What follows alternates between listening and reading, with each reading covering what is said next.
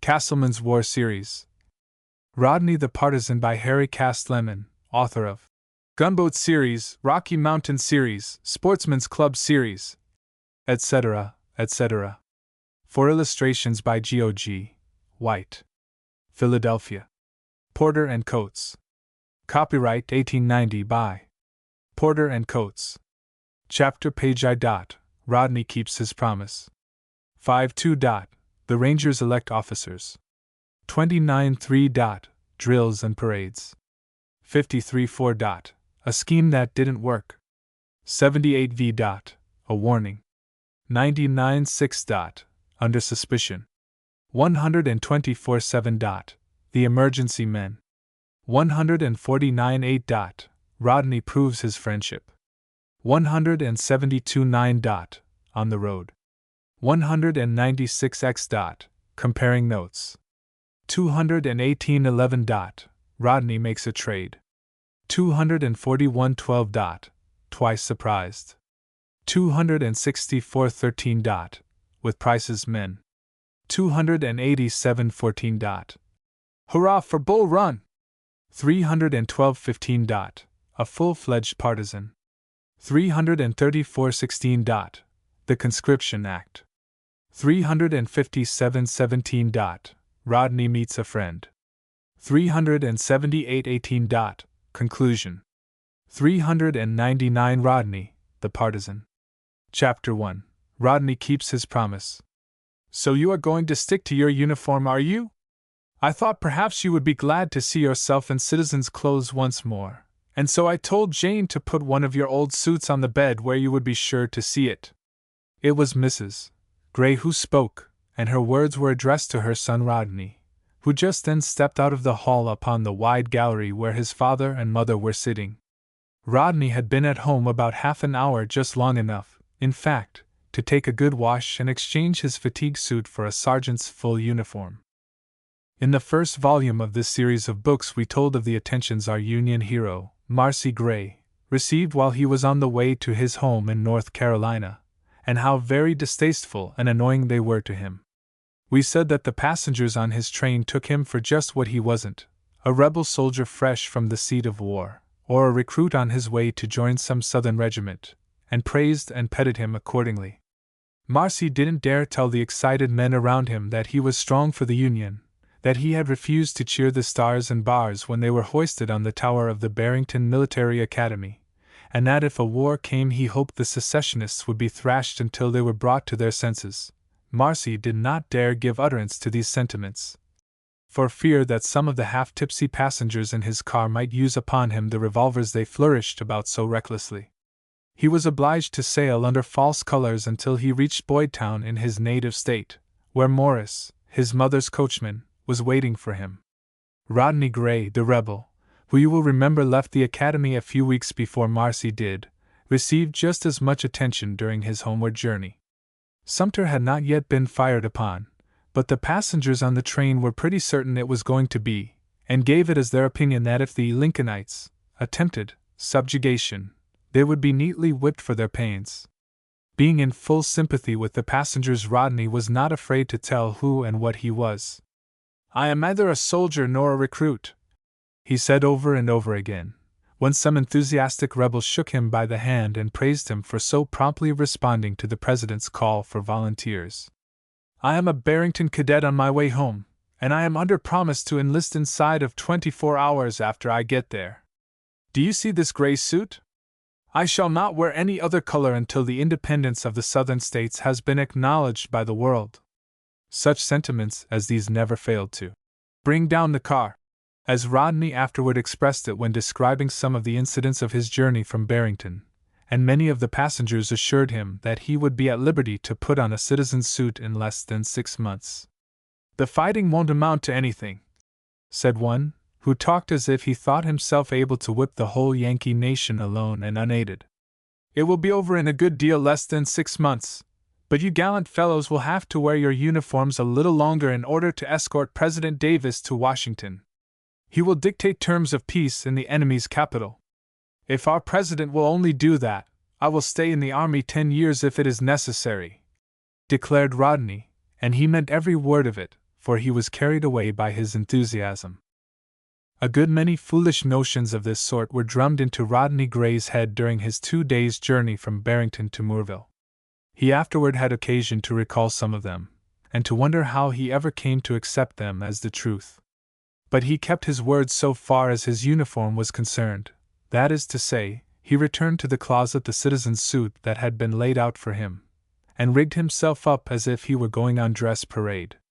His mother looked at him with fond and admiring eyes as he stepped upon the gallery and seated himself in the easy chair that one of the attentive darkies placed for him, for Rodney was an only child, and a very fine-looking young soldier besides. "Yes," he said in reply to his mother's question, "I am going to stick to my uniform. It is the color that has been adopted by our government, and, as I told some of the passengers on the train, I'll not wear any other until we have secured our independence." "Nobly said!" exclaimed Rodney's mother, who was as strong for secession as Marcy Gray's mother was for the Union. "I was sure you would not stay at home very long after your state called for your services.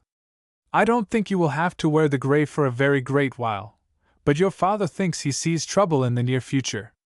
"I don't think so, my dear, I know so," replied Mr. Gray, in answer to an inquiring look from Rodney. "The North can raise more men than we can. That was what the Colonel said when I asked him to let me come home," exclaimed Rodney. "He said, further, that the Northern people are not cowardly, they are only patient, and that there will come a time when their patience will all be gone, and then they will sweep over us like a cloud of locusts." "And did you believe any such nonsense?" inquired Mrs. Gray. "What will our brave people be doing while the hated Yankees are sweeping over us?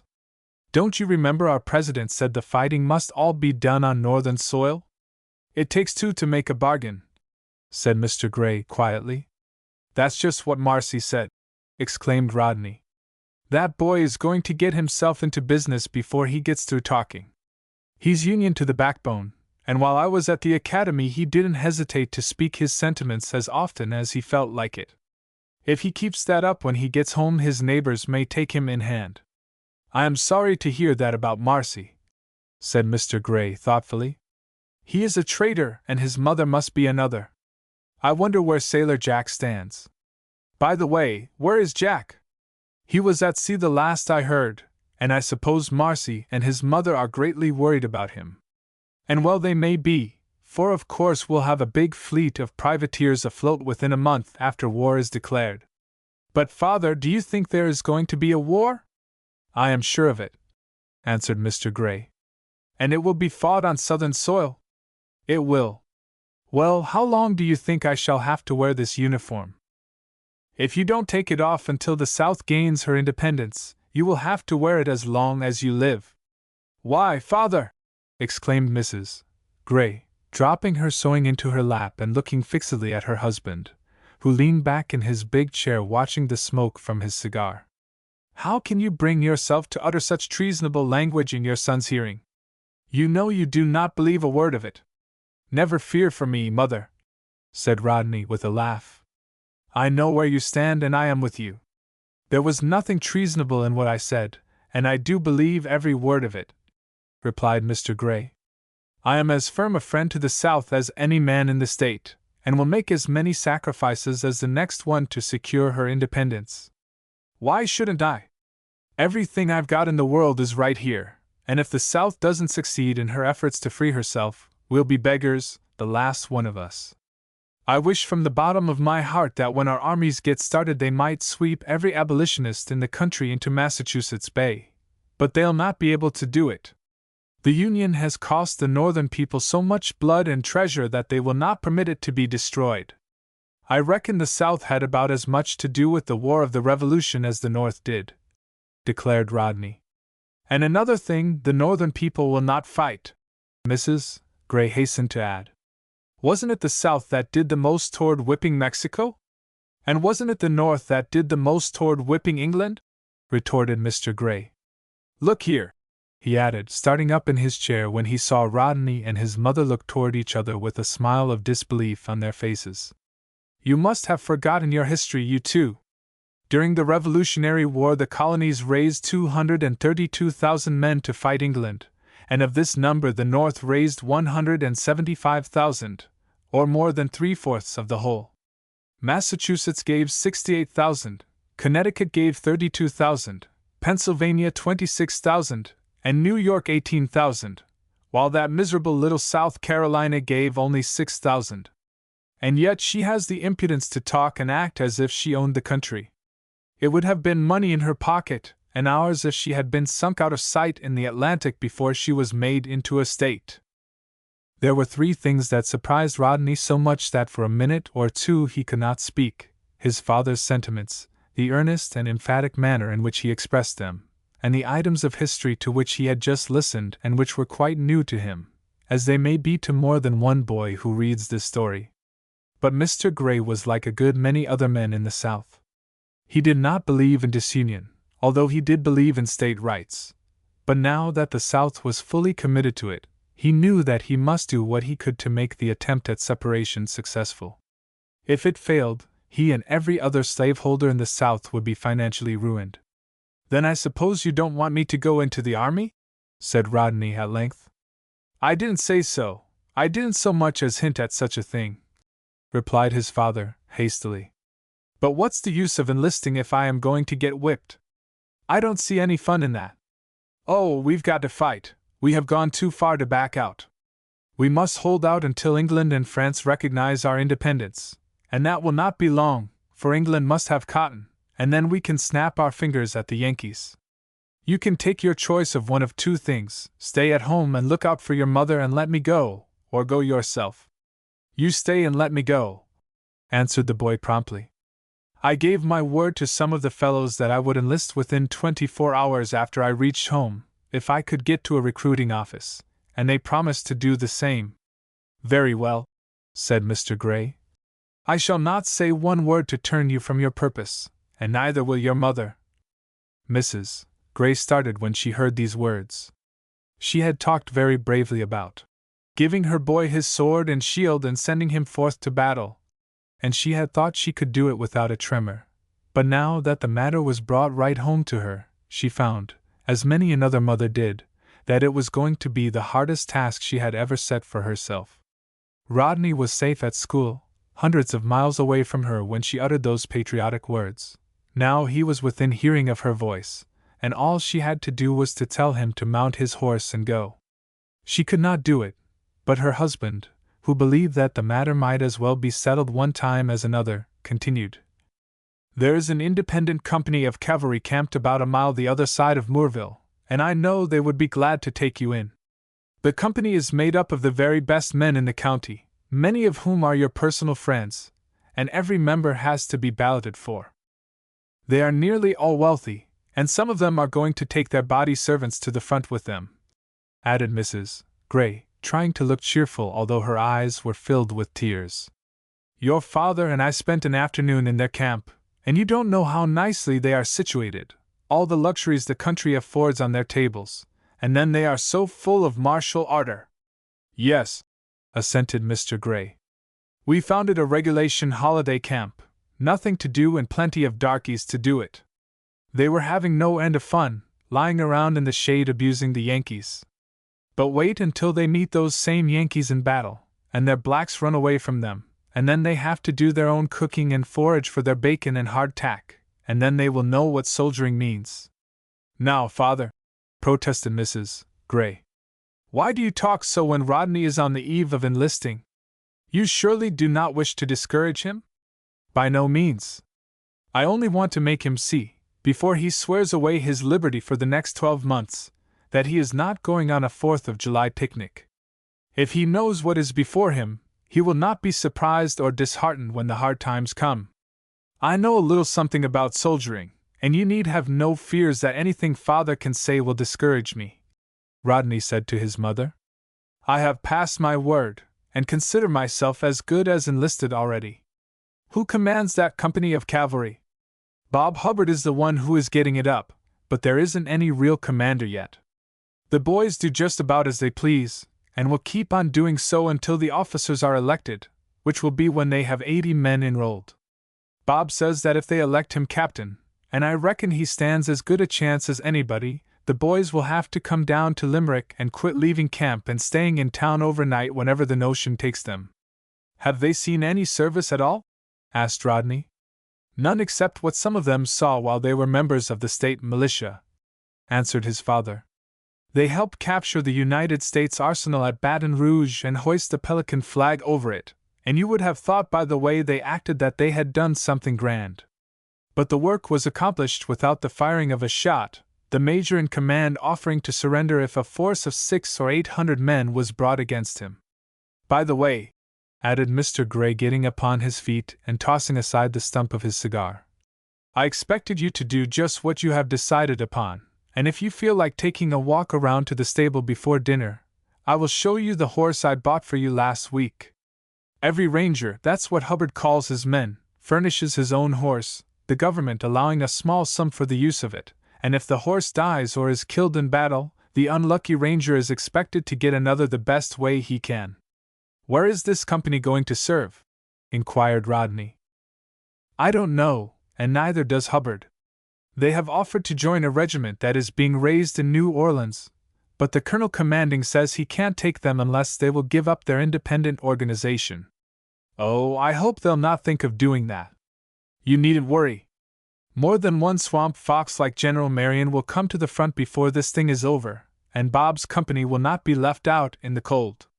I haven't said much to your mother about your going into the service," Mr. Gray went on, throwing open the door of a box stall and holding out an ear of corn to a glossy, well-conditioned steed which came up to take a bite at it. "While she is strong for secession and very patriotic where other folks are concerned, she don't want any of the members of her own family to go to war. She thinks they are sure to be killed. That isn't at all like the women and girls around Barrington," replied Rodney, stepping into the stall and beginning a critical inspection of his new horse. "They'll not have anything to do with a fellow who isn't willing to prove his devotion to the Confederacy. Where would we get the men to fight our battles if everybody thought as Mother does?" "Of course she hasn't said so," Mr. Gray hastened to explain. "She is too good a Southerner for that, but I know it is the way she feels. What do you think of your horse? He is part Denmark, and that is what makes him so gentle, and his copper-bottom blood shows in his color. Almost all copper-bottom colts are roans. He's a beauty," Rodney declared, with enthusiasm. "And as long as I keep him I'll never fall into the clutches of the Yankees. He ought to have speed." And the new horse did have speed, too, as Rodney discovered when he rode him over to the camp of the Rangers that afternoon in company with his father. He moved as if he were set on springs and showed himself impatient of restraint, but his motions were so easy that his rider was scarcely stirred in his seat. "Goodbye, my son," said Mrs. Gray, when Rodney's horse and his father's were brought to the door after dinner, and the two stood on the gallery drawing on their gloves. "You belong to me now, but I suppose that when you come back you will belong to your country." "Oh no, I can't rush things through in that style," answered the boy. "I've got to be voted for, you know. But I shall certainly tell Mr. Hubbard that I am ready to go if he will take me." During the ride through the village of Moorville to the camp beyond, the only indications Rodney saw of the martial spirit that everywhere animated the people were the Confederate and state flags that floated over all the business houses, and the red, white, and blue rosettes, which were worn principally by the women and girls. Rodney was the only one in uniform, the Rangers not having decided how they would equip themselves when the time came for them to go to the front. Rodney was kept busy returning the salutes he received as he rode along, and now and then some young fellow would rush into the street to shake his hand, and inquire if he was going up to the camp to give in his name. The camp was not such a one as the Barrington cadets used to make when they took to the fields every summer to reduce to practice the military instruction they had received during the year. There were tents in abundance, but they were put up without any attempt at order, there were no guards out, and the few recruits there were in camp seemed to have nothing to do but lounge around under the trees, reading the papers and talking over the situation. Rodney thought they might as well have been at home for all the good they were doing there. "This is a pretty way to learn soldiering," said he to Mr. Hubbard, who promptly showed himself when he heard the sound of horses' hoofs in front of his tent. "How many men have you? Will you take in my name?"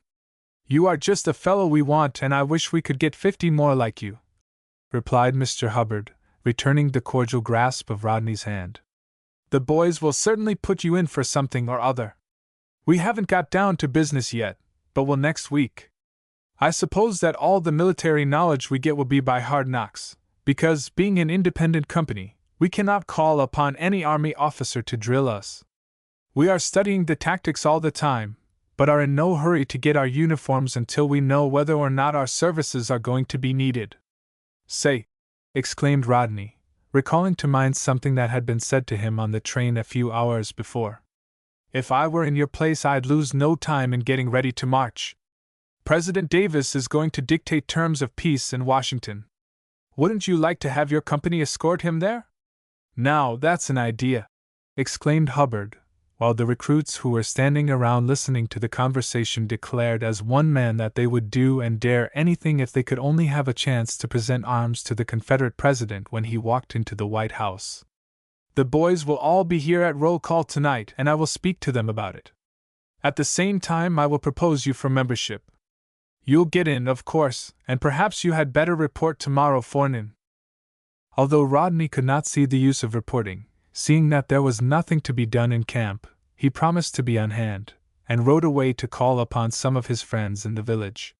He found, somewhat to his relief, that there was not a single one among them who believed as his father did that the South was sure to fail in her efforts to dissolve the Union.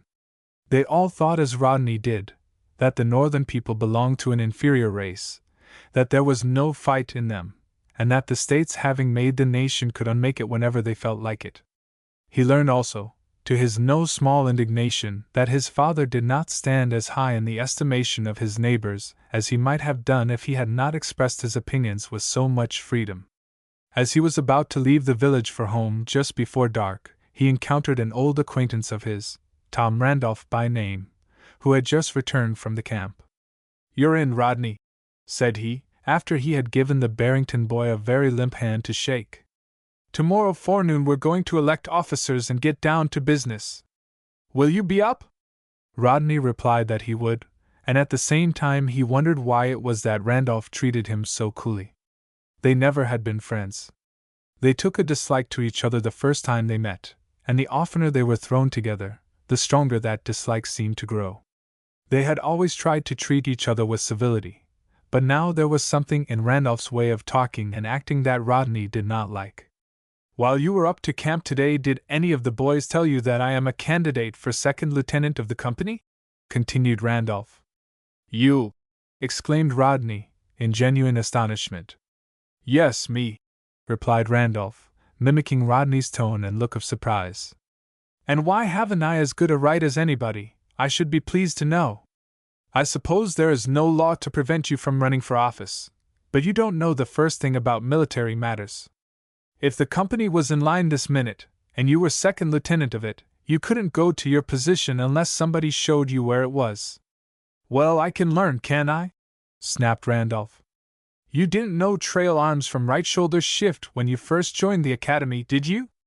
The company ought to give me that place, for my father has done a heap for it with money and influence. Some who are now recruits held back because they were not able to fit themselves out decently, but father told them that the want of money need not stand in their way. If they would go ahead and enlist, he would see that they had horses, weapons, uniforms, and everything else they wanted. He did what he could to promote enlistments instead of preaching up the doctrine that the South is going to be whipped and the slaves all made free." Rodney knew well enough that this was a slap at his father, but he didn't see how he could resent it, for it was nothing but the truth. "That's why I say that the company ought to make me an officer," continued Randolph, after a short pause. "I know you are all right, for I heard how you stood up for the Confederacy while you were at school, and I'll tell you what I'll do with you. If you will give me your vote for second lieutenant, I'll do what I can to have you elected third sergeant. The other places are spoken for." "I am very much obliged to you," replied Rodney. "Is it a bargain?" "Not much. I'll not vote for a man to be placed over me unless he knows more than I do." "Perhaps you want to commission yourself," said Randolph, with something like a sneer. "No, I don't. I never thought of such a thing. Because if you do, I want to tell you that you can't get it," continued Randolph. "Your father hasn't done half as much for the company as he might have done, and the boys don't like the way he talks." "Then let's see the boys help themselves," answered Rodney, as he placed his foot in the stirrup and swung himself into the saddle. "Time will show who is willing to do the most for the success of the Confederacy, your father or mine." So saying, he put the roan colt into a gallop and set out for home. Chapter 2. The Rangers elect officers. When Rodney had left the village of Moorville half a mile or so behind him, he threw the reins loose upon his horse's neck, thrust his hands deep into his pockets, and thought over the conversation he had had with Tom Randolph. He had warned his cousin Marcy that the North Carolina people would be sure to turn the cold shoulder upon him on account of his Union principles, and now it seemed to Rodney that he was in pretty near the same predicament because his father believed and said that the 7 seceding states, with 2.5 millions of free persons, could not whip the loyal states and territories with 25 millions. "It serves me just right," was Rodney's mental reflection. "I persecuted Marcy on account of his opinions, and now I am going to have a little of the same kind of treatment. No one but a red-hot secessionist has got any business in this part of the country." When Rodney reached home, he found his father there and supper waiting for him. He did not mention Tom Randolph's name, but he spent a good deal of time in thinking about him, and wondered how he would fare if Tom succeeded in winning the coveted commission. There were many ways in which a lieutenant could torment his subordinates, and Tom would be just mean enough to use all the power the law allowed him. "I'll not take a thing tomorrow, even if it is offered to me," was the resolution Rodney made before he went to sleep that night. "I'll go out as a private and come back as a private, unless I can win promotion in the face of the enemy. Time makes all things right, and we'll see who will come out at the top of the heap, Tom Randolph or I." The next morning about 8 o'clock, Rodney seated himself in the carriage with his father and mother, and was driven to the camp of the Rangers. It presented more of a holiday appearance now than it did the first time he saw it, for it had been cleaned up and decorated in honor of the occasion. The little grove in which the tents were pitched was thronged with visitors. The Rangers were out in full force, and there was a good deal of log rolling going on. All the candidates had ballots prepared, and Rodney had scarcely set his foot on the ground before he was surrounded by a little group of recruits, all of whom were anxious to serve the Confederacy in the capacity of officers. "We've got you down for 3rd sergeant," said one. "We've arranged to push you for that position if you will vote for me for orderly and for Randolph for 2nd lieutenant. Find out who the other candidates are before you make any promises," exclaimed another, and then, when no one was observing his movements, the speaker gave Rodney a wink and a nod which the latter could not fail to understand. He drew off on one side, and the recruit, whose hands were full of ballots, went on to say, "Randolph doesn't stand the ghost of a chance for the 2nd lieutenancy, and he has good cheek to ask the boys to give it to him. He thinks he is going to run the company because his father has done so much for it. And he thinks he and his friends are going to keep me in the background because my father has done so little for it," added Rodney. "Well, they can't do it, and they will find it out when the thing is put to the test. You have a military education and Randolph hasn't. That's one thing against him, and his overwhelming self-conceit is another. You are rather young to look for a commission in a company of men, but you will come in for the orderly sergeant's berth sure as shooting. I am obliged to those who suggested me for that place, but I'll not take it," said Rodney very decidedly. "I enlisted for a soldier." "Well, what in the name of sense do you call the orderly?" "I call him a clerk," answered Rodney. "Why, I thought he was drill master." "Of awkward squads, yes." "Then can't you see that that is another reason why we need you in that berth? We all belong to the awkward squad now. You'll have to take it. We need a drill master, and must have someone who knows enough to keep the company's books, and that's more than that friend of Randolph's can do. I want nothing for myself, for I am not a military man. Hubbard will come in for captain without opposition.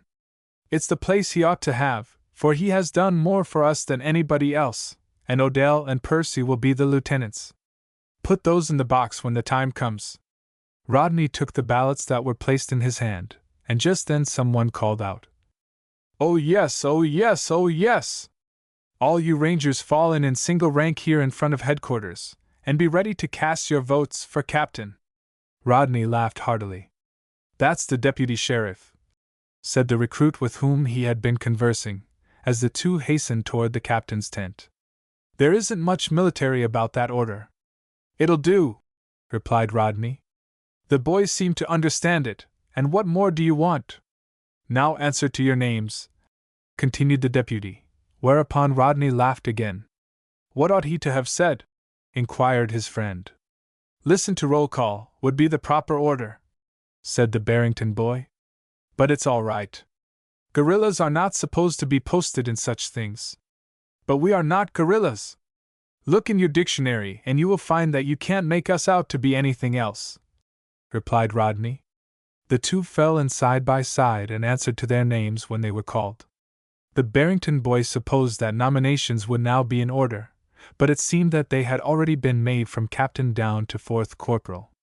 The Rangers were faced to the right and ordered to march up one at a time and deposit their votes for captain in the ballot box, a cigar box with a slot in the cover, beside which stood the three inspectors of election, who were to count the votes after they were all in, and who had been chosen before Rodney arrived on the ground. When the balloting was completed, the company had countermarched twice, and stood on the same ground it occupied before the ceremony began. One of the inspectors emptied the contents of the cigar box on the table. Another opened the first ballot that came to his hand and called out the name that was written upon it, and the third kept count. The result was just what Rodney's friend told him it would be. There were 65 votes cast, and they won and all bear the name of our popular friend Robert Hubbard, said the inspector, and the announcement was received with cheers. Speech! Speech! Shouted the Rangers. No, no! Replied the newly elected captain. There are 2 lieutenants, 1 orderly sergeant, 5 duty sergeants and 4 corporals yet to be elected, and we don't want to waste any time in foolishness. Have you got your ballots ready for first lieutenant? Inquired the deputy sheriff, who continued to act as master of ceremonies. Then face to the right again and march yourselves around here and put M in the box. Laugh away, Rodney, he added, smiling good-naturedly and shaking his head at the Barrington boy. We'll get the hang of these things after a while. The voting was gone through with the same as before, and there was more cheering and clapping of hands when the inspector announced that Hiram Odell had been unanimously elected to the office of first lieutenant. But following the example of his superior, he declined to waste time in speech-making. And now Rodney Gray began to take a deeper interest in what was going on. The second lieutenant would be voted for next, and Tom Randolph, whose father had done so much for the company, had had the impudence to bring himself forward as a candidate. It couldn't be possible, Rodney thought, that such an ignorant upstart stood any chance of election when his opponent was so popular a young man as Albert Percy. He stood where he could see Tom's face, and there was not a particle of color in it. If he could have looked into the ballot Tom held in his hand, he would have found that the name written upon it was that of Thomas Randolph himself. The candidate intended to vote in his own favor, and he did, but it did not bring him the coveted office. When the result was announced, he had just 12 votes. All the others were cast for Albert Percy. Then there was more cheering, but Tom didn't join in, and neither did he shout out a responsive "aye" when it was proposed that the election be declared unanimous. On the contrary, he looked daggers at every man in the ranks whose eye he could reach, and he could reach more than half of them, for the line was almost as crooked as a rail fence. That's a pretty way for them to treat me after all the exertions my father has made and the money he has promised to spend for the company, said Tom to the sympathizing friend who stood next on the right. I believe I'll haul out. Don't do it, was the reply. Stay in and help beat the rest of that ticket. It's all cut and dried. Of course it is and has been for some time. I could see it now if I had only half an eye, but they have been so sly about it that I never suspected it before. Slip out of the line and tell everybody who voted for me to vote against Gray, no matter what they put him up for. We'll show them that they don't run the company. Have you got your votes ready for orderly sergeant? Inquired the deputy.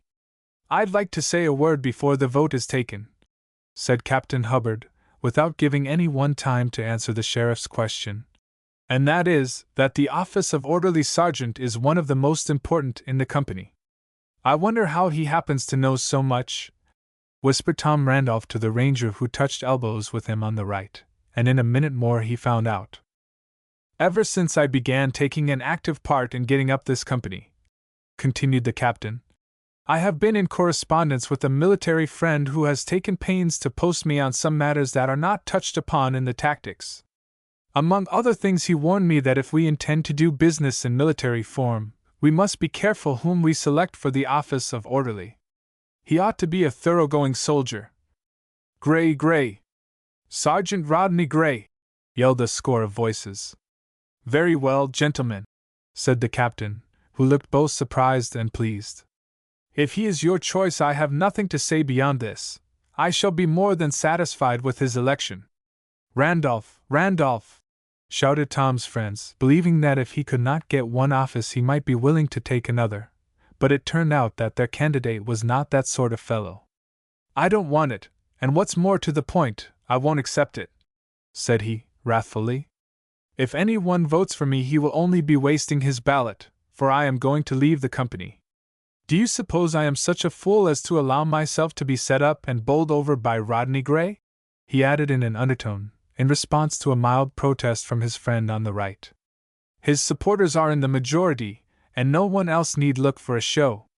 Everybody was surprised to hear this declaration from the lips of one who had thus far taken the deepest interest in the organization and done all in his power to help it along, and several of the rangers leaned forward to get a glimpse of the speaker's face to see if he really meant what he said.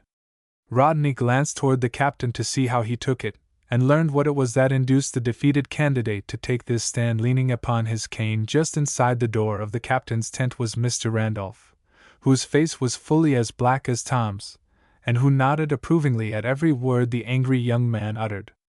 "I haven't been sworn in yet, and am as free to go and come as I was a month ago," declared Tom. "For the matter of that, so are we all," answered the captain, who had known a week beforehand that young Randolph was sure to be defeated, and that he would take it very much to heart. "But I considered myself bound from the time I put my name to this muster roll. We can't be sworn in except by a state officer, for the minute we consent to that minute we give up our freedom and render ourselves liable to be ordered to the remotest point in the Confederacy.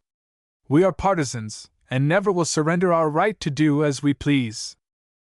Captain Hubbard and his company of rangers were not the only dupes there were in the Confederacy at that moment. It was well known that the new government was in full sympathy with partisan organizations, and its agents industriously circulated the report that it would not only aid in the formation of such organizations, but would allow them full liberty of action after they were sworn into the service of their state.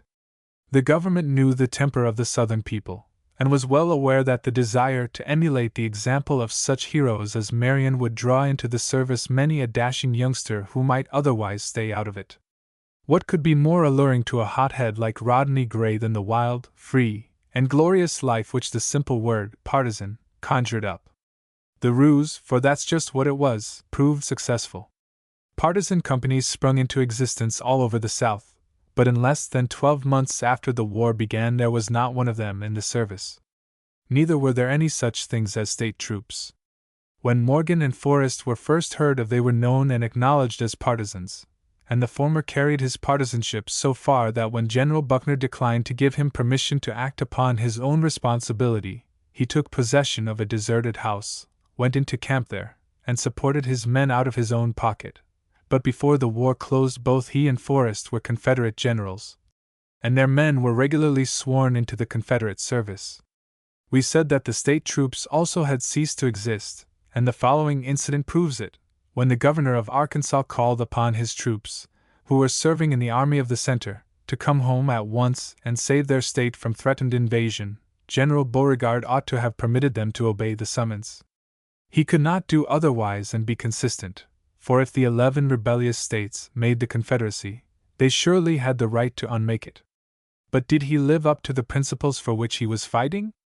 On the contrary, he surrounded those Arkansas troops with a wall of gleaming bayonets backed by frowning batteries, and gave them just 5 minutes to make up their minds whether or not they would return to duty. The government at Richmond was a despotism of the worst sort, as more than one poor, deluded rebel found to his sorrow, and yet Jefferson Davis and the rest of them stoutly maintained that they were fighting for the right of the states to do as they pleased. "I don't consider myself bound to stay in the company for no other reason than because my name is on that muster roll," said Randolph. "Stick to it and we'll back you up," whispered the recruit on Tom's right. "If I drop out of the ranks, will you come too?" whispered Randolph in reply. "I will, and so will all the rest." Being thus encouraged, Randolph stepped out of the line and walked off toward his father's carriage, to which his indignant mother had already beat a dignified retreat. When he had gone a little distance, he looked behind him and saw, with no little satisfaction, that he was followed by 11 others who were displeased by the way the election was going. They were the ones who had been urged into the company by Mr. Randolph, who had promised to see them well fitted out with horses and weapons, and of course they felt bound to follow the example of his son. There were those who believed that Mr. Randolph would not have taken so much interest in the company if he had not believed that every recruit he brought into it would cast a vote for Tom. Here was a pretty state of affairs, thought Captain Hubbard, who looked troubled rather than vexed. He did not care so much for the desertion of young Randolph and his friends, although the unexpected withdrawal of 12 men from his command was no small matter, but he did care for the spirit that prompted their action. It was a rule or ruin policy he did not like to see manifested at that juncture. He was well enough acquainted with Randolph to know that he would not be satisfied with simply deserting the company, but would try in all ways to be revenged upon every member of it who had voted against him. While the captain was thinking about it, somebody tried to make matters worse by setting up a loud hiss, and in an instant the sound was carried along the whole length of the line. It wasn't stopped, either, until Rodney Gray stepped to the front. "Mr. Commander," said he, raising his hand to his cap with a military flourish, "I don't want this position. The officers already chosen have been fairly elected, but I'll vote for Randolph for the next highest office in the gift of the company, if he can be induced to come back." "Haven't you heard him say that he don't want it, and won't take it?" replied the captain. "I think the Rangers know what they are doing. Proceed with the election." "But, Captain, I don't want to be a clerk," protested Rodney. "I want to be a soldier." Aside from his writing, the orderly has little to do but loaf about camp all the while, keeping an eye on the company property, signing requisitions and drilling awkward squads, and that's a job I don't want. What's more, without any intention of being disrespectful, I'll not take it. There must be some here who want it, and who can do that sort of work as well, if not better than I can. If you think you must put me in for something, let me be a duty sergeant, so that I will have a chance to go on a scout now and then." So saying, the Barrington boy made another flourish with his hand and stepped back to his place in the ranks with military precision. "Now, Rodney, take that back," said Lieutenant Percy, with most unbecoming familiarity. "You are the only military man in the company, and I don't see how we can get along without you." "I'll tell you what I'll do, Rodney," chimed in Captain Hubbard. "You take the position, and I will promise that you shall go out on a scout as often as you please." The Barrington boy's face relaxed into a broad grin. "Captain," said he, "what sort of an organization is this anyway, a mob or a military company?" "Now, what is the use of your asking such a question as that?" demanded the captain, rather sharply. "Well, then, if it is a military company, I suppose you intend to be governed by military rules, do you not?" "Of course we do, if we have brains enough to find out what those rules are. I have no fears on that score, and when you find out what those rules are, you will see that you have no business to let me go out on a scout as often as I please." "What's the reason I haven't?" exclaimed the captain. "I command the company, don't I?" "You certainly do. And haven't I a right to do as I please?" "That depends upon circumstances. Do you intend to remain right here about home?" "Not by a jugful. We're going to belong to some part of the army, if we have to go clear up to Missouri to find a commander who will take us." "Then you will find that you can't do as you please. The minute that commander accepts you, he will swear you and all of us into the service. After we have been sworn into the service of the state? Certainly. I don't believe it, said Captain Hubbard bluntly. He wouldn't have any right to do it. The boy's words raised a chorus of dissent all along the line, and Lieutenant Odell said, as soon as he could make himself heard, "You are way off the track, Rodney. What did we secede for if it wasn't to prove the doctrine of state rights? If we are going to give our liberty up to a new government, we might as well have stayed under the old." And all the Rangers uttered a hearty, "That's so." "You'll see," replied Rodney, who was greatly amused by the look of astonishment his words had brought to the faces around him. "A general would look pretty accepting the services of a company he couldn't command, wouldn't he, now?"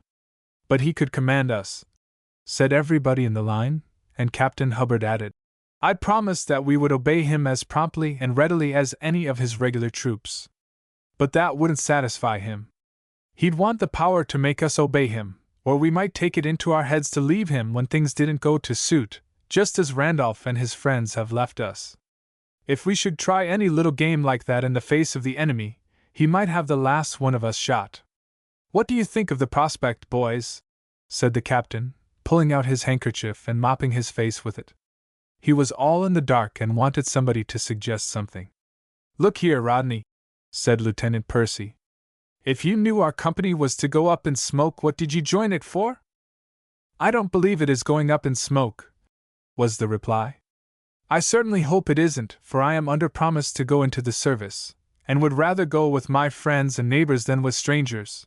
But if we are going to bear arms, we've got to have authority from somebody to do it." "Why, we'll get that from the state of Louisiana," exclaimed the Rangers, almost as one man. "The state is supreme, no one outside of it has a right to command our services, and state rights will be our battle cry, if we need one." "All right," exclaimed Rodney. "I am here to share the fortunes of the company, whatever they may be, but I can't take the position you have so kindly offered me, and I beg you will not urge me further. Give it to someone who wants it, and I will do all I can to help him." "Well, that's different," said the captain, who seemed to be much relieved. "Fall out and prepare your ballots, and you had better fix them all up while you are about it, so that there may be no further delay." The order to "fall out" was quite unnecessary, for the ranks were pretty well broken before the captain gave it. He allowed them half an hour in which to write out their ballots, and then the line was reformed, after a fashion, and the voting went on, and although the results were in the main satisfactory, there were some long faces among the Rangers. "Never mind," said Rodney, who had been elected first duty sergeant. "You outsiders may have a chance yet. I'll bet a picayune that if this company sees any service at all, it will not be mustered out with the same officers it has now. Bone your tactics night and day, and then if there is an examination, you will stand as good a chance as anybody. Captain, who is going to commission you?" "I have been commissioned already, that is to say, I have been authorized by the governor to raise a company of independent cavalry to be mustered into the state's service." "That is all right, isn't it?" "I suppose it is," replied the boy, and then he walked off to find his father, thoughtfully pulling his under lip as he went. "What's the matter?" inquired Mr. Gray, as his son approached the place where he was standing. "Wasn't the election satisfactory? I thought the best men were chosen." "I wasn't thinking about that," was the answer. "If we are mustered into the service of the state, we must of course be sworn in. This state is a part of the Confederacy, and if the Confederacy calls upon Louisiana for troops, then what? Why, then you would have to go." "I reckon," replied one of the planters who was talking with his father. "Yes, I reckon we would, and we'd have to take the oath to support the Confederacy, and that would take us out from under the control of the state and make us Confederate troops, wouldn't it? It's a sort of mixed-up mess, and I don't see where our independence comes in. But the boys seem to think it is all right, and I suppose it is." But it wasn't all right, and the sequel proved it. Chapter 3. Drill and Parades. When the Rangers had broken ranks, which they did without orders as soon as the fourth corporal had been elected, the captain and his lieutenants suddenly thought of something and posted off to find Rodney Gray. "Look here," said the former, somewhat nervously. "What's the next thing on the program?" "Drill, guard mount, and all that sort of thing. but principally drill," answered Rodney. "If I were in your place, I would send for a copy of the Army regulations without loss of time." "Where'll I get them?" "Write to the commanding officer at New Orleans, and the minute they get here, turn this camp into a camp of instruction with written regulations, so that every member of the company may know what is required of him. Reveille at 5 a.m., breakfast at 6, sick call at 7, inspection of company parade grounds at 8, squad drill at 1:30, and—" "Hold on," exclaimed Lieutenant Percy. "You will have to put that in writing. I never could remember it in the world." "You'll have to, and a good deal more like it," replied the Barrington boy. "It's nothing to what I had to keep constantly in mind while I was at school. I had to walk a chalk mark, I tell you, or I'd have lost my chevrons." "I suppose the hardest part of the work will be training our horses," observed Lieutenant Odell. "Mine is pretty wild." "No matter for that if he is only intelligent. He'll learn the drill in less time than you will, I'll bet you. But we'll not need our horses for a month to come." "What's the reason we won't?" "We're cavalry." "I know it, but how are you going to teach your horses the movements unless you know them yourselves? Suppose we were in line in 2 ranks and the command was given," without doubling right face. "The horses don't know where to go, but their riders must, in order to rein the animals in their places.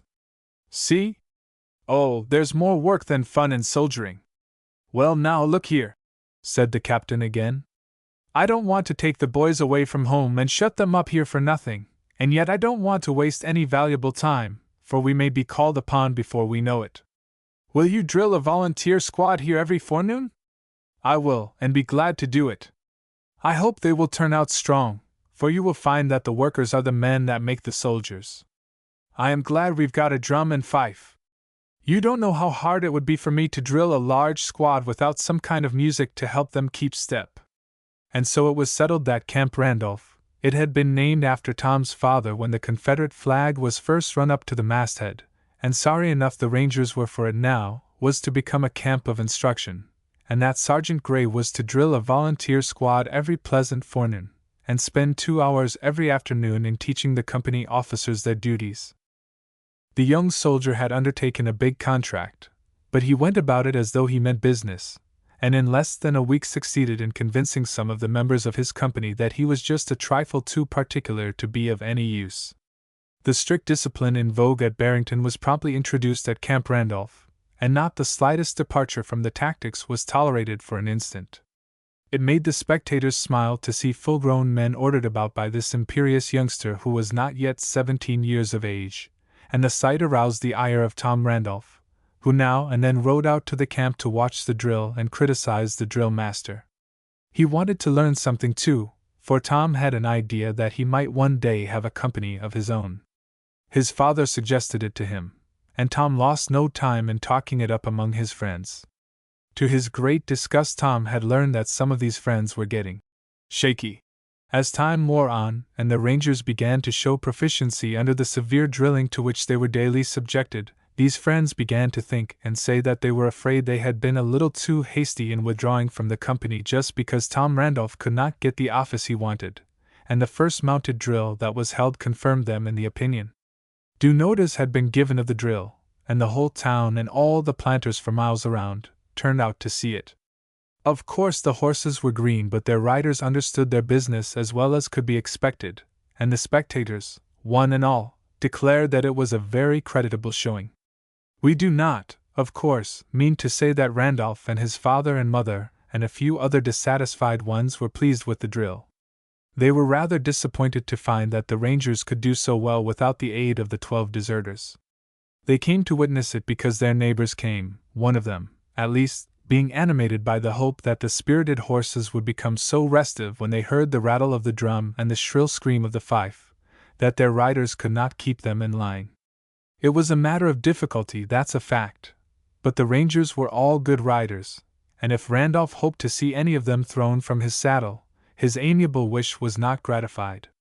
Another thing that disgusted Tom was the fact that Sergeant Gray commanded the drill, the commissioned officers riding in the ranks like so many privates. The file closers, of course, occupied their proper places. "If I could afford to buy a horse, I would join the company within an hour," if they would take me," said one of the 11 who had seen fit to withdraw from the Rangers when Tom did. "I cut off my nose to spite my face, and so did all of us who got our backs up because we couldn't have things our own way. But I don't suppose they would take us back now." "Would you be willing to have such a fellow as Rodney Gray order you around as he does the rest of them?" demanded Tom. "Why, I don't see what's the matter with Rodney Gray. I never heard the first word said against him until you took it into your head that he was going to run against you for second lieutenant. Yes, I'd let him or anybody else boss me around if he would only teach me how to drill. He's a nobby soldier, ain't he?" "Nobby nothing," snarled Randolph. "I'll bet you our company will drill just as well as they do." "Our company?" "Yes. You don't imagine that the Rangers are the only ones who will go into the service from this place, do you? It would not be policy for the state to send all her best men into the Confederate Army," said Tom, quoting from his father, for although he had been a voter for more than 3 years he seldom read the papers, and depended upon others to keep him posted in the events of the day. "Some of us can't go. Father says the Yankees will fight if they are crowded too hard, and if they should happen to come down the river from Cairo, or up the river from New Orleans, wouldn't the capital of our state be in a pretty fix if there were no troops here to defend it?"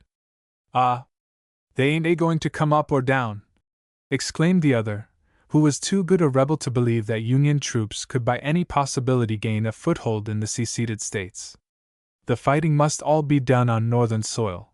That's what our president said, and I reckon he knows what he was talking about." "Perhaps he don't. Fortune of war, you know," said Randolph, who, ever since his father suggested the idea, had kept telling himself that nothing would suit him better than to be captain of a company of finely uniformed and mounted state guards. "At any rate, we are going to prepare for what may happen. We are going to get up a company, and my father will equip every one who joins it. If he has a family, my father will support them if we have to leave the neighborhood and go to some other part of the state. What do you say? Shall I put your name down?" Tom's friend did not give a direct reply to this question. He evaded it, but when he had drawn away from Tom's side and reached another part of the grounds, the mounted drill was still going on. He said to himself, "No, you need not put my name down. I'm going to be a regular soldier and not a home guard. There must be some patriotic rich man in this country who will do for me what Mr. Randolph promised to do, and I'm going to see if I can find him. By gracious? I believe I'll try Mr. Gray. They say he hasn't done much of anything for the company, but perhaps he will if he's asked." No, Mr. Gray had not been buying votes for his son, for he did not believe in doing business that way. According to his ideas of right and wrong, the company officers ought to go to those who were best qualified to fill them, and he didn't want Rodney to have any position unless the Rangers thought him worthy of it. But he was prompt to respond to all appeals for aid, and so it came about that in less than a week Tom Randolph's friends had all been received back into the company, and it was reported that 6 of them were to be mounted and armed at Mr. Gray's expense. "That's to pay 'em for voting Rodney in for first duty sergeant," snapped Tom, when he heard the news. "I'd go without office before I would have my father do things in that barefaced way. And as for those who are willing to accept pay for their votes, they ought to be heartily ashamed of themselves." "Never mind," said Mr. Randolph, soothingly. "There is no need that a young man in your circumstances should go into the army as private, and I don't mean that you shall do it. I'll make it my business to call on the governor and see if he can't find a berth for you. But remember that it must be a military appointment," said Tom. "No clerkship or anything of that sort for me." While the Rangers were working hard to get themselves in shape for the field, Captain Hubbard and his lieutenants had received their commissions and been duly sworn into the state militia. Nothing was said, however, about swearing in the company, and when Captain Hubbard called the governor's attention to the omission, the latter replied, "General Lacey is the man to look after such matters as that. He's in New Orleans and you may be ordered to report to him there." "How about our uniforms?" asked the captain. "Do as you please about uniforms so long as you conform to the Army regulations. Of course your arms and equipments will be furnished you, and the government will allow you 60 cents a day for the use of your horses. The most of the Rangers thought this was all right, and Captain Hubbard at once called a business meeting of the company to decide upon the uniform they would wear when they went to New Orleans to be sworn in. But there was one among them who did not take much interest in the proceedings. He did not say a great deal during the meeting, but when he went home that night he remarked to his father, "This partisan business is a humbug so far as this state is concerned." "What makes you say that?" inquired Mr. Gray. "Just this," answered Rodney. "Why didn't the governor swear us in himself instead of telling us that we must wait for General Lacey to do it? The general is a Confederate, not a state officer, and when he musters us in it will be into the Confederate service."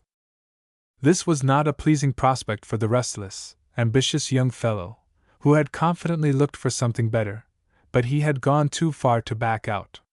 He had told his comrades that he intended to share their fortunes, whatever they might be, and this was the time to make good his words. If he had worked his men hard before, he worked them harder now, devoting extra time and attention to the officers in order to get them in shape to command the grand drill and dress parade that was to come off as soon as their uniforms arrived. In the meantime, outside events were not overlooked.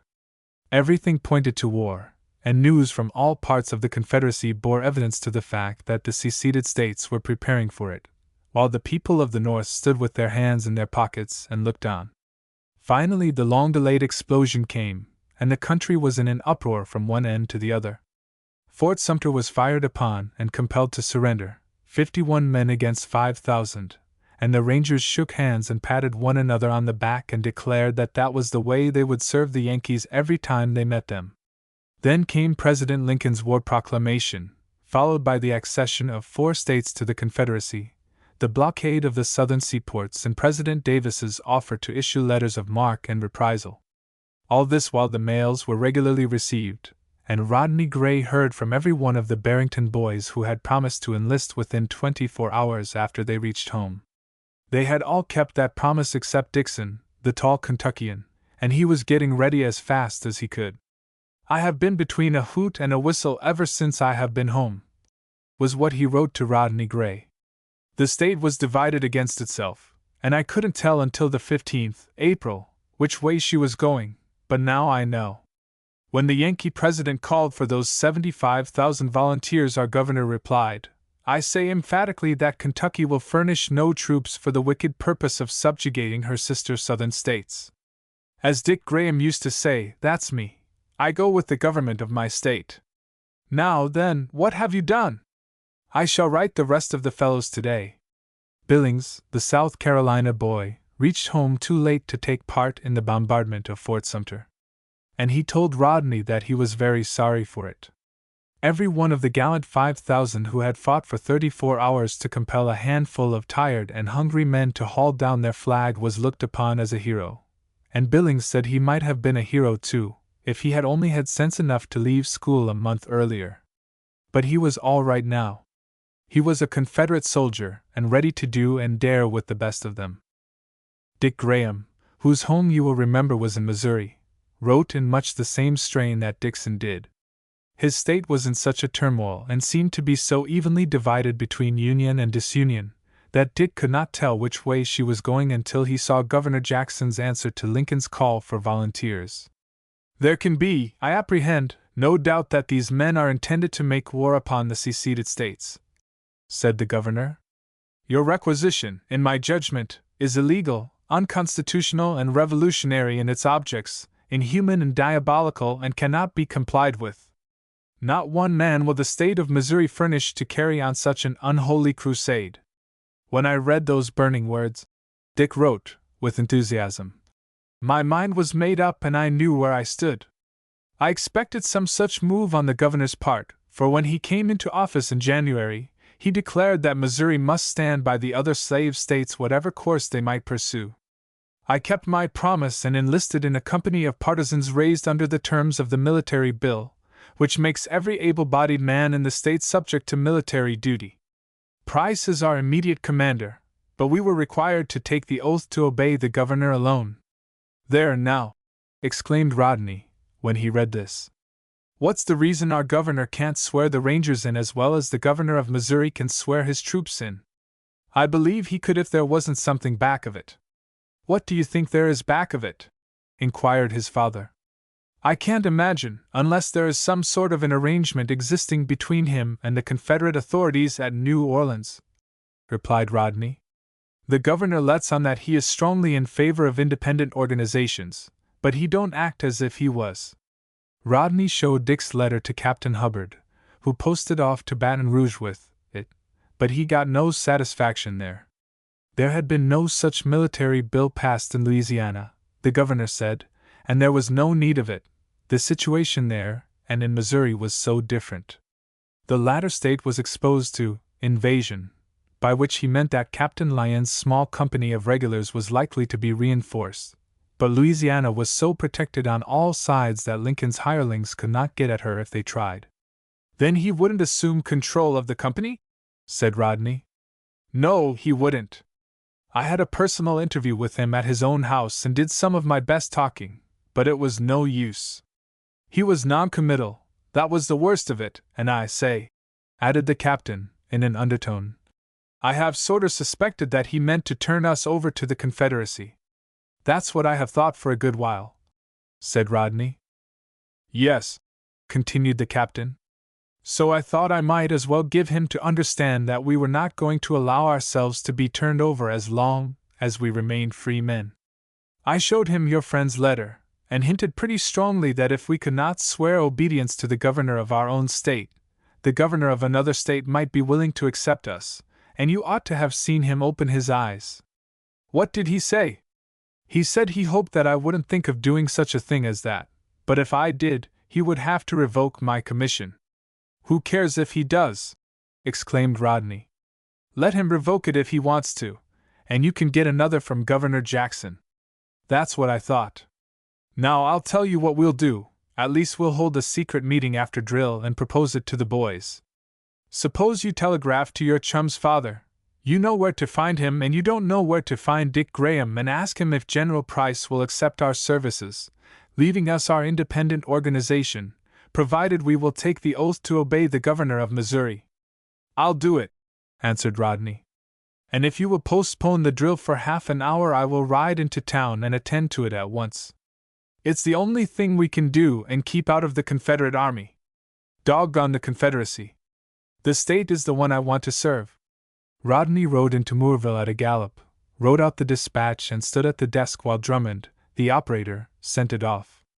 Although the latter looked surprised, he did not say anything. But while Rodney was on his way back to camp, a copy of his dispatch was on its way to Baton Rouge. In accordance with Captain Hubbard's program, a secret meeting of the company was held after the drill was over, but it turned out that the members were not so strongly in favor of the captain's plan as he and Rodney thought they were going to be. While the Rangers fully determined to preserve their independent organization, they were not willing to give their services to the governor of another state. There was a deadlock developed at once, and it was finally decided that the best thing they could do would be to adjourn until Rodney had received a reply to his dispatch. Perhaps General Price would not take them, and that would end the matter.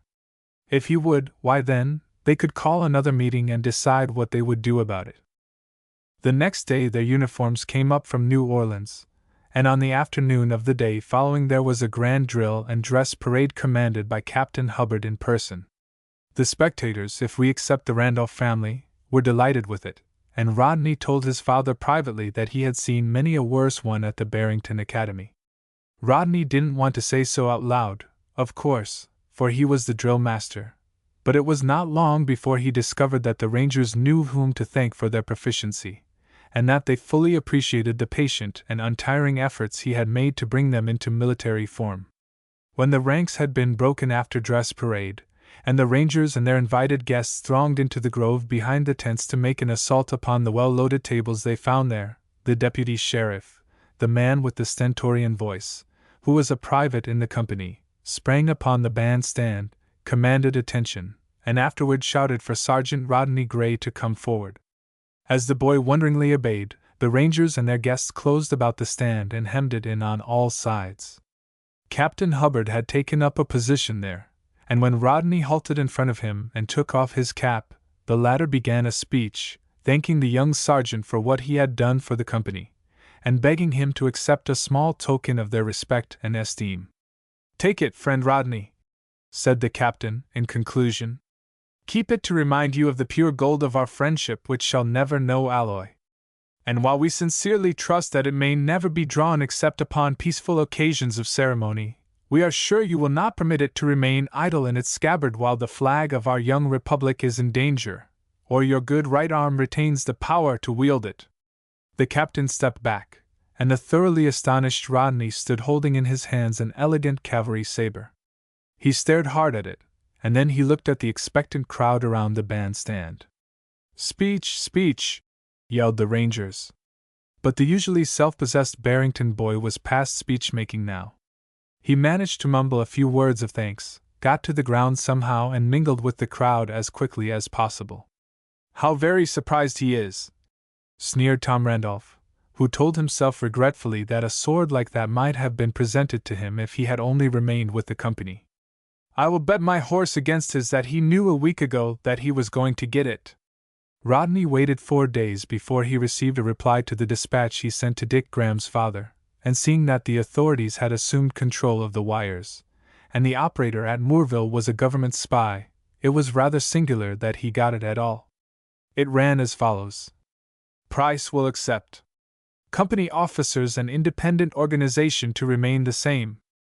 "I tell you Missouri is the best state yet," said Rodney, handing the telegram over to Captain Hubbard. "This brings the matter squarely home to the boys, and they've got to decide upon something this very night." And they did, but it was only after a stormy and even heated discussion.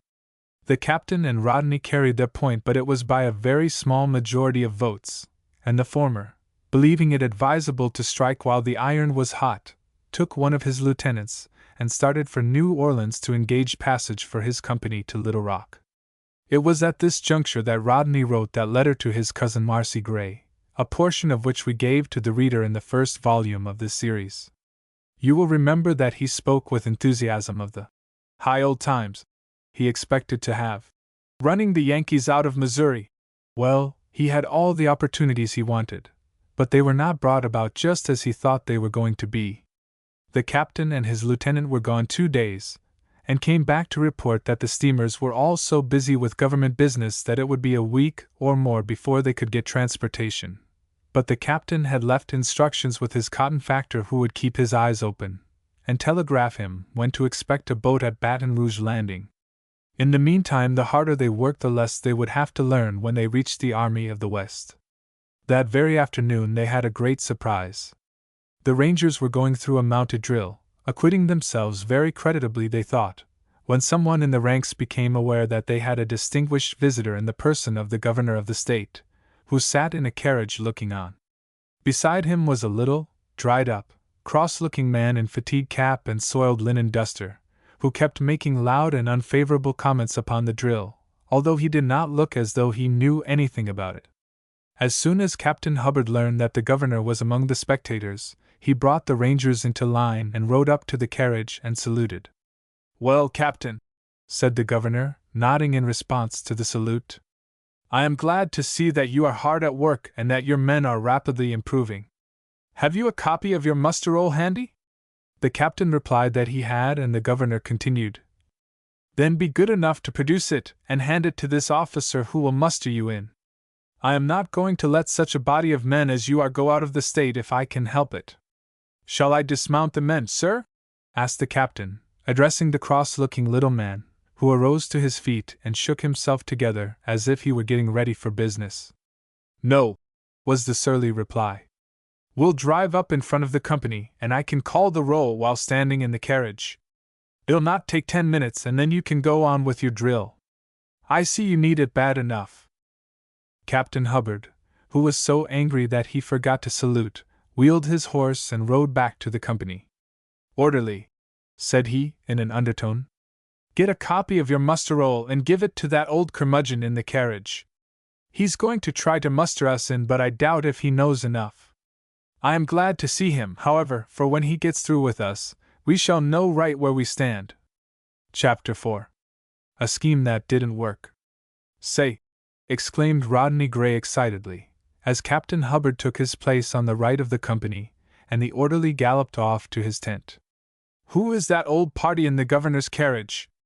"You can't prove it by me," answered the captain. "I never saw him before, but I know he's a mighty cross-grained old chap." "May I leave the ranks a minute?" continued Rodney. "Of course not. What would the governor think?"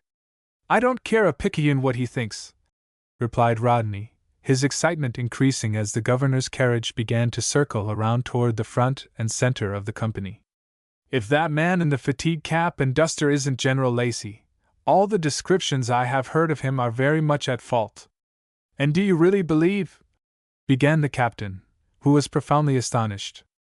"I don't believe, I know that he means to muster us into the Confederate service," interrupted Rodney. "Hold on a minute before you do a thing or let a man answer to his name. My father knows him by sight." Without again asking permission to leave his place, Rodney put his horse in motion and rode over to the tree under whose friendly shade Mr. Gray was sitting while he watched the drill. "Father," said he, speaking rapidly and panting as if he had been running instead of riding, "who is that in the carriage with the governor? Is it General Lacey?"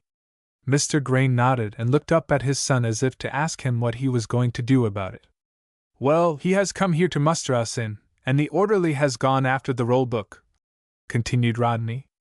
"The general is a Confederate officer, and if we let him muster us in, he will make Confederate soldiers of us, won't he?"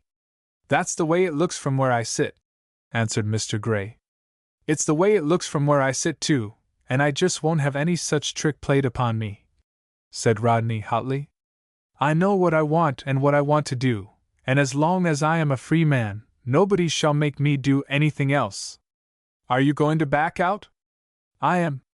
I'll not answer to my name when it is called. I'll go back and put the other fellows on their guard, and then I'll fall out." So saying, Rodney wheeled his horse and returned to his company, which he found in a state of great excitement. The ranks were kept pretty well aligned. The horses knew enough to look out for that now, but the men were twisting about in their saddles, each one comparing notes with every one else whose ears he could reach. When Rodney rode up, they all turned to look at him and listen to his report, regardless of the fact that the little man in the brown ulster was standing up in the governor's carriage shouting, "Attention!" at the top of his wheezy little voice. "Mind what you are doing, boys," said Rodney, as he rode slowly along the line behind the rear rank. "That's General Lacey. Don't answer to your names unless you want to be sworn into the Confederate service." "But what shall we do?" inquired one or two of the timid members, who thought they might be obliged to answer whether they wanted to or not. "Keep mum and say nothing," replied Rodney. "Watch me and do as I do. My name is second on the roll. Are you ever going to come to attention so that I can get through with my business and go back where I belong?" yelled the general, as soon as he could make himself heard. "A pretty lot of soldiers you are, but I warn you that you will have to mind better than this when you reach the camp of instruction, to which I shall immediately order you. Attention to roll call. George Warren!" Here," replied the orderly, hesitatingly. The Rangers were amazed, and Captain Hubbard glared at the frightened sergeant as though he had half a mind to knock him out of his saddle. The captain had told the man in the most emphatic language not to answer to his name, and yet he had gone and given away his liberty for the next 12 months. It served him right for being so stupid. "You blockheads don't seem to understand what I want and what I am trying to do," shouted the general, wrathfully. "All you who volunteer for the Confederate service, answer to your names, and speak up so that I can hear you. I hope that is sufficiently plain. George Warren!" The Rangers, one and all, drew a long breath of relief and felt like giving a hearty cheer. Their comrade had most unexpectedly been allowed a chance for escape, and he was sharp enough to take advantage of it. He kept his eyes straight to the front and said nothing. The general looked surprised, but as he was in a great hurry he passed on to the next. "Rodney Gray!" This time there was no mistaking the answer. The sergeant moved from his place on the left of the line, rode to the center of the company, came to a front and saluted. The general opened his lips to tell him that he needn't come to the front and center in order to answer to his name, but the Barrington boy was too quick for him. "General," said he, while all the Rangers strained their ears to catch his words. "I am ready at any time to be sworn into the service of my state, but I do not wish to join the Confederate Army. I am a partisan Ranger." What?" vociferated the general, now thoroughly aroused. He was a Mexican veteran, a thorough soldier as well as a martinet, and he had never learned to recognize any organizations outside of the regular service. "A partisan Ranger," repeated Rodney, who was neither embarrassed nor angered by the covert sneer contained in the general's words. "A Ranger!" exclaimed the general, raising his hands in the air and turning his eyes toward the clouds. "Shade of the great and good Washington! What are we coming to? A partisan! And are you all partisans?" "Yes, sir, we are, and until very recently we have been encouraged to believe that we could preserve our independent organization." "You were, eh? Then you had better organize yourselves into Home Guards at once and I will go back to New Orleans." "Partisan Rangers!" said the general, who seemed unable to get the obnoxious words out of his mind. "There's your roll book. Drive on, coachman." The general flung the book on the ground at the feet of Rodney's horse, threw himself back in his seat, and the carriage moved rapidly away. The Rangers sat motionless in their saddles until it passed through the gate and disappeared behind the trees in the grove, and then they turned and looked at one another. "We know where we stand now at all events," said Captain Hubbard, riding up in front of the line, and throwing his right leg over the horn of his saddle in a position most unbecoming a commanding officer. "My commission will be taken from me, and you fellows will be reduced to plain, everyday citizens once more. We might as well quit this nonsense now, and I say, let's pack up and go home." "I'll go, but I'll not promise to stay there," said Rodney. "Where will you go?" "Up to Missouri. I have set my heart on being a partisan, and if my own state won't take me, I have a perfect right to offer my valuable services to another. I shall start for Baton Rouge tomorrow, and I and my horse will take passage on the first St. Louis boat that comes along." "Hear, hear!" shouted some of the Rangers. "Let's go in a body," said one. "We have the assurance that our services will be accepted, that the officers we have elected will be retained, that our plan of organization will not be interfered with, and what more could we ask for?" "That won't suit me," another declared. "I don't want to leave my state." "How are you going to help yourself?" demanded Rodney. "If you join the Confederate Army, you are liable to be ordered up to Virginia or down to Florida. And you know as well as I do what the people around here will think of you if you make up your mind to stay at home." "Let's take the sense of the company on it," suggested Lieutenant Percy. "All right," answered the captain. "Put the thing in the form of a motion and I will." This was quickly done, and to Rodney's great disappointment, though not much to his surprise, the proposition was defeated by a large majority. The Rangers were opposed to deserting their state in a body and going into another. "I'll not stay at home, and that's all there is about it," said one of the Rangers who had voted with the minority. "Does anybody here know what course we do want to pursue? I have my doubts, and in order to test the matter I move you, Mr. Commander, that we offer ourselves as a company to the Confederate States." The motion was received with such a howl of dissent that if there was a second to it the captain did not hear it. Some of the Rangers, to show what they thought of the proposition, backed their horses out of the ranks and rode away. Among them was Rodney, who returned to the tree under which his father was sitting. "Isn't it rather unusual for a cavalry company to hold a business meeting on horseback?" inquired the latter, as the boy swung himself from his saddle. "There seems to be a big difference of opinion among the members, and you look as though things hadn't gone to suit you. What have you decided to do?"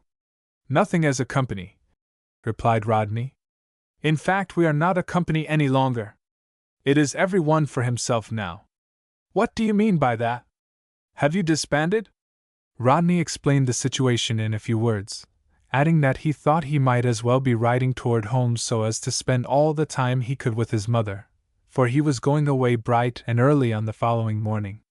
Mr. Gray looked very sober and thoughtful when he heard these words. "I'd rather you would stay at home," said he. "And I would much prefer to stay, but I will not go into the service of the Confederacy. This state is an independent commonwealth now, and is entitled to, and has a right to demand the best service I can give her. But who cares for the Confederacy? I think less of it than I did this morning, for one of its officers tried to rope us in without our consent. That was Rodney's first experience with the duplicity and utter lack of fair dealing that characterized all the actions of the Confederate authorities. But it was by no means the last. We shall speak of this again when we see him coming down the Arkansas River, bound for the Army of the Center, a Confederate soldier in spite of himself. Having given his comrades plenty of time to vote upon the last proposition submitted to them that they should offer themselves as a company to the Confederate States, Rodney got upon his horse again and rode back to see if they had determined upon any particular course of action, but from all he could learn the matter was far from being settled. Some wanted to do one thing and some were in favor of doing another, but finding at last that they could not agree, they began drawing away by twos and threes, and finally Rodney Gray was left alone with the commissioned officers. "I am at my wits' end," declared Captain Hubbard, whose face wore a most dejected look. "We don't want to remain at home, and neither do we desire to put ourselves under the control of such a man as General Lacey, but there's nothing else we can do, unless we go up to Missouri. Were you really in earnest when you said you intended to start off tomorrow?" he added, addressing himself to Rodney. "Your decision was made on the spur of the moment, wasn't it?" "Well, no. I made up my mind some time ago that there was going to be a hitch of some sort in our arrangements, and laid my plans accordingly." "How are you going to work it to reach Price's army?" inquired Lieutenant Percy. "Don't you know that there have been rioting and bloodshed in St. Louis, and that the Dutchmen have got control of the city?" "Of course, but that's all over now. I shall telegraph to Dick Graham's father that I am coming, and trust to luck when I reach St. Louis. Perhaps he can make it convenient to meet me there. If not, I have a tongue in my head and a good horse to ride, and I have no fears but that I shall get through." "Well, I'll tell you what's a fact," said Lieutenant Odell.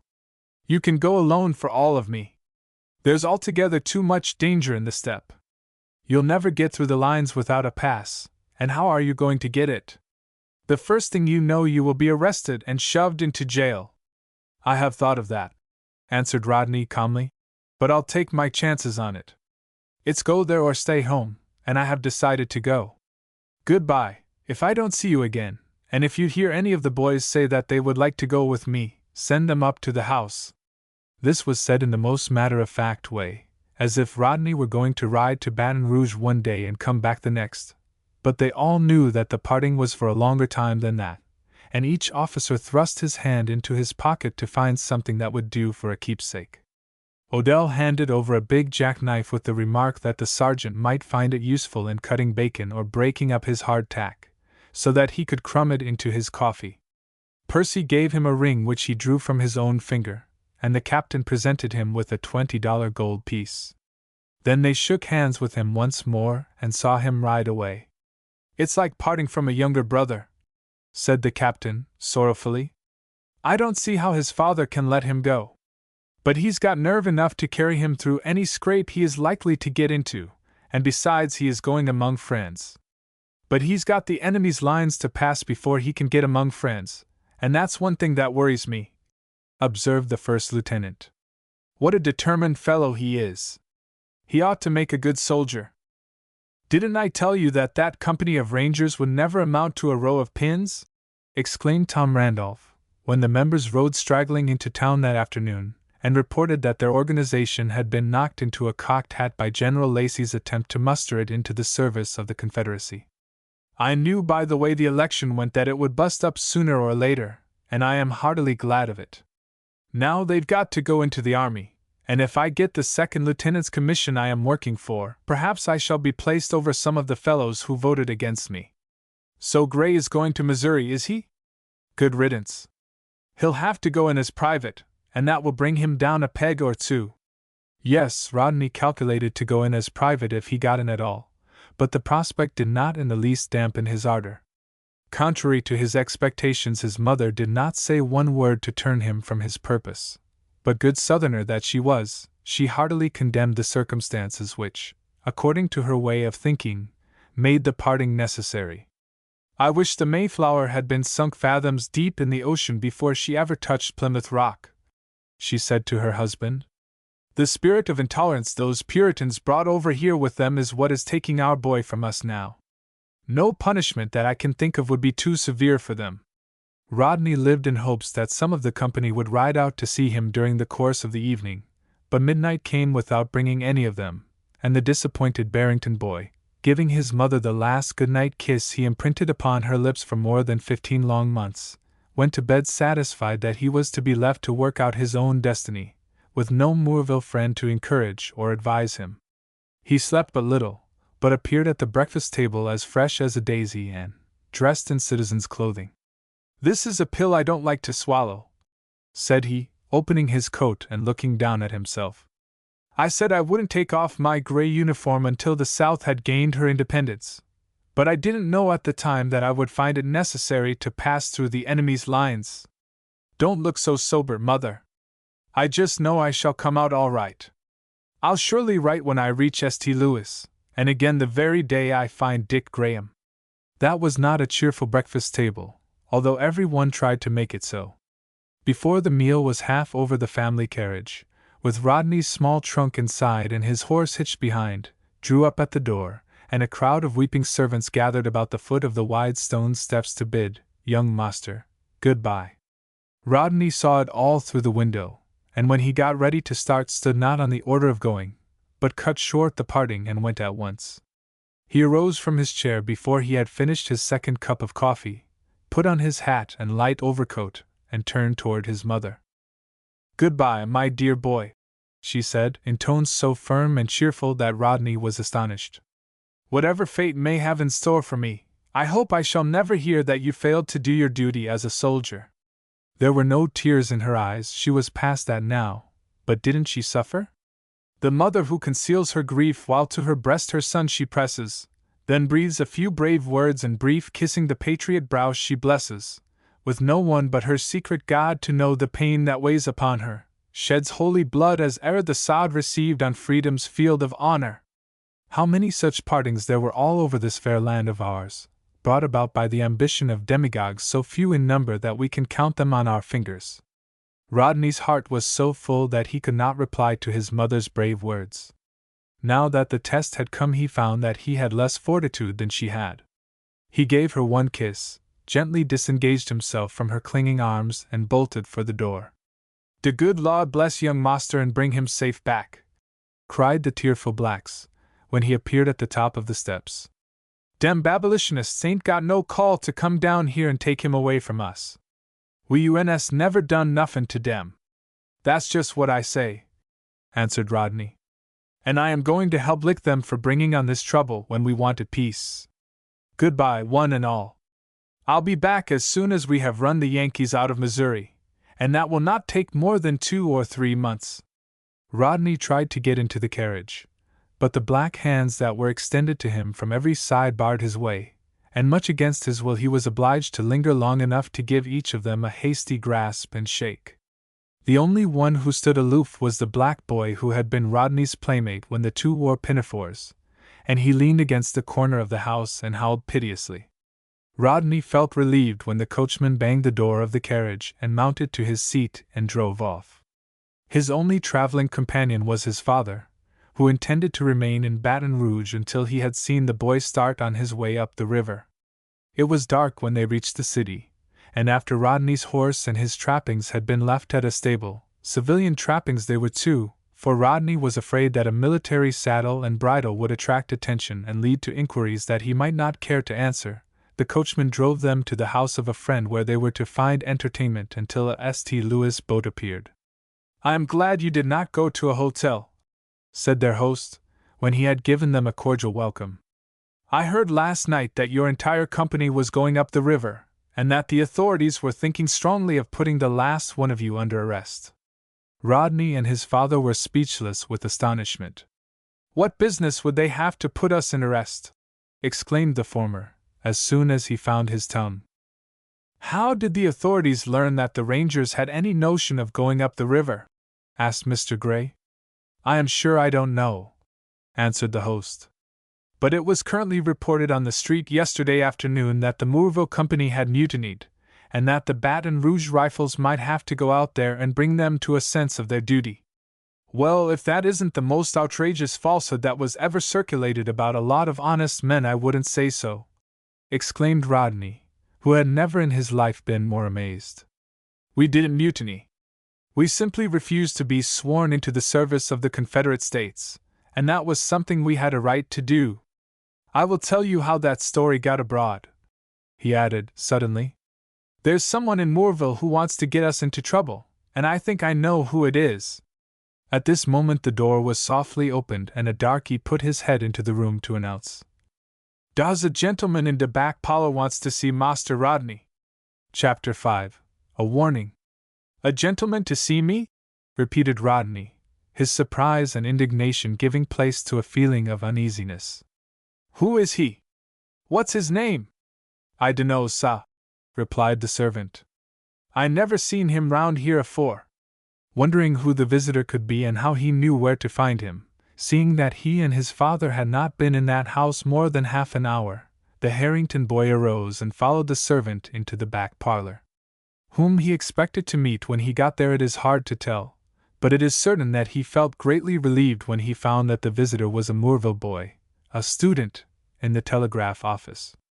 His uneasy feelings vanished at once only to return with redoubled force when Griffin, that was the visitor's name, said in a loud, earnest whisper, "Shut the door tight and come up close so that you can hear every word I say. I am liable to get myself into the worst kind of a scrape by trying to befriend you. The door is all right, and besides there are no eavesdroppers in this house," answered Rodney. "What in the world is the matter, and why are you likely to get yourself into trouble by coming here? Have you heard anything since you have been in town?" asked Griffin in reply. "I don't suppose anyone will bother you, seeing that you are alone, but if your whole company had tried to go, you might have been stopped. If you hadn't, it wouldn't have been Randolph's fault." "There now," thought Rodney. "I said there was someone in Moorville who wanted to get us into trouble, and Tom Randolph was the very fellow who came into my mind." But he said nothing aloud. How did he know that young Randolph was the only enemy he had in Moorville? He looked hard at Griffin and dropped into the nearest chair. "Randolph is down on everybody who voted against him for second lieutenant," continued Griffin, "and he declared when he came home after the election that he would break up that company of Rangers if he could find any way to do it. He laid out a pretty big job for himself," said Rodney, when his visitor paused. "How did he think he would go to work to accomplish it? Any way and every way. He didn't care so long as he broke it up. You can't imagine how tickled he was when he heard that you had mutinied and refused to be sworn in." "Did Randolph start that ridiculous story about the mutiny?" inquired Rodney. "I don't know whether he said it going or not, but he helped it along all he could and had a good deal to say about it," answered Griffin. "Yesterday afternoon I was in the office when he came in and wrote a dispatch to the governor, and as I have got so that I can read by sound, I had no trouble in spelling it out when Drummond the operator sent it off. I always do that for practice. Between you and me, that Drummond is a fellow who ought to be booted out of that position. He's just too mean to be of any use." "What was in the dispatch?" asked Rodney. "It contained the information that the Rangers had mutinied and were about to leave the state in a body." "That was a lie and Randolph knew it," said Rodney hotly. "But even if we had decided to leave the state in a body, is there any law to prevent it? Such a thing was proposed, but it was voted down by a big majority, and that is why I am obliged to go alone. And that brings me to what I want to tell you," said the operator. "I didn't pay very much attention to that dispatch, although Drummond said that if you tried to go up the river you ought to be chucked into the calaboose, the last one of you. But when Randolph came in again that evening and sent off another dispatch that was all about you, I began to open my ears and think it was time I was giving you a hint. What could he have to say about me? It wasn't I who defeated him for second lieutenant. No, but you voted against him, and the company gave you the position you wanted without making any fuss about it, and presented you with a splendid sword, and all those things made Randolph pretty middling mad, I can tell you. Did he tell the governor in his second dispatch that I was getting ready to leave the state, and that he had better be on the lookout to stop me? No, he didn't send the second dispatch to the governor. He sent it to his father's cotton factor in St. Louis, who is a Yank so blue that the blue will rub off. The mischief, he did! Exclaimed Rodney, who began to feel blue himself even if he didn't look so. And what did he have to say to that Yankee about me?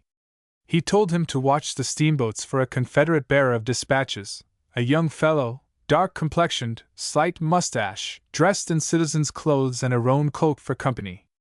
It is his intention to have me arrested the minute I get into St. Louis, is it? Cried Rodney, getting upon his feet and moving about the room with long, angry strides. It looked that way to me, and that's why I am here, replied Griffin. I appreciate your friendship, and assure you that I shall always bear it in mind, said Rodney, stopping long enough to give the operator's hand a cordial gripe and shake. That's all right, said the latter. I haven't forgotten the winter when I was down with the chills and couldn't work, and that mortgage of ours like to have worried my mother into a sick bed. That's all right too, Rodney interposed. I was at school and had nothing whatever to do with it. No, but your father had something to do with it, and it's all in the family. I know it is Randolph's intention to get you into trouble with the Yankees if he can, for I heard him tell Drummond so. And he couldn't have taken a better way or a better time to do it, continued Griffin. If all reports are true, things are in a bad way in St. Louis. You know there are a good many Dutchmen there, and they are mostly strong for the Union. During one of the riots they fired into their own ranks instead of into the mob, and that made them so wild with rage that they are ready to hang every Confederate they can get their hands on, without judge or jury. A bearer of dispatches, repeated Rodney, once more seating himself in his chair. And did Drummond send off that telegram when he knew there wasn't a word of truth in it? Course. Don't I tell you that he's too mean for any use? He and Randolph are and always have been cronies, and I heard them talking and laughing over the dispatches as though they thought they were going to get a big joke on you. What other thing has Drummond done that's mean? Inquired Rodney. Let's talk about something else, replied Griffin evasively. Just as you please, answered the Barrington boy.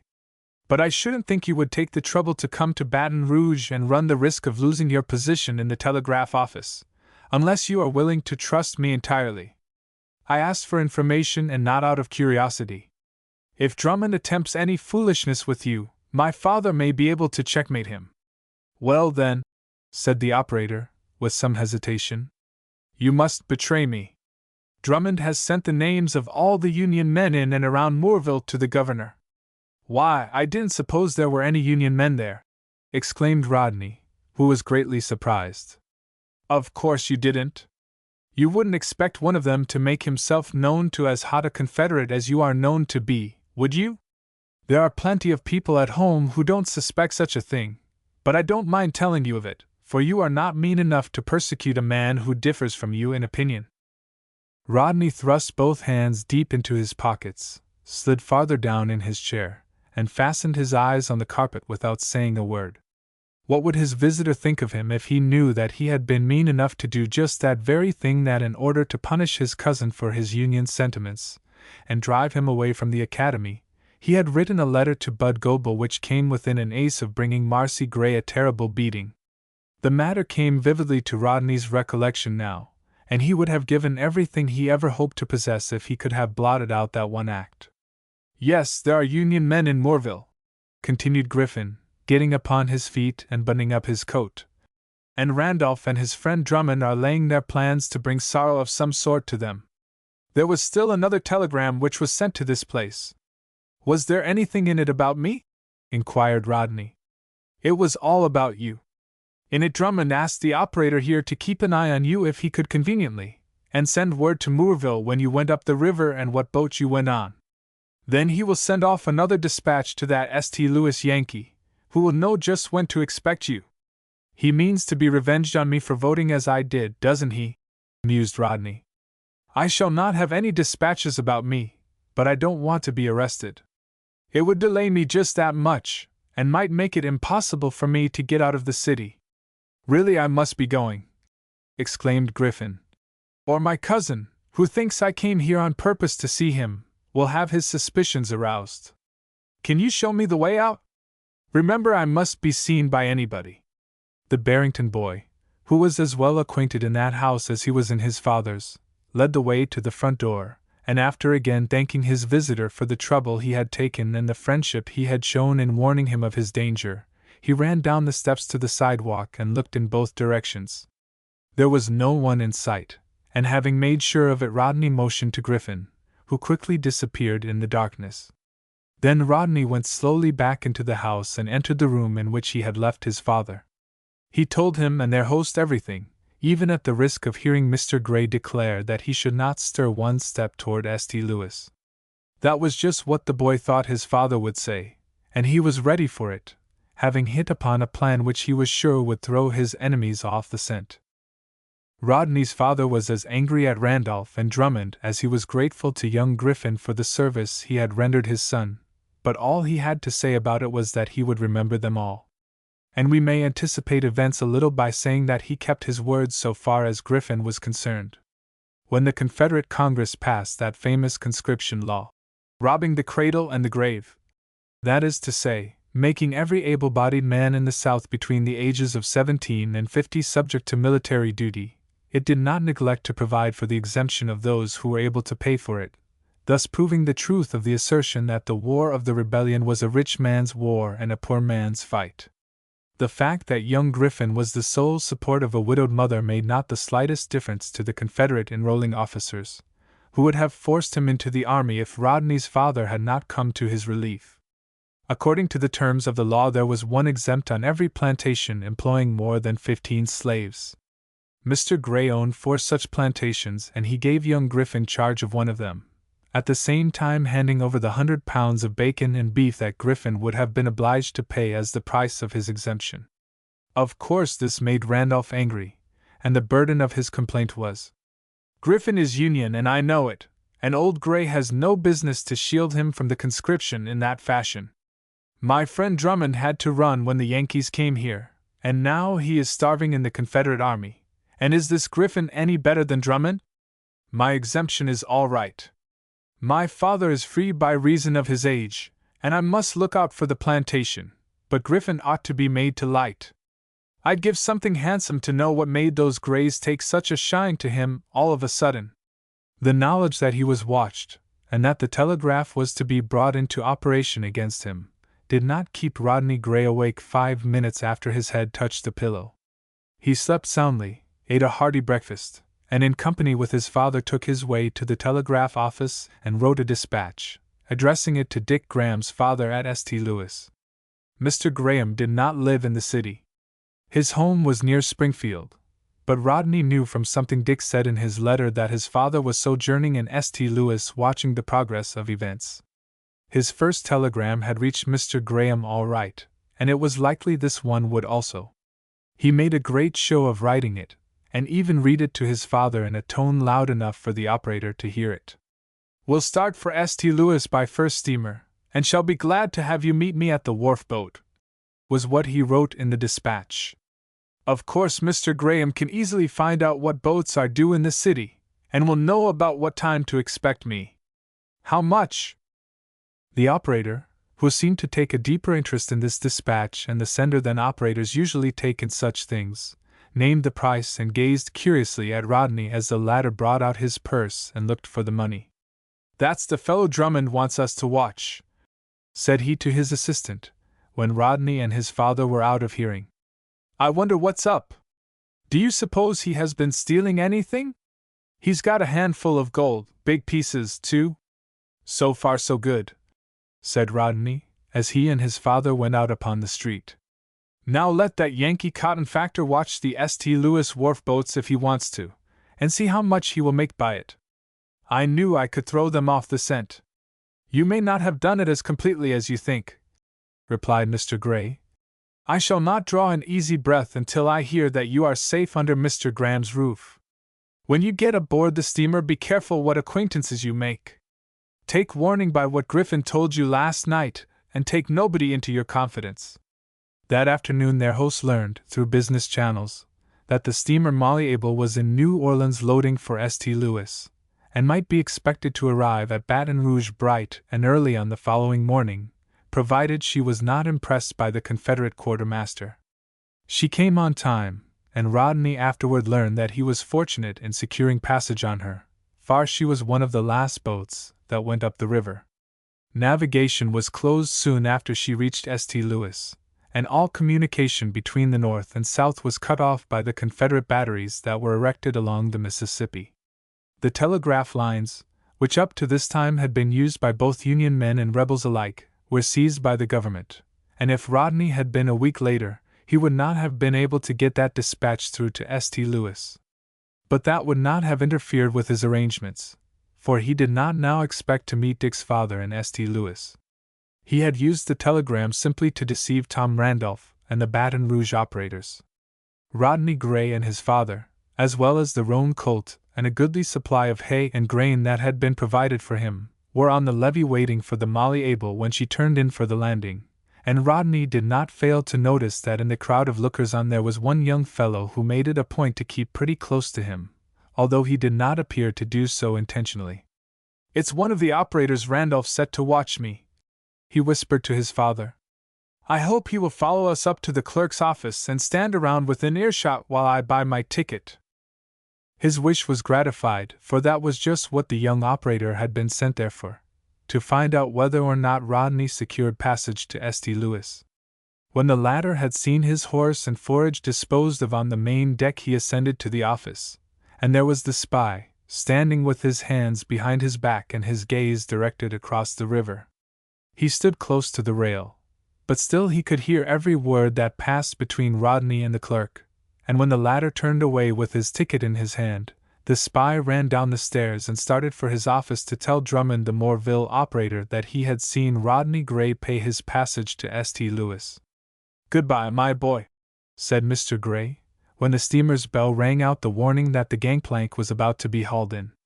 "Write to us as often as you can, and remember your mother's parting words. As often as I hear from you, I shall expect to hear that you did your duty. Remember, too, that you are fighting in a just cause.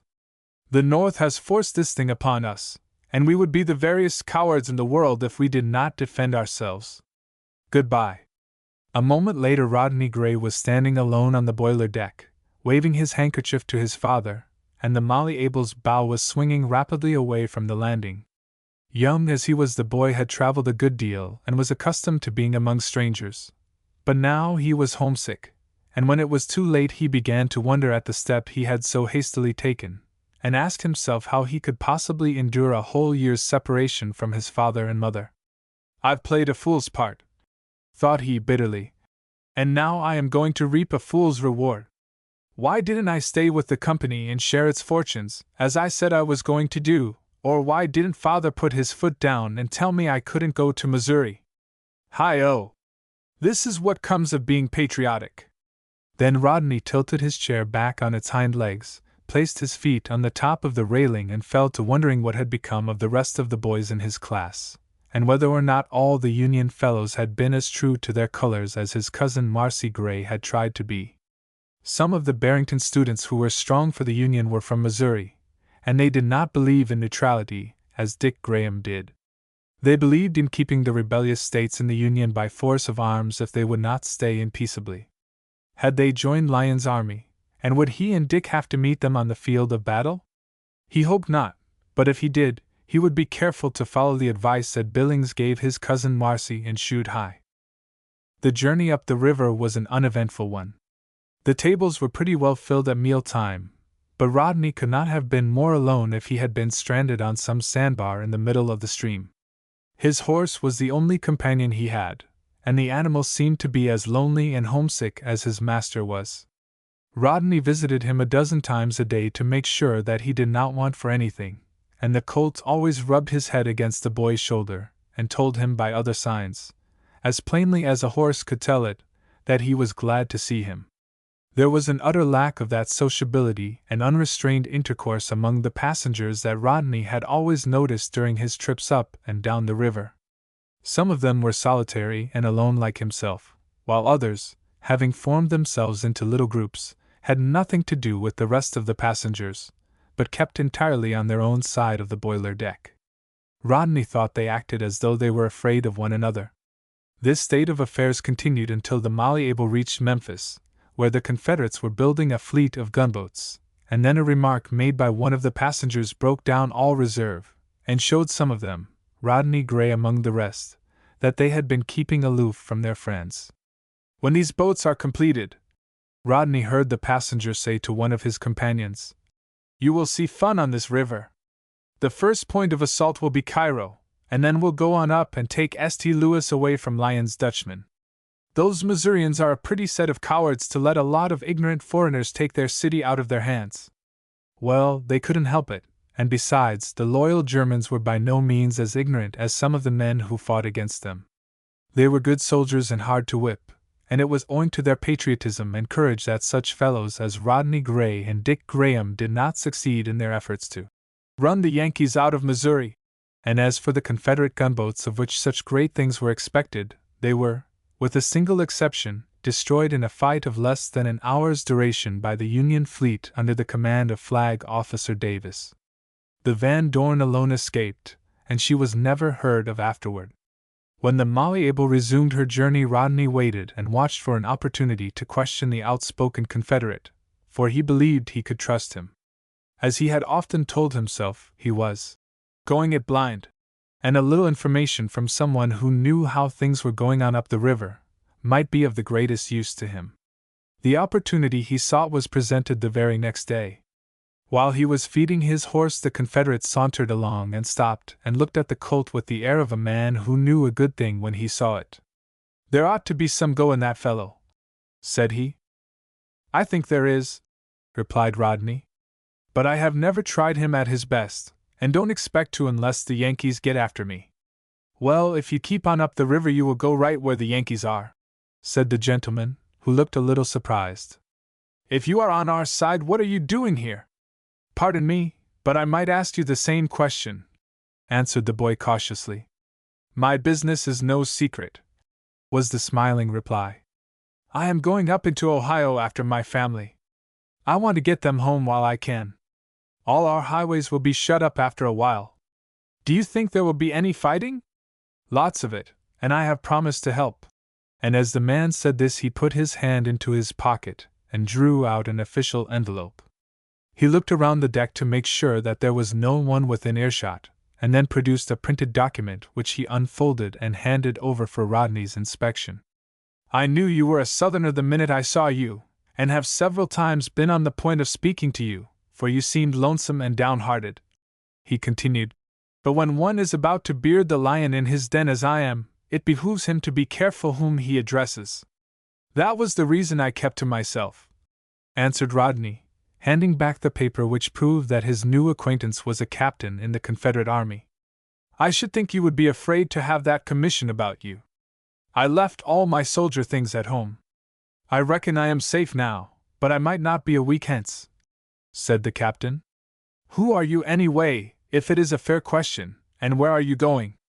Rodney explained in a few hasty words, and was sorry to hear the captain declare, as he shook his finger at him, "You are making a great mistake.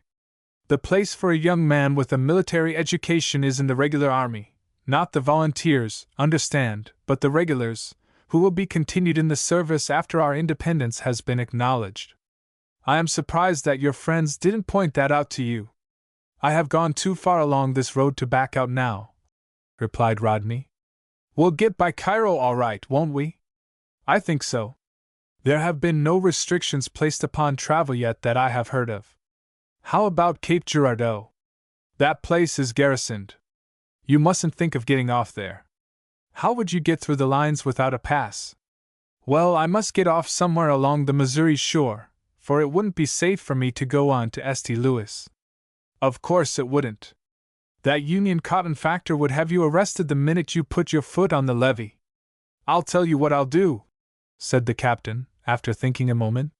"The first clerk, with whom I have a slight acquaintance, is solid, and I'll make it my business to ask him if we are going to land anywhere on the Missouri side between Cape Girardeau and St. Louis. If we are, I'll tip you the wink, and you can be ready to go ashore." Thank you, sir, said Rodney, gratefully. That young chap has no idea what he is going into, said the captain, after he had told Rodney's story to some of his friends on the boiler deck. It's neighbor against neighbor all through the southern and western parts of Missouri, and for a week or two past there has been the worst kind of a partisan warfare going on. How he is going to get through I don't know, for if he meets an armed man on the way, how is he going to tell whether he is Union or Confederate? There was but one opinion expressed when the captain finished his story, and that was that Rodney Gray was a foolhardy young fellow. Chapter 6. Under Suspicion. From that time forward Rodney Gray had no reason to complain of being lonely. Captain Howard, that was the name of his new acquaintance, introduced him to more than a dozen gentlemen, all of whom were enthusiastic rebels and firm in their belief that if the South did not have a walk-over, she would have the next thing to it, for there was no fight to speak of in the Northern people. They told Rodney that while they gloried in his pluck, they were afraid he had undertaken more than he could accomplish. It may seem strange to some of our readers that these enemies of the government should have the audacity to show their faces among loyal men, and that the authorities should permit them to go and come whenever they felt like it, but stranger things than this were being done in the East, and right under the noses of the President and his cabinet. Rebel agents in Washington kept their friends in the South posted in all that was said and done at the Capitol, and Commander, afterward Admiral, Semmes had made a business trip through the northern states, purchasing large quantities of percussion caps which were sent by express without any disguise to Montgomery, making contracts for artillery, powder and other munitions of war, as well as for a complete set of machinery for rifling cannon, and had searched the harbor of New York in the hope of finding a steamer or two that might be armed and used for coast defense. None of these people were molested, and that was one thing that led the Southerners to believe that the North would not fight. Cairo was reached in due time, but there was little in or around the place to indicate that there was a war at hand except the outlines of a small fort which was being thrown up to command the river and Bird's Point on the Missouri shore. There were a few soldiers strolling about on the levee, and at that time the garrison numbered 650 men. A few months later there was a much larger force in Cairo, and among the blue coats there was one who was often seen walking along the levee with his hands behind him and his eyes fastened thoughtfully upon the ground. He generally wore an old linen duster, a black slouch hat, and a pair of light blue pants thrust into the tops of heavy boots which were seldom blacked, but often splashed with Cairo mud. But everybody stepped respectfully aside to let him pass, and the spruce young staff officers never failed to salute. It was General Grant.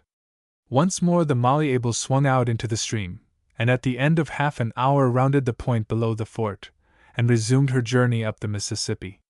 Now Rodney Gray began to show signs of excitement. Every turn of the paddle wheels brought him nearer to the place where he must leave the boat, and the new-made friends who had done so much to cheer him up since they found out who and what he was, and set out alone on a journey of nearly 250 miles. Being a born Southerner, you are accustomed to the saddle, and the ride itself would be nothing but a pleasure trip, but there are the people you are likely to meet on the way, said Captain Howard, seating himself by Rodney's side as the Malleable rounded the point. Are you armed? The boy replied that he had a revolver. You may need it, continued the captain. You see, the pro-slavery men and abolitionists are scattered all over the state, and I don't believe you can find a town or village in it that is not divided into two hostile camps.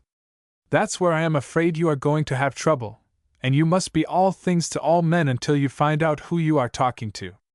Now here are 2 letters of introduction that one of my friends gave me for you this morning, and they are addressed to parties living near Springfield, one of whom is a Union man and the other a Confederate. You must use them. Must I ask favors of a Union man and then turn about and fight him? Exclaimed Rodney. The captain shrugged his shoulders. You want to get through, don't you? Said he. All's fair in war times, and if I were in your place, and a reference to this Springfield Union man would take me in safety through a community of Yankee sympathizers, I should not hesitate to use his name. If you've fallen with some of our own people and they suspect your loyalty, why then you can use the name of the Confederate. It's all right. The captain was called away at that moment, and Rodney, glancing at the envelopes he held in his hand, was somewhat startled to find that one of them was addressed to Erastus Percival. "I wonder if that can be Tom Percival's father," said he. "If I thought it was, I wouldn't present this letter to him for all the money there is in Missouri. He would turn me over to the Yankees at once." We have had occasion to speak of Tom Percival just once, and that was during the sham fight which was started in the lower hall of the Barrington Academy to give Dick Graham a chance to steal the Union flag from the colonel's room. We then referred to the fact that Tom's father had cast his vote against secession with one hand while holding a cocked revolver in the other. Rodney, of course, was not sure that this letter of introduction was addressed to this particular Percival, but still he had no desire to make the gentleman's acquaintance if he could help it. While he was turning the matter over in his mind, the captain of the Malleables stepped out of the clerk's office and tapped him on the shoulder. "The very best thing I can do for you," said he, "is to set you ashore at Cedar Bluff Landing." Rodney was surprised, but it was clear to him that the captain knew who he was and where he wanted to go. "There are only a few people who live there, and they are principally woodcutters," continued the skipper. "But they are true as steel, and you can trust them with your life. I have bought wood of them for years and know them like a book. I will go ashore with you and give you a good send-off. We shall get there about 10 o'clock tonight." Rodney opened his lips to thank the captain for his kindness, but he was gone. The old steamboat man sympathized with the South, and Captain Howard and his friends had found it out, and induced him to do what he could to help Rodney escape the expectant Yankee cotton factor at St. Louis. The boy laughed aloud when he thought how astonished and angry Tom Randolph would be to learn that he had wasted time and telegrams to no purpose. He passed the rest of the day in company with Captain Howard and his friends, nearly all of whom held some position of trust under the new government, and at 9 o'clock, in obedience to a significant wink and nod from the skipper, he went below and put the saddle and bridle on his horse. Just then the whistle sounded for Cedar Bluff Landing, and some of the passengers came down to bid him good-bye and see him safely ashore. "A boy with your ability and pluck ought to make his mark in the service, and I wish I could keep track of you," said Captain Howard, giving Rodney's hand a cordial shake. "But I shall most likely be ordered east, hundreds of miles away from here, and possibly I may never hear of you again, but I shall often think of you. Goodbye and good luck." This was the way in which all his new friends took leave of him, and if good wishes were all that were needed to bring him safely through, Rodney would have had no fears of the future. When the Malleable's bow touched the bank and a line had been thrown out, a gangplank was shoved ashore, and the skipper came down from the hurricane deck to give his passenger a send-off. The blazing torch, which one of the deck hands had placed in the steamer's bow, threw a flickering light upon half a dozen long-haired, roughly dressed men who had been brought to the bank by the sound of the whistle, and who gazed in surprise when they saw a stout Negro coming off with Rodney's trunk on his shoulder, followed by Rodney himself, who was leading the roan colt. It wasn't often that a passenger was landed in that out-of-the-way place. "Set the trunk down anywhere, Sam, and go aboard."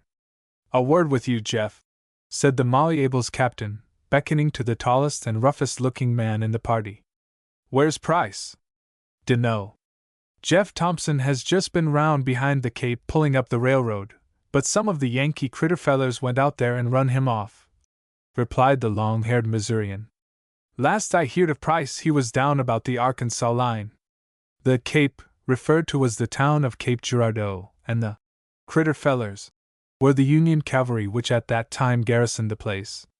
The Arkansas line was the southwestern part of Missouri where Price raised his army, which grew in numbers the nearer he marched with it to the Missouri River. "That's bad news for my young friend here," said the captain of the Malleable. "Springfield is off in that direction, and that's right where he wants to go. He is one of Price's men, and is anxious to find his commander. Say, Jeff, you take care of him and see him safely on his way, and I'll make it all right with you when I stop for my next load of wood." "It's all right now, Captain," answered Jeff.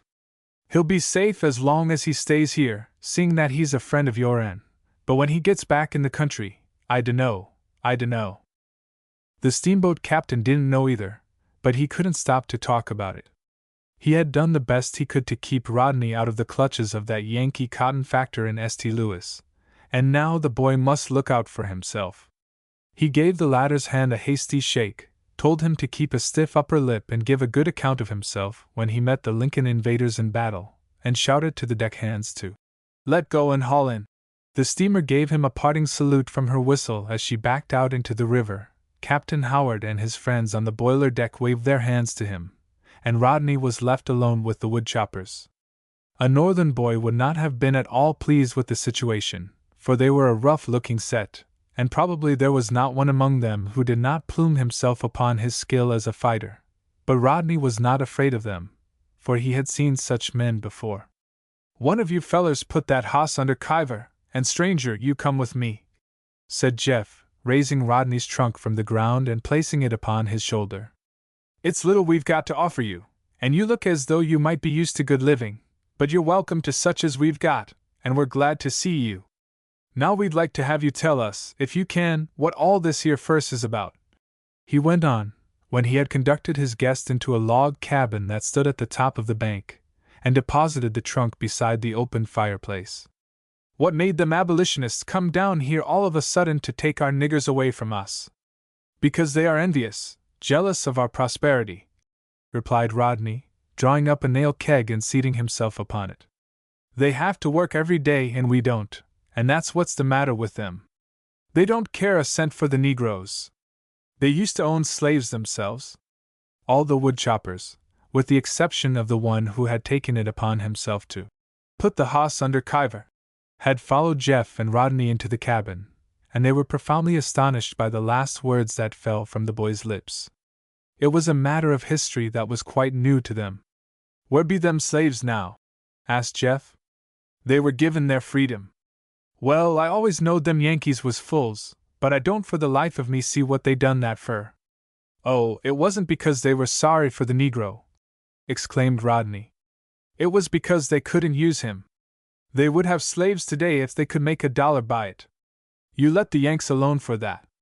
Why, when these troubles began, we didn't have percussion caps enough to fight a battle with, and Captain Semmes went up north and bought a big supply, and the men of whom he bought them knew what he was going to do with them, and offered to make contracts with him to send him all he wanted and could pay for." "What's the reason they couldn't use the niggers up there?" asked one of the woodchoppers. "Because their land is mostly mountains and rocks, and they can't work it on as big a scale as we do," replied Rodney, trying to use language that his ignorant auditors could readily understand. "They gain their living by catching codfish and herring, and by making things, such as shoes for the niggers, and cloth and axes and machinery and, oh, everything. And the blacks couldn't do that sort of work so that their owners could make anything out of them, and that's the reason they let them go free." "And because they can't use the niggers, do they say that we UNS mustn't use them nother?" demanded Jeff, angrily. "That's it exactly," said Rodney. "They are dogs in the manger. They can't eat the hay themselves and they won't let the critters eat it." Although the woodchoppers didn't quite understand this, it was plain enough to the Barrington boy that they were impressed by his words. "And what are we UNS going to do about it?" inquired Jeff, after a little pause. "We're going to dissolve partnership with them, break up the firm and go into business for ourselves," replied Rodney, throwing so much enthusiasm into his words that he succeeded in creating some excitement among the woodchoppers. One, in particular, was so deeply interested that he pulled his nail keg close in front of the speaker, but whether he was listening to his words, or making a mental calculation of the value of his gold watch chain, Rodney did not think to inquire. "And do they say that we UNS mustn't do it?" Jeff demanded. "You've hit it again," was Rodney's reply. "That is just what they do say, and they say, further, that they won't give us our share of the goods. See how they hung on to that fort in Charleston Harbor until our gallant fellows made them give it up. That fort belonged to South Carolina, but when she broke up the firm, by which I mean the Union, the Yanks wouldn't give it up. Who ever heard of such impudence?" "I never," answered Jeff. "We did lick 'em sure enough, didn't we?" "Of course we did, and that isn't the worst of it. We're going to whip them as often as we get a chance at them. But what am I talking about? The Yankees won't fight. Didn't they have a sort of ruckus up in St. Louis? Those were not Yankees. They were Dutchmen, old country soldiers, who don't know enough about war to keep them from shooting into their own men. Who's afraid of such soldiers? We're mighty glad you stopped off here, stranger, said Jeff at length. We didn't rightly know what all the fuss was about, and there wasn't nobody who could tell us, because the steamboat captainess who come here for wood couldn't wait to talk about it. But we know now, and I do think that some on us had oughter have a hand in making them Yankees stay where they belong. I'd go in a minute if it wasn't for the old woman and the young ones. I ain't got none of them things to hold me back, and I'll go in your place, Jeff, said one of the woodcutters. It was the man who had drawn his seat close in front of Rodney, and seemed to be so much interested in the boy's watch chain. Will you go with me and join Price? Asked the latter eagerly. I reckon I might as well, replied the man. Do you know the country? Well, no, I can't say that I do. But I know where to look to find the road that runs from Jackson to Hartsville, 40 miles this side of Springfield, and when you get there, mebbe you'll know where you are. No, I won't, answered Rodney. I have never been in this part of Missouri before. I have been in St. Louis 2 or 3 times, but when I got out of sight of the planter's house I was lost completely. Why, didn't the captain of the Molly Able tell Jeff that you was one of Price's men? How could you have geened him if you haven't been where he was? Rodney did not at all like the tone in which this question was asked, and it was right on the end of his tongue to tell the woodcutter that it was none of his business. But on second thought he decided that that wouldn't do. The man talked and acted as if he suspected him of something, and if the others suspected him too, they might make trouble for him. The steamboat captain did say that he was one of Price's men, and Rodney wished now that he hadn't done it. I suppose I could arrange all that by letter or telegraph, couldn't I? Was the answer he made, as he produced his notebook and took from it the dispatch he had received from Dick Graham's father, and one of the letters of introduction that had been given to him by Captain Howard. These he passed over to the suspicious woodcutter, rightly believing that the latter could not read a word of them. You will see that that telegram reads, Price will accept, continued Rodney. I belong to a company of rangers that was raised down the river, and at my captain's request I telegraphed to Price inquiring if he would take us and let us operate on our own hook, and he said he would. Read it for yourself. What are you afraid of? Nothing much. You see, explained Jeff, who during this conversation had sat with his elbows resting on his knees and his eyes fastened upon the floor. Things is getting sorter ticklish down here in this neck of the woods already. Nobody don't know who he can trust. Don't you believe what the Abel's captain said about me? Inquired Rodney, who had little dreamed that he would become an object of suspicion almost as soon as he set his foot on Missouri soil. He told me you were true blue. And so we are, when we know the fellow we're talking to, said the man who was sitting in front of him, and whom he afterward heard addressed as Nels. Now I want you to answer me a few questions. Where did you board the Molly Able? Rodney, who was not at all used to this sort of thing, began to grow red in the face, but fortunately he did not hesitate an instant. I got on at Baton Rouge, he said. Is that place this side of Cairo? No, it is the other side. Did you stop at Cairo on your way up? The Able was there perhaps half an hour. Then I can see through some of it as plain as daylight, exclaimed Nels, straightening up on his nail keg and shaking his hand at Jeff. He was at Cairo long enough to change his clothes, swap hossas, and have his whiskers shaved off, but why he should have the captain of the Able set him ashore here at this landing, beats my time. Don't it your end?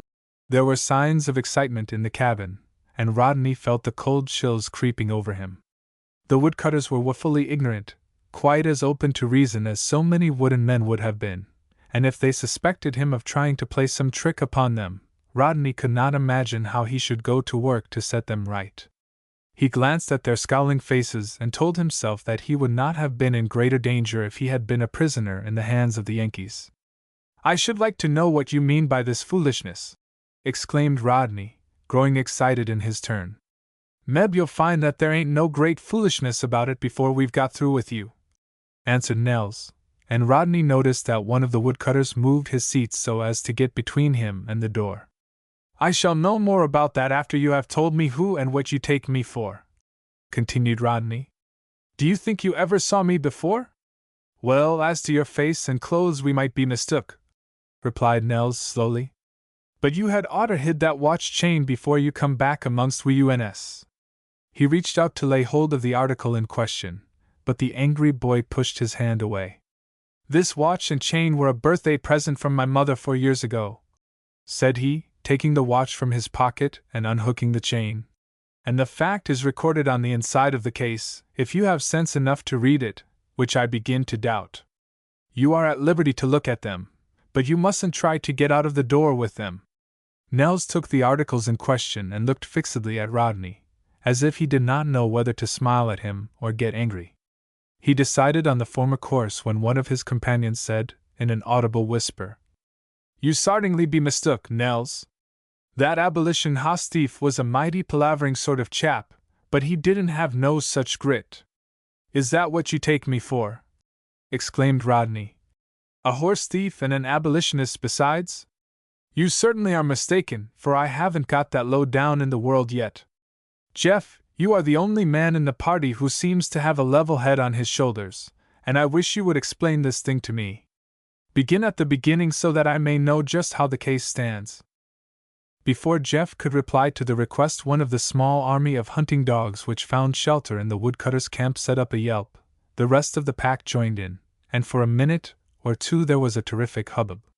When it lulled a little, the hail rang out sharp and clear from some place in the surrounding woods. "Hullo, the house! Don't let your dogs bite!" The words brought all the woodchoppers to their feet and sent all except 2 of them, Nels and the man who had taken his seat near the door, out into the darkness. These remained behind in obedience to a sign from Jeff, and Rodney knew that they meant to keep an eye on him. "Who's out there?" he inquired. "Don't you recognize his voice?" asked Nels in reply. "There's more than one of them, and they are the men who have been hunting for you for a week past." "I am glad to hear it," said Rodney. "Perhaps they will be able to clear away some of the ridiculous suspicions you seem to have got into your heads concerning me." "Get out, you whelps!" shouted Jeff, when he stepped out of the door, whereupon the dogs ceased their clamor and slunk away behind the cabin to escape the clubs he threw among them to enforce obedience to his order. "Come on, strangers! They won't pester you." Then came a tramping of hoofs, as if a small body of cavalry was making its way through the bushes, and a minute afterward Rodney could look through the open door and see 6 men dismounting from their horses. He saw Jeff exchange a few hasty words with the tall, black-whiskered man who was the first to touch the ground, and heard the exclamations of surprise which the latter uttered as he listened to them. He could not understand what the man said, but the woodcutter near the door did, for he called out, "He's come back sure's you live, and Nels has got his watch to prove it. He knowed him the minute he seed the chain that's fast to it." "Well, if that is the case, whom have we got here?" said the black-whiskered man, and this time Rodney heard the words very plainly. "Where is he? Let me have a look at him." Jeff waved his hand toward the door, and the man stepped in and faced Rodney, who arose to his feet and met his gaze without flinching. One glance brought from him a sigh of relief. He had an intelligent man to talk to now, one who could be reasoned with. "There's the watch that has brought suspicion upon me in a way I cannot understand," said Rodney, nodding toward Nels, who promptly handed it over. "Will you be kind enough to open it and read the inscription you will find on the inside of the case?" The man took the watch, and while he was opening it kept his eyes fastened upon Rodney's face. He seemed both amused and angry. "Jeff," he exclaimed at length, "I never knew before that you were such a blockhead. There is about as much resemblance between this young gentleman and that horse thief outside as there is between you and me." "But Mr. Westall, just look at the chain," protested Jeff. "But Mr. Westall, just look at the chain," protested Jeff. "Well, look at the chain. You're a Jackson man, I suppose?" he added, nodding at Rodney. "Every day in the week," replied the boy. "And that's what brought me up here from Louisiana. I belong to a company of partisans, but our governor wouldn't take us the way we wanted to go, and here I am. I want to find Price as soon as I can." Run your eye over that telegram, if you please, and then read this letter. While the man, who had been addressed as Mr. Westel, was reading the documents Rodney passed over to him, his 4 companions came into the cabin bringing with them a 5th, at the sight of whom Rodney Gray started as if he had been shot. Chapter 7. The Emergency Men. Great Scott! Was Rodney Gray's mental ejaculation. That is Tom Percival if I ever saw him. If his own father had suddenly been brought into the cabin a prisoner in the hands of armed men, the Barrington boy could not have been more amazed. He winked hard and looked again, but his eyes had not deceived him, and even if there had been the slightest doubt in his mind regarding the identity of the prisoner who had been denounced as an abolition horse thief, it would have vanished when he saw the expression that came upon Tom's face the moment their eyes met. Tom was one of Dick Graham's firm friends, but while a student at the Barrington Academy he had often declared that if Dick ever so far forgot himself as to enlist in the rebel army, he, Tom, would go into the Union service on purpose to whip him back into a proper frame of mind, and his being there a prisoner led Rodney to believe that he had kept his promise, so far as enlisting was concerned. But there was one thing about it: Tom might be a Union soldier, but he was neither an abolitionist nor a horse thief. It is Percival, sure enough, but what in the name of sense and Tom Walker is he doing here? Was the next question that came into Rodney's mind. His first impulse was to seize his old schoolmate by the hand, proclaim his friendship for him and assure Mr. Westel and the rest that they had committed the worst kind of a blunder, that they had made as great a mistake in arresting this boy for a horse thief, as Nels and his fellow woodcutters had made in suspecting him of being Tom Percival, simply because he happened to have in his possession a watch chain that somewhat resembled Tom's. But 2 things restrained him. The first was the reflection that by following this course he would put it entirely out of his power to help Tom if the opportunity was offered, and the second was the way in which Tom himself looked and acted. He didn't appear to know Rodney at all. The expression of joy and surprise that first overspread his countenance vanished as if by magic, and from that time forward he gave as little attention to his old friend as he might have given to an utter stranger. Rodney was quick to take the hint, and governed himself accordingly. Percival always did have a level head on his shoulders, said the latter, resuming his seat upon the nail keg and placing himself as far as possible out of reach of Tom's gaze. And he's got more pluck than any other fellow I ever saw. He needs it, poor fellow, if Captain Howard told the truth when he said that every little community in the state is divided into 2 hostile camps. But his father owned slaves, and Tom never stole a horse. It so happened that all the inmates of the cabin were too much interested in what Mr. Westel was doing to notice the swift glance of recognition that passed between the 2 boys when Tom Percival was brought in. They were waiting to hear what he had to say regarding the papers Rodney had given him to read. I suppose you are acting as a sort of advance agent for your company to see what arrangements you can make with General Price? Said Mr. Westel at length. No, sir. I am acting on my own hook, and without any regard to the course the company may see fit to take, replied Rodney. The members don't want to be sworn into the service of the Confederate States, and the proposition to leave Louisiana in a body and offer ourselves to Price was voted down. I do not know what the rest of the boys will do, but I am going to join the Missouri State Militia if they will take me. Oh, they'll take you fast enough, said Mr. Westel, with a laugh. They have already taken everybody they can get their hands on without stopping to inquire what state he is from. We 5 are some of Jeff Thompson's emergency men. I don't think I ever heard of such men, said Rodney doubtfully. Probably not. You don't need them down in Louisiana, and we may not have much use for them here, though, to judge from the exploits of this young man Percival, we may be called out oftener than we expected to be. Rodney hoped that Mr. Westel would go on to tell what his friend Tom had been guilty of to get himself into such a scrape, and what they intended doing with him now that they had got him into their power, but in this he was disappointed. The man handed back Mr. Graham's telegram with the remark that he had never heard of a person of that name, and then proceeded to read the letter of introduction, which was addressed to a well-known Confederate of the name of Perkins, who lived somewhere in the neighborhood of Springfield.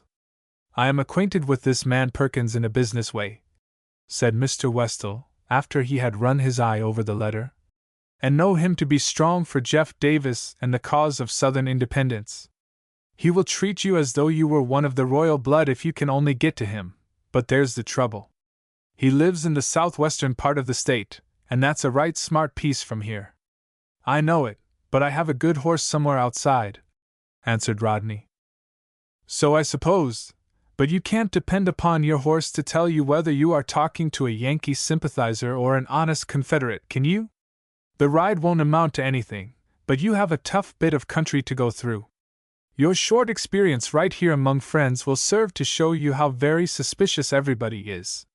We don't trust our nearest neighbors anymore, and so you can imagine what we think of a stranger, especially if he happens to own a watch chain that looks something like one that is worn by a horse thief," said Mr. Westall, smiling at the boy as he handed his property back to him. "Now, Jeff, how could you have made such a mistake? Can't you see that they don't at all resemble each other?" "Now that I see them together I can," was Jeff's answer. "But don't he look a trifle as that thief might look if his duds was changed and his whiskers took off?" Rodney thought from the first that his old schoolmate did not look just as he did the last time he saw him, and now he knew the reason. To a very slight mustache Tom Percival, since leaving the Barrington Academy, had added a pair of what the students would have called sideboards, but they were so very scant that they could not by any possibility be looked upon as a disguise. Mr. Westall laughed at the idea. "Jeff, you and your friends are too anxious to do something for the cause," said he. "Of course that is better than being lukewarm, but you don't want to be too brash or you may get yourselves into trouble. Can you give us some supper? But first we want to put this prisoner where he will be safe. Couldn't you postpone that part of the program until I have had a bite to eat, or do you think there's nobody hungry but yourselves?" asked the prisoner, in the most unconcerned manner possible, and there was no mistaking his voice. It was Tom Percival's voice. "I didn't think about you," answered Mr. Westall.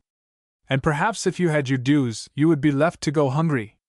But we are not savages, even if we are down on your way of thinking and acting. Better give him a sup of coffee to keep the cold out, and then chuck him in the old corn crib," suggested Jeff. "He can lay down on the shucks, and I will give him a blanket to keep himself warm." "Will he be quite safe there?"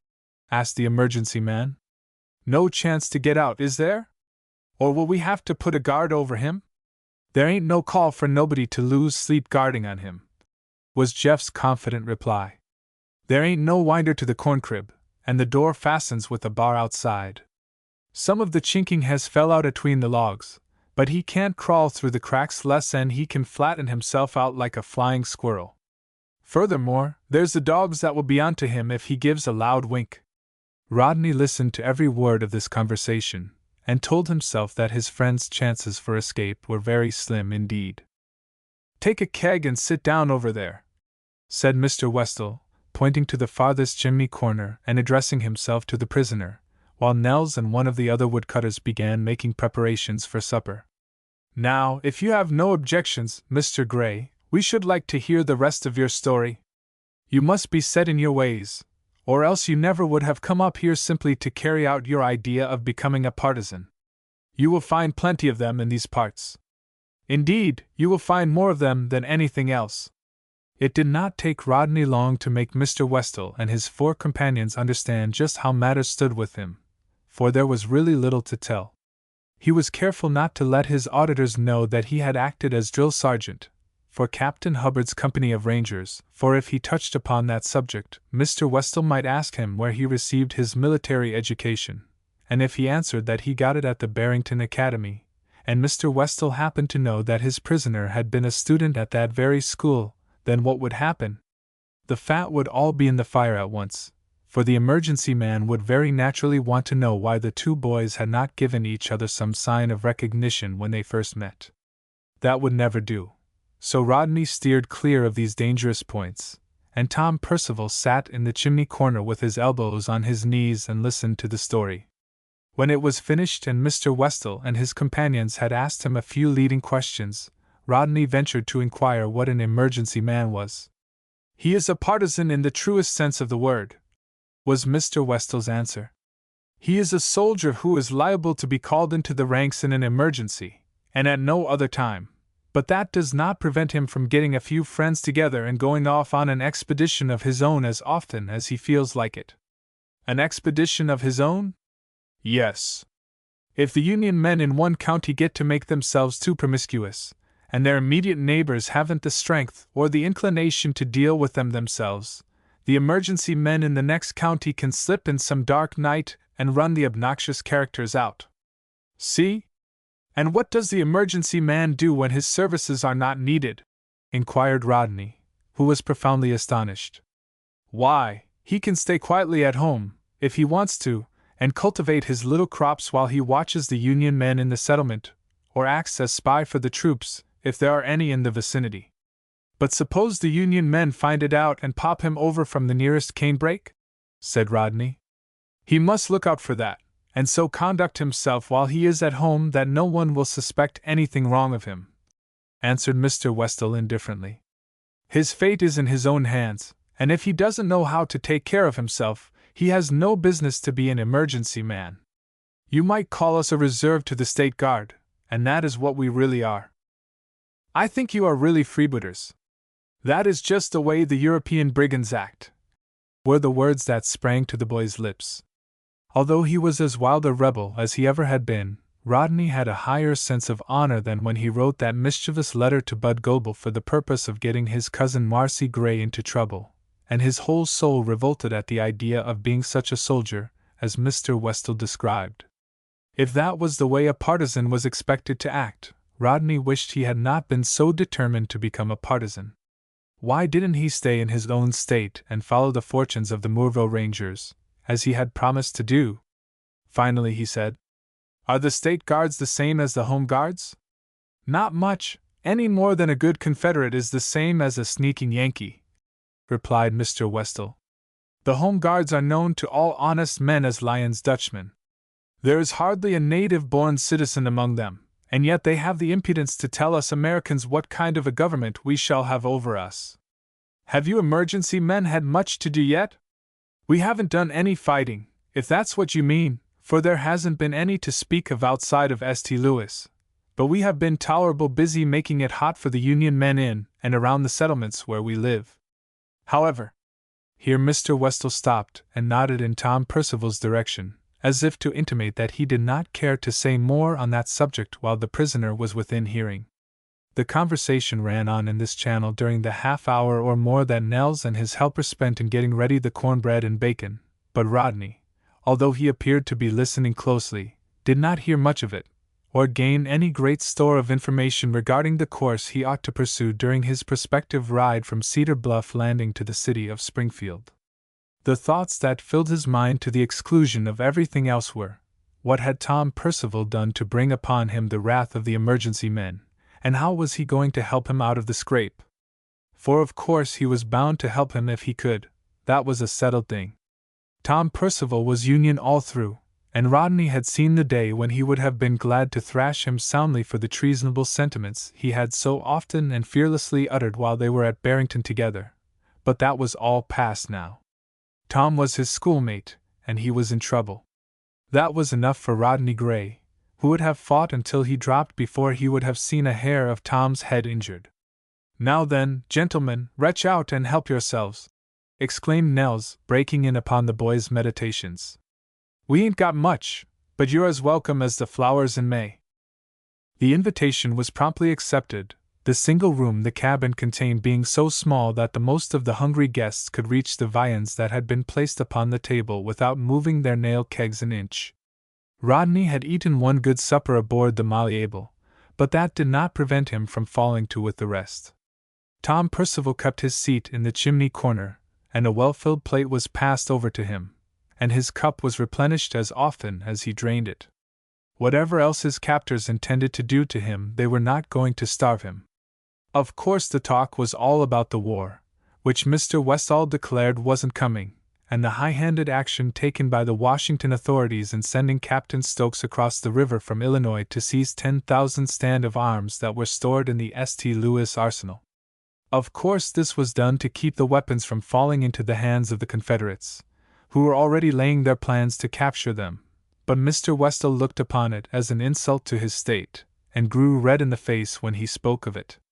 "That was what made the trouble here in Missouri," said he, with great indignation. "Up to that time we were strong for the Union, and took pains to say that the state had no call to sever her connection with it, but at the same time we recommended, as a sure means of avoiding civil war, that the federal troops should be withdrawn from all points where they were likely to come into collision with the citizens." "How was that recommendation received?" "With silent contempt, sir, with silent contempt, and that is something we will not stand." Supper being over, Mr. Westel, Nels, and Jeff left the cabin, to shut Tom Percival up in the corn crib, the latter carrying upon his arm a tattered blanket which the prisoner was to use to keep himself warm. It was with a heavy heart that Rodney saw him go, and as Tom did not once look his way, the latter could not even give him a glance of encouragement.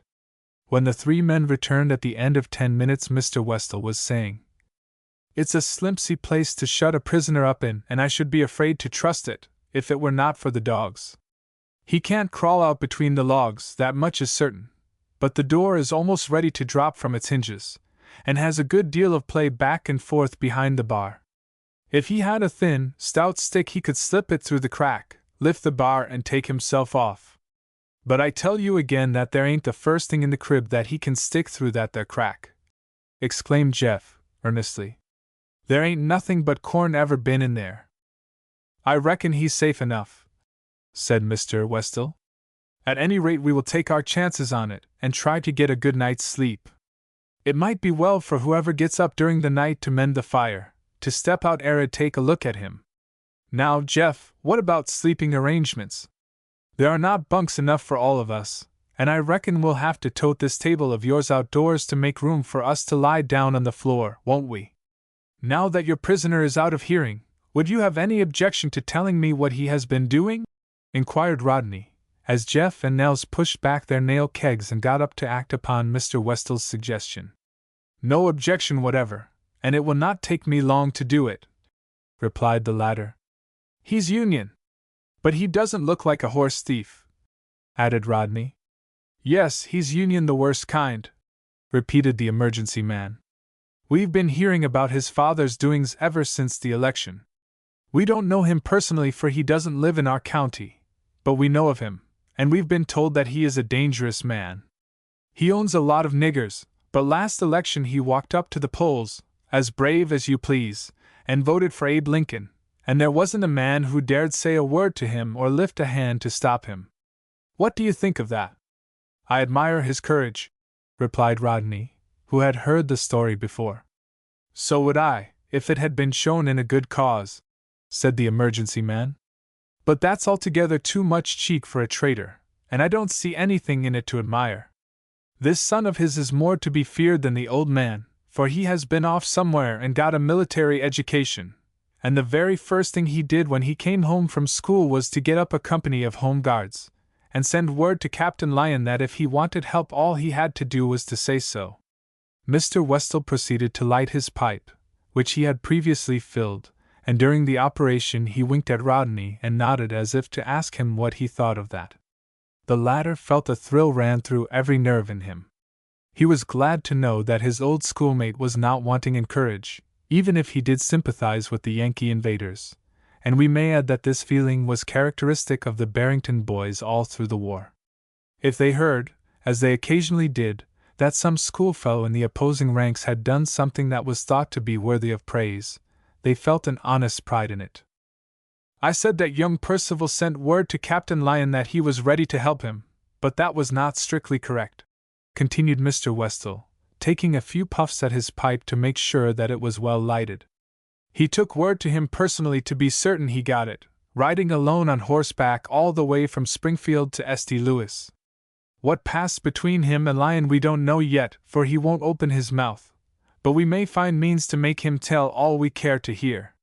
When he got through with his business at St. Louis, he didn't go directly home, and that is what got him into this difficulty. He came back by the way of Pilot Knob, where he has a Union uncle living, but that's where I and my friends live, too." "And was it there he stole the horse?" asked Rodney. "Well, between you and me and the gatepost, he never stole a horse," replied Mr. Westel slowly, as if he were reluctant to make the admission. Rodney Gray crossed his legs, clasped his hands around one knee, and settled back on his nail keg with an air that said, almost as plainly as words, "I knew it all the time." "No, he never stole a horse or anything else that we know of," repeated Mr. Westel. "But he rides a critter that is so near like one that was stolen from a Confederate by a Union man of the name of Morehouse a few days ago, that you could hardly tell them apart. And I don't much blame Morehouse for stealing that horse, either," said one of the emergency men, who had not spoken before. "He had to get out of the country, he couldn't do it without a horse to carry him, and so he took the one that came first to his hand." "I don't know as I blame him either," assented Mr. Westel. "But I do blame him for holding the opinions he does." "Well, if another man stole the horse, why do you lay it on to Percival?"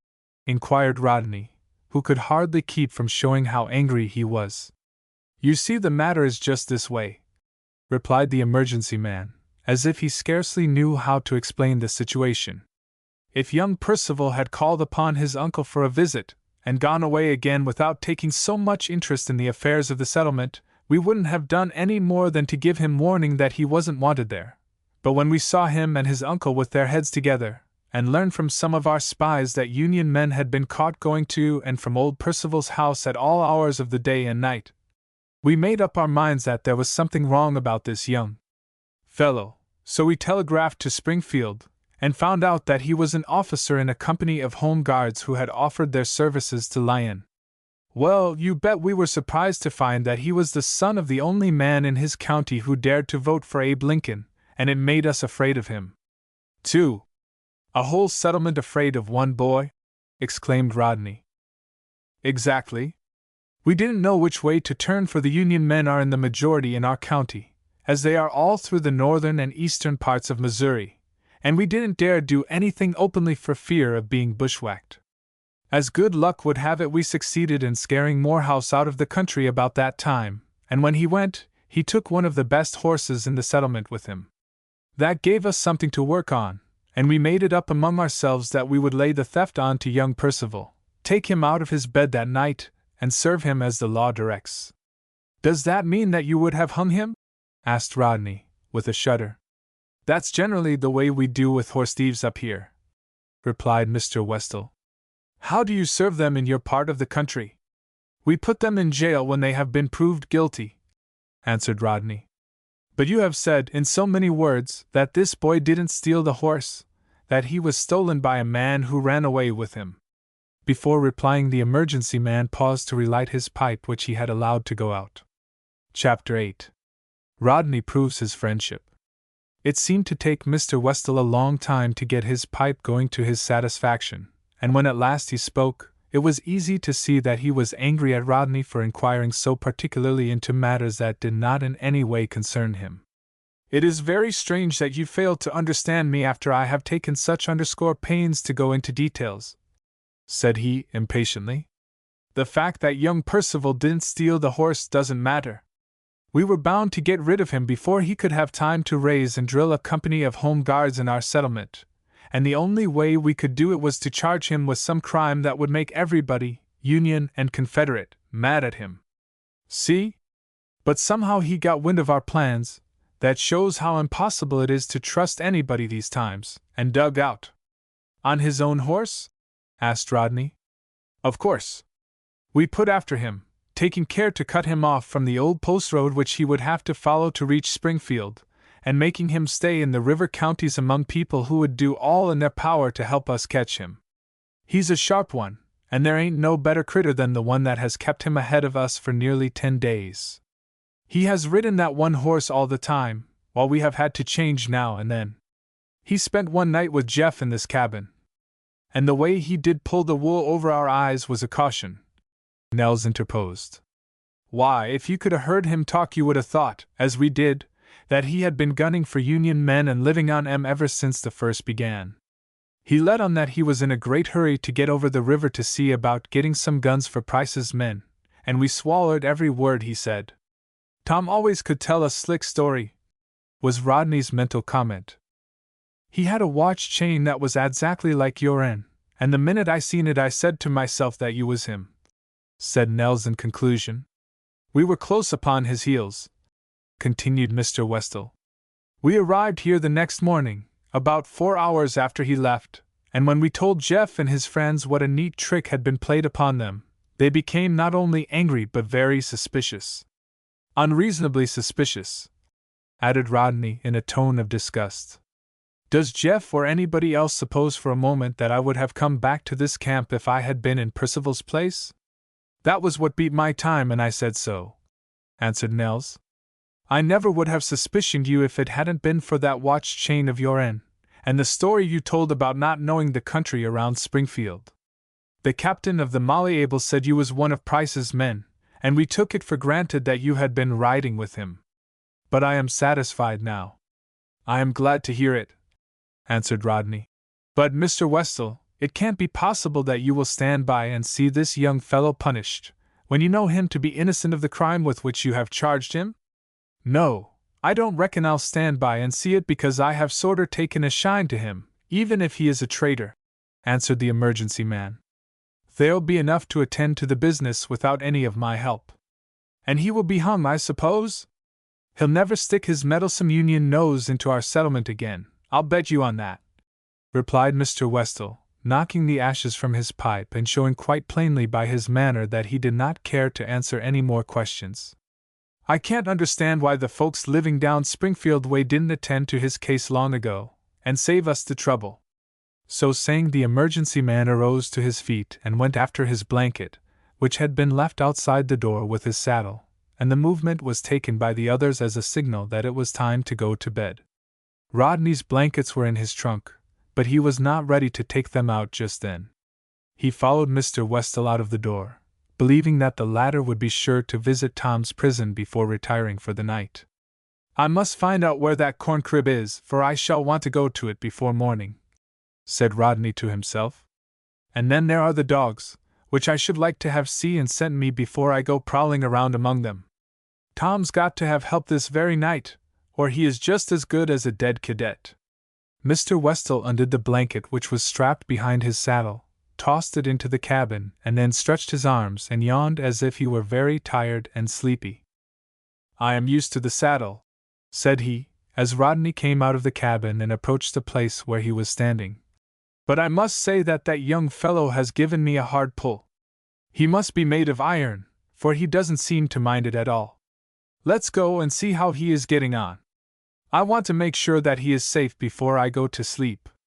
"Don't you think this is a cold-blooded, heartless way to treat a boy who has never done you any harm?" inquired Rodney, stooping down to caress first one and then another of the large pack of dogs which came trooping up the minute the cabin door was opened. "Have you a son about the same age?" "That's either here nor there," replied Mr. Westel, and Rodney thought from the nervous, jerky manner in which he faced about and started for the corn crib, that the words had touched him in a tender spot. "Suppose I have, what then? If he so far forgets the training he has received ever since he was old enough to know anything, let him take the consequences. You say that young Percival's father is strong for the Union," continued Rodney. "If that is the case, didn't he train up his son in the way he wanted him to go? No doubt he is just as honest in his opinions as we are." "Honest?" repeated Mr. Westel, in a tone of contempt. "Can a man honestly hold opinions that make him a traitor to his state? Percival is on the wrong side, but that is no fault of ours. We can't and won't have traitors in our midst preaching up their doctrines and organizing military companies. Why, do you know that they have bushwhacked scores of our men all over the state, called them to the door of their homes and shot them down like dogs, or popped them over while they were riding quietly along the road? You are a partisan, are you? You don't know the meaning of the word, but if you will go home with me I will teach it to you in less than a week." If Rodney had given utterance to his honest sentiments he would have told Mr. Westel, in pretty plain language, that he would face about and go to his own home again before he would be that kind of a partisan. Shaking his fist under a Union boy's nose and fighting him on the parade ground was one thing, and shooting him down in cold blood was another. But he did not have time to make any reply, for just as Mr. Westel ceased speaking they reached the corn crib. "All right in there?" said the emergency man, laying hold of the door and giving it a shake, and as he did so, Rodney took note of the fact that it opened as much as 1.5 inches, so that if the prisoner on the inside had anything with which he could reach through the crack and throw the bar out of its place, he need not stay there a moment longer than he wanted to. "Will one blanket be enough to keep you warm?" "I don't call this fishnet a blanket," replied Tom's voice. "I suppose it will have to do, if you are so poor you can't give me anything better. But this is a cold, cheerless place to shove a fellow into without any fire or light." "It's plenty good enough for a trader," answered Mr. Westel, with a coarse laugh, and then he turned about and led the way back to the cabin. 2 of the emergency men and all the woodcutters had come out to take a look at the weather, and make up their minds whether or not the steamer they heard coming up the river below the bend was going to stop at the landing for fuel. And while Rodney listened to their conversation, he walked about with his hands in his pockets, and kicked listlessly at the chips and sticks that were scattered around the log on which Jeff and his men cut their firewood. Finally, he picked up one of the sticks and began cutting it with his knife, and a little later, when he thought no one was observing his movements, he shoved the stick into the sleeve of his coat. This much being done, he was ready to make a demonstration in Tom Percival's favor. "By the way, Jeff," said he, suddenly, "while you are waiting for that steamer to make up her mind if she wants any wood or not, will you tell me where I can find my horse? I always make it a point to say good night to him before I go to bed." Resting one hand on the boy's shoulder, Jeff pointed with the other, and showed him the building in which the roan colt had been placed under cover. "The dogs won't bother me, will they?" asked Rodney. "Oh, no, you've been round amongst 'em and they know you." Rodney posted off, and Jeff saw him disappear through the door of the cabin that had been pointed out to him.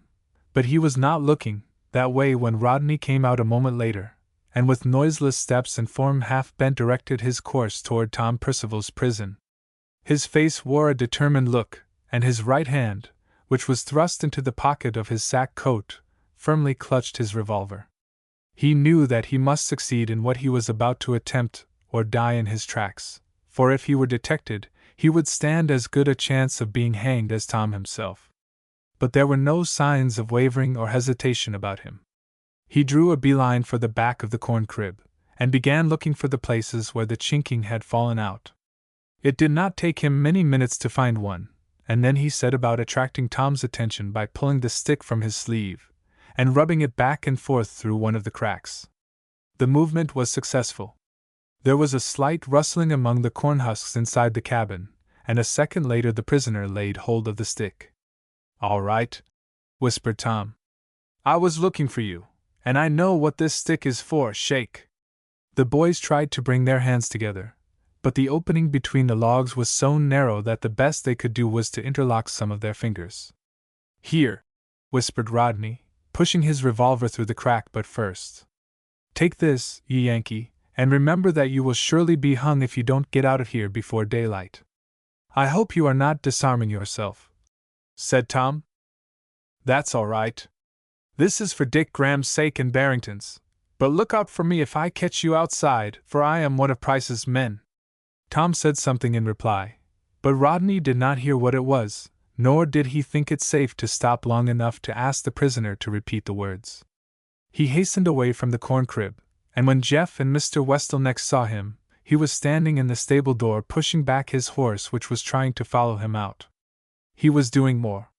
He was striving with all his willpower to subdue the feelings of excitement and exultation that surged upon him when he thought of what he had done, and what the consequences to him would be if anything happened to excite the suspicions of the hot-headed Confederates who had him completely in their power.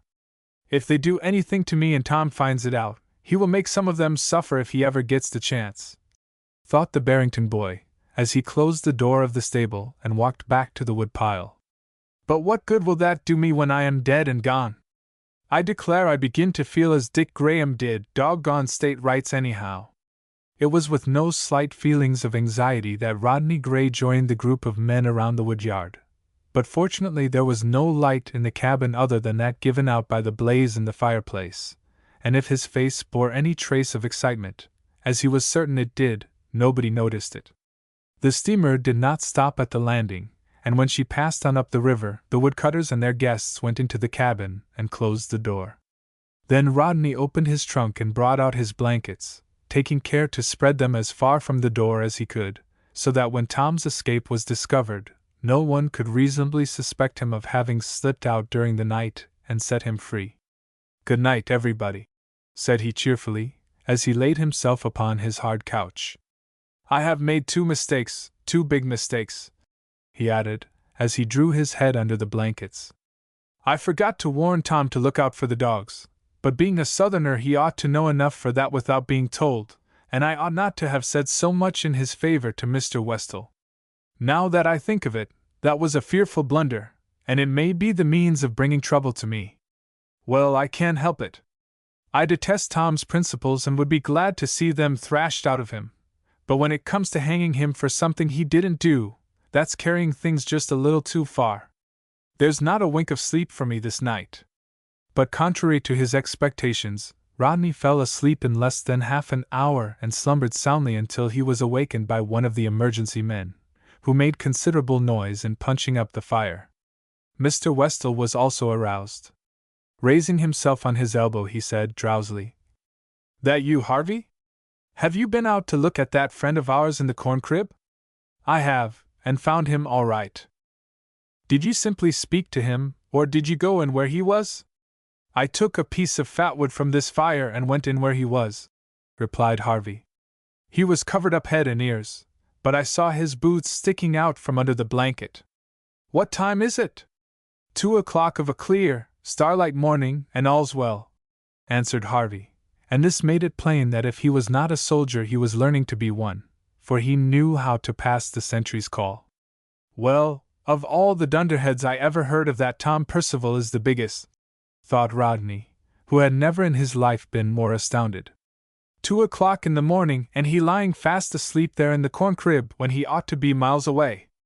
If I had known he was going to act like that, I would have seen him happy before I would have risked my neck trying to save his.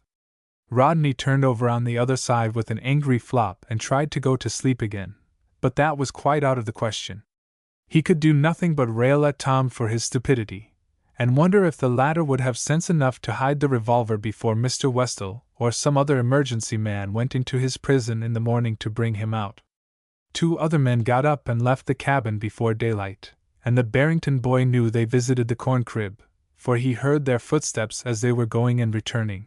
But as they both brought a few sticks of wood with them and mended the fire without saying a word, Rodney was forced to the conclusion that Tom was still safe in his prison. Jeff, who was an early riser, was stirring long before the first signs of coming dawn could be seen through the numerous cracks in the walls of the cabin, and when he got out of his bunk it was a signal to all his men, who were prompt to follow his example. The emergency men and Rodney arose also, for of course it was useless to think of sleeping longer with so many pairs of heavy boots pounding the dirt floor on which their blankets were spread. One of the woodcutters set off for the river with a bucket in each hand to bring water for cooking and washing purposes. Others went to feed the stock, and Nels, at Mr. Westel's request, went to arouse Tom Percival. "No doubt he will enjoy the fire after passing the night in that cold corn crib," said the emergency man, spreading his hands over the cheerful blaze upon the wide hearth. "But whether or not he will enjoy the society into which he will be thrown before he has another chance to sleep is a different matter altogether." "And I think I should enjoy a little exercise," chimed in Rodney. "I am not much of a chopper, but perhaps I can get up an appetite for breakfast." So saying, he went out into the woodyard and caught up an axe. His object was not to get up an appetite, being in the best of health he always had that, but to place himself where he could see his old schoolmate when he was brought out of his prison.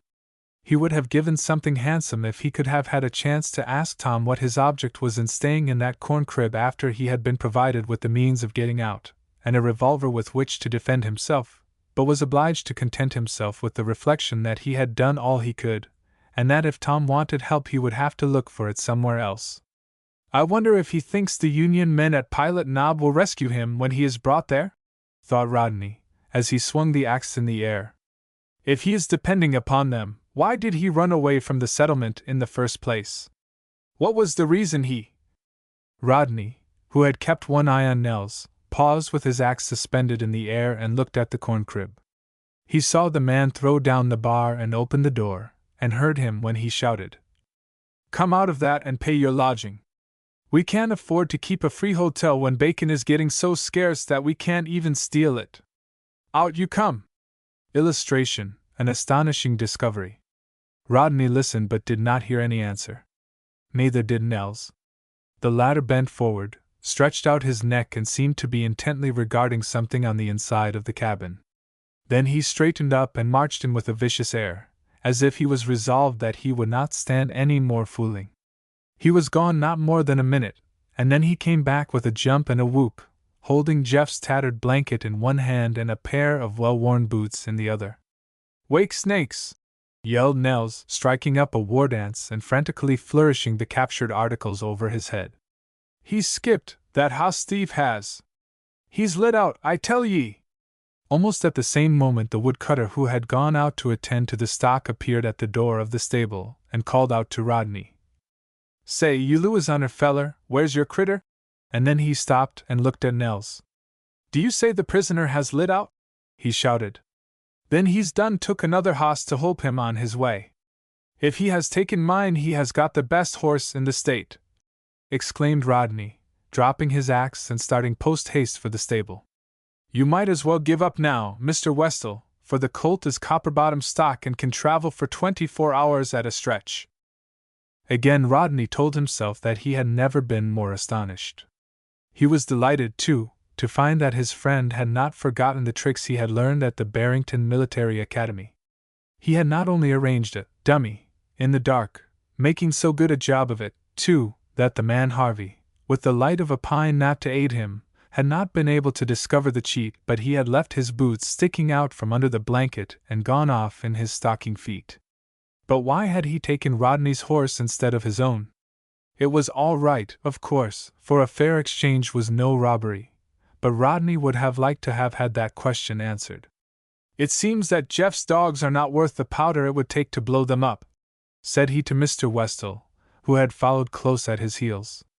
"Your man has gone off with my horse, and I don't believe you have a nag in your party that can catch him. Now what's to be done?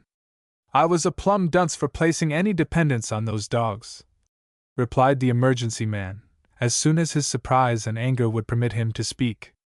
"I might have known that they would not pay the slightest attention to Percival after they had seen him with us about the camp. Nels, was there anything in or around the corn crib to show how he got out?" "Not the first that I could see," answered the woodcutter. "The bar was in its place, and when I opened the door I was as certain as I could be that I saw him laying there on the shucks with his feet sticking out. When I called and he didn't say nothing, I thought I would go in and snatch him up offen them shucks in a way that would learn him not to play possum on me airy 'nother time, but when I snatched I didn't get nothing but the blanket and empty boots."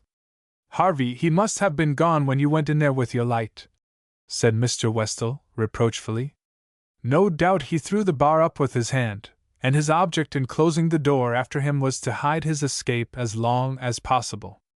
If he went about midnight he has nearly 6 hours the start of us, on a swift horse and along a road he knows like a book.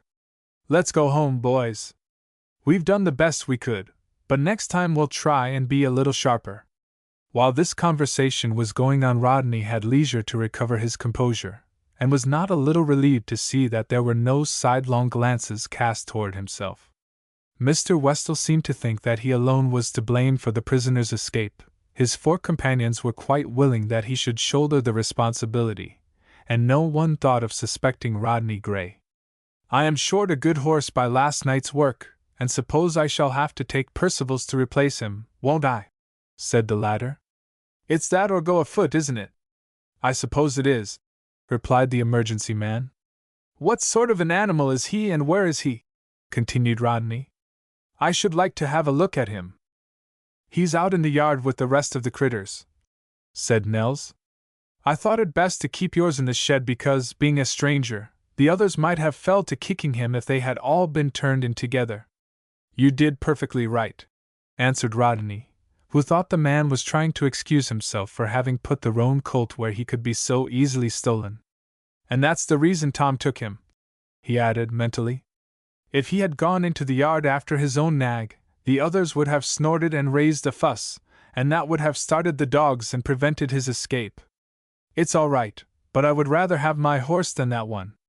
The steed that was pointed out to him as the property of the escaped prisoner was a fine-looking animal, and the fact that he had led his pursuers so long a chase proved that he was not only a goer, but a stayer, as well.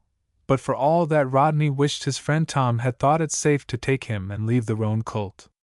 "I have very serious objections to riding that horse through the counties back of here," said he at length. "He is too well known, and how do I know but that somebody will bounce me for a horse thief?" "That's a most disagreeable fact," said Mr. Westel, reflectively. "We gave a description of him to every man and boy we met along the road. That is just what I was afraid of. Can't you give me a trade for him?" "I don't see how we can, for if we should take the horse back to the settlement with us, the folks there would be sure to ask how we came to get him without getting the thief, too, see?" "Well, could you give me a bill of sale of him?" asked the boy, after thinking a moment. "When I don't own $1's worth of interest in him?" exclaimed the emergency man, opening his eyes. "Not much I couldn't. I tell you, young fellow, a horse is a mighty ticklish piece of property to have in these parts unless you can prove a clear claim to him. I want some sort of a paper to show to our friends along the road, don't I?" exclaimed Rodney, who began to think that his chances for seeing Price's army were getting smaller all the time. "Oh, that's what you want, is it?" said Mr. Westel.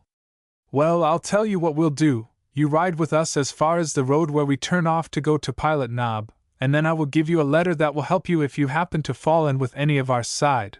But you must be careful to know the men before you show the letter to them, for if you should pull it on a Union man, you would get yourself into trouble. Now let's get a bite to eat and start for home." This made it evident that the emergency man had become discouraged with his ill luck, and did not intend to follow Tom Percival any farther. Chapter 9. On the Road. The breakfast which Nels and his assistant placed upon the table in due time was eaten almost in silence, for those who sat down to it had so much thinking to do that they had no time for conversation. When Rodney Gray had satisfied his appetite, he opened his trunk and took from it a pair of saddlebags, which he proceeded to fill with a variety of useful articles. His thoughtful mother had packed the trunk as full as it could hold, and Rodney could not take a quarter of the things with him. He knew he couldn't when he started, but the trunk was necessary to aid him in the game of deception he played upon the Baton Rouge telegraph operators.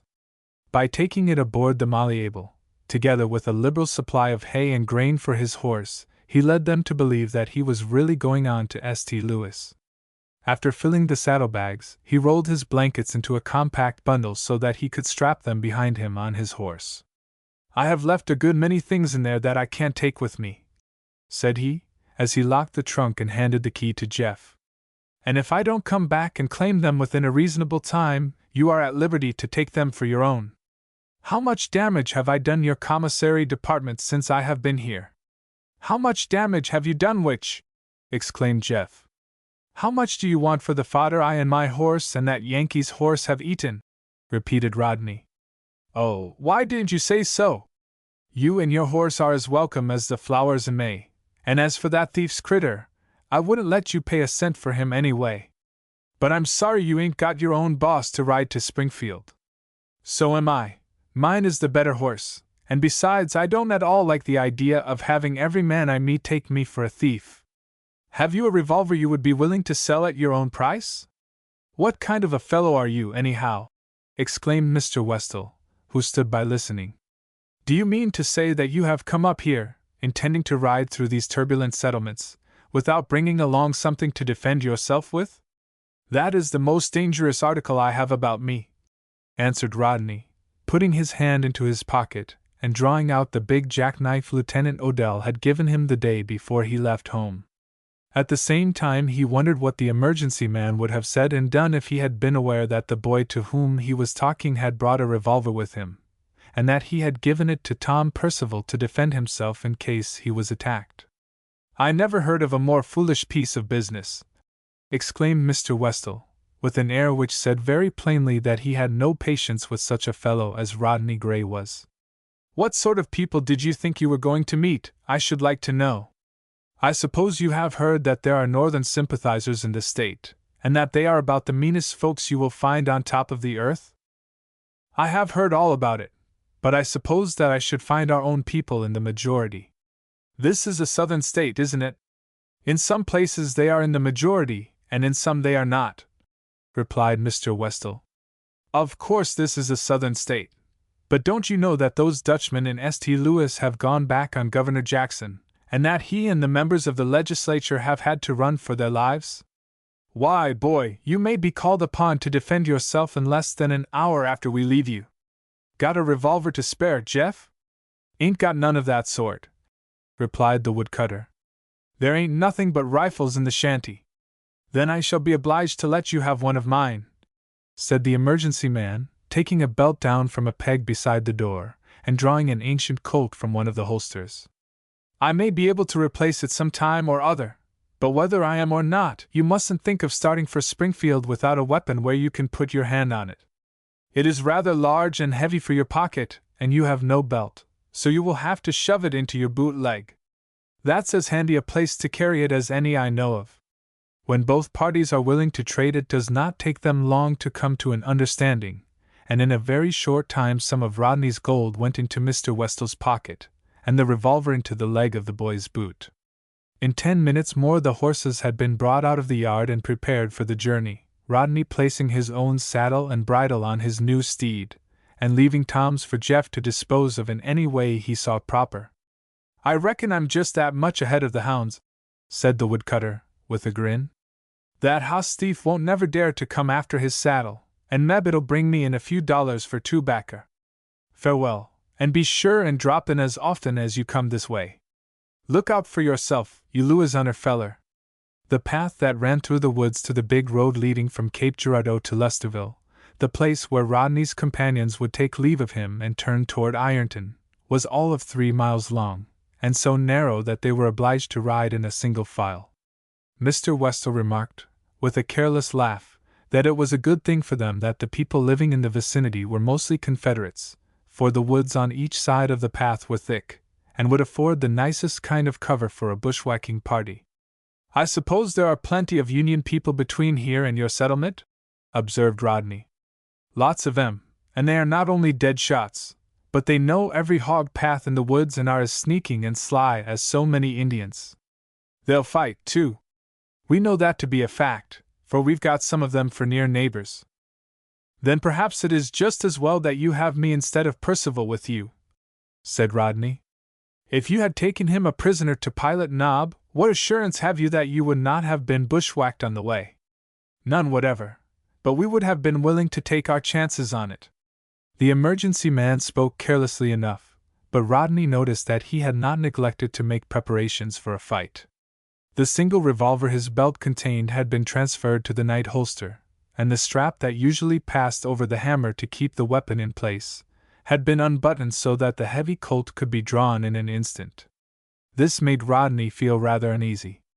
Perhaps he would not have been so very frightened at the prospect of a fair stand-up fight, but the fear that somebody might cut loose on him, or some member of his party with a double-barrel shotgun before any of them knew there was danger near, was more than his nerves could stand. He was glad when they left the woods behind and rode out into the highway. But it wasn't half an hour before he had occasion to tell himself that when the emergency men took leave of him and turned off toward their own settlement, the woods would be the safest place for him. They were riding along 2 abreast, Mr. Westel and Rodney leading the way, when, as they came suddenly to a narrow crossroad, they found themselves face to face with a long-haired, unkempt native mounted on the leanest, hungriest mule Rodney had ever seen. He rode bareback, his spine bent almost in the form of a half-circle, his body swaying back and forth, and with every step his beast took he pounded its sides with the heels of his boots, not with the object of inducing the mule to quicken its pace, but because the motion had become a habit with him. He was surprised and startled when he found himself so close to the emergency men, and partly raised the muzzle of the heavy double-barrel shotgun he carried in front of him. But a second glance seemed to relieve his fears, for he grinned broadly, and waited for the horseman to come up.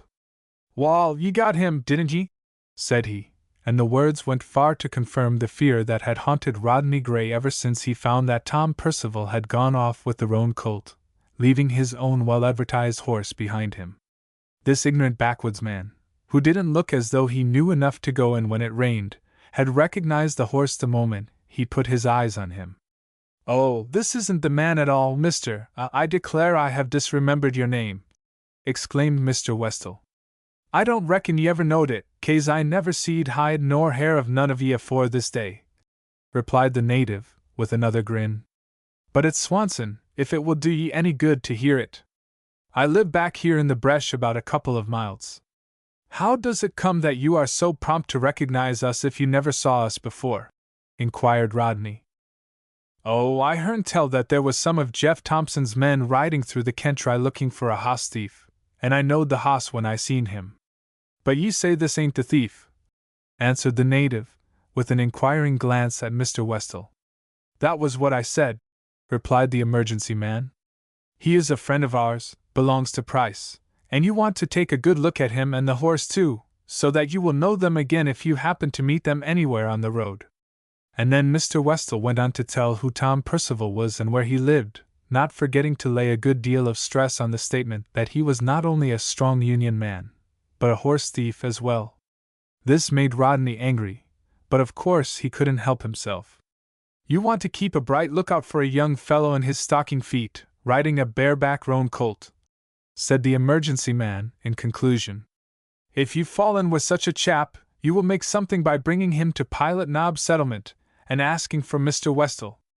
"I'll keep them words in mind," replied the native, urging the mule forward by digging him in the ribs with his boot heels. "You'll have to look in the woods for him," observed the man Harvey.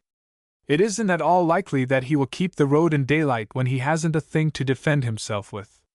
"I ain't thinking about that any more than I am about him having no boots on," said the Missourian, looking back over his shoulder. "There's plenty of mean folks in this Kentry that'll give him weapons and clothes for the asking. If I can't get the drop onto him, I won't say a word to him. This is just what I was afraid of," Rodney remarked, when the man had passed out of hearing. "Every one who meets me on the road will look upon me with suspicion, and perhaps I had better take to the woods myself." "Don't think of it," answered Mr. Westel, hastily. "You would be sure to lose your way and stand a fine chance of being bushwhacked besides.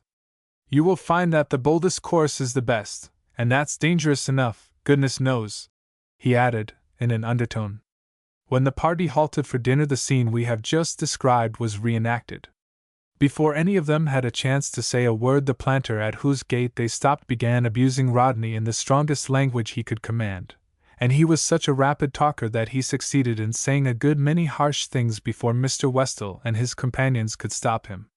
When he was made to understand that he had committed a blunder, and that the boy was as good a Confederate as he was himself, the planter was profuse in his apologies. "Alight," said he, giving Rodney his hand and almost pulling him out of his saddle. "I'm sorry for what I said, but that horse made me suspicion you. I wouldn't ride him through the country for all the money there is in Missouri. You'd best give up trying to find Price and jine in with Thompson's men. You won't have to go so far to find em." Rodney had thought of that, but there was Dick Graham.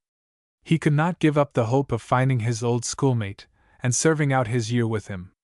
After the planter had given the emergency men a good dinner, he brought out writing materials, and Mr. Westel proceeded to write the letter he had promised to give Rodney, and which he hoped would be the means of taking him safely through to Springfield. He and all his friends, the planter included, signed it, and the boy tucked it into his boot leg. "You may be sure that I shall not show it to any Union man," said the latter, with a smile. "It would hang me." When they passed through the little settlement of Lesterville about 3 o'clock that afternoon, Rodney and the horse he rode attracted attention on every hand. All the farmers in the country for miles around seemed to have flocked into town to discuss the latest news, and the streets were full of loungers, every one of whom stared at the party and had something to say regarding the boy, who was supposed to be a prisoner. On 2 or 3 occasions Mr. Westel thought it prudent to stop and explain the situation, and every time he did so, the loungers came running from all directions to hear about it. Some of them thought that Tom Percival had played a regular Yankee trick on Rodney in running off with the roan colt and leaving him a stolen horse to ride, and advised him to look out for himself. The story that Mr. Westall and his friends had circulated about Tom seemed to have made every one his enemy. "I suppose you think every man we have been talking to is a Jackson man, don't you?" said Mr. Westall, when they had left the settlement behind and reached the open country once more. "Well, they ain't. I saw some Union men listening to what we said, and if they see a roan colt and a boy without any boots on, they'll halt them and give them aid and comfort." "I am very glad to hear that," said Rodney to himself. "Tom needs help, if anyone ever did, and I hope he will get it. It's going to be ticklish business steering clear of Union men, is it not?" he said aloud. Mr. Westall thought it was, but still he did not have very much to say about it, for since Rodney was resolved to go on, he did not want to discourage him.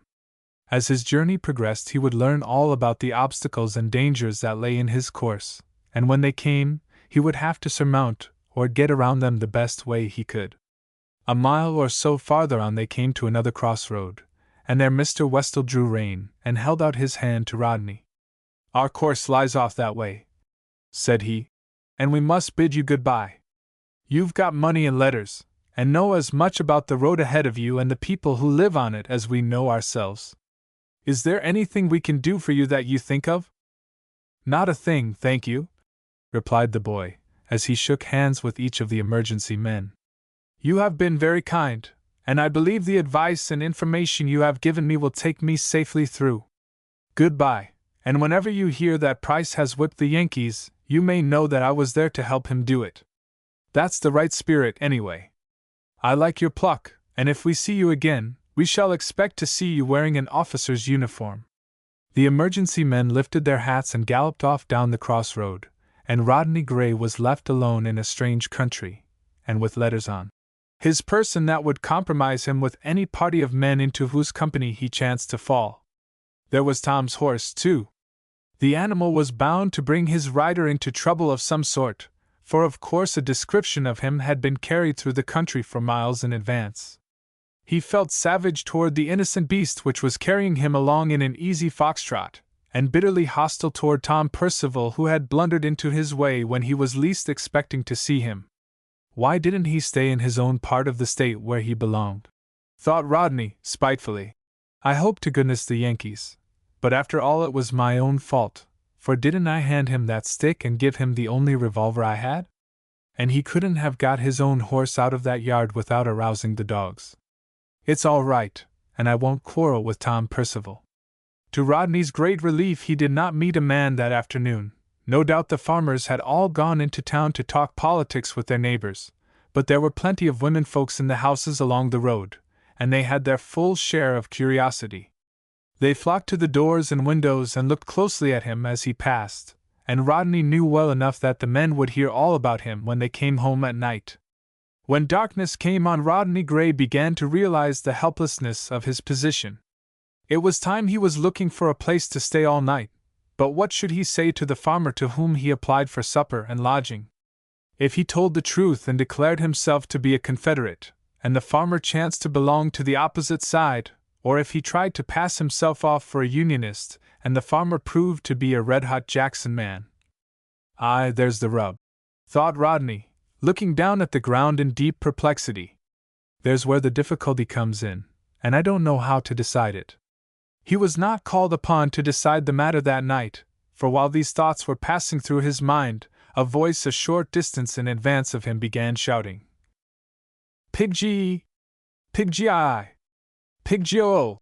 and a chorus of squeals and grunts, followed by a rush in the bushes at the side of the road, told him that the call had been heard, and that the farmers' hogs were making haste to get their supper of corn. Before Rodney could make up his mind whether to stop or keep on, his horse brought him from behind the bushes which had covered his approach, and the boy found himself within less than 20 feet of a man in his shirt sleeves, who stopped his shouting and stood with an ear of corn uplifted in his hand. "Evening," said Rodney, who saw that it was useless to retreat.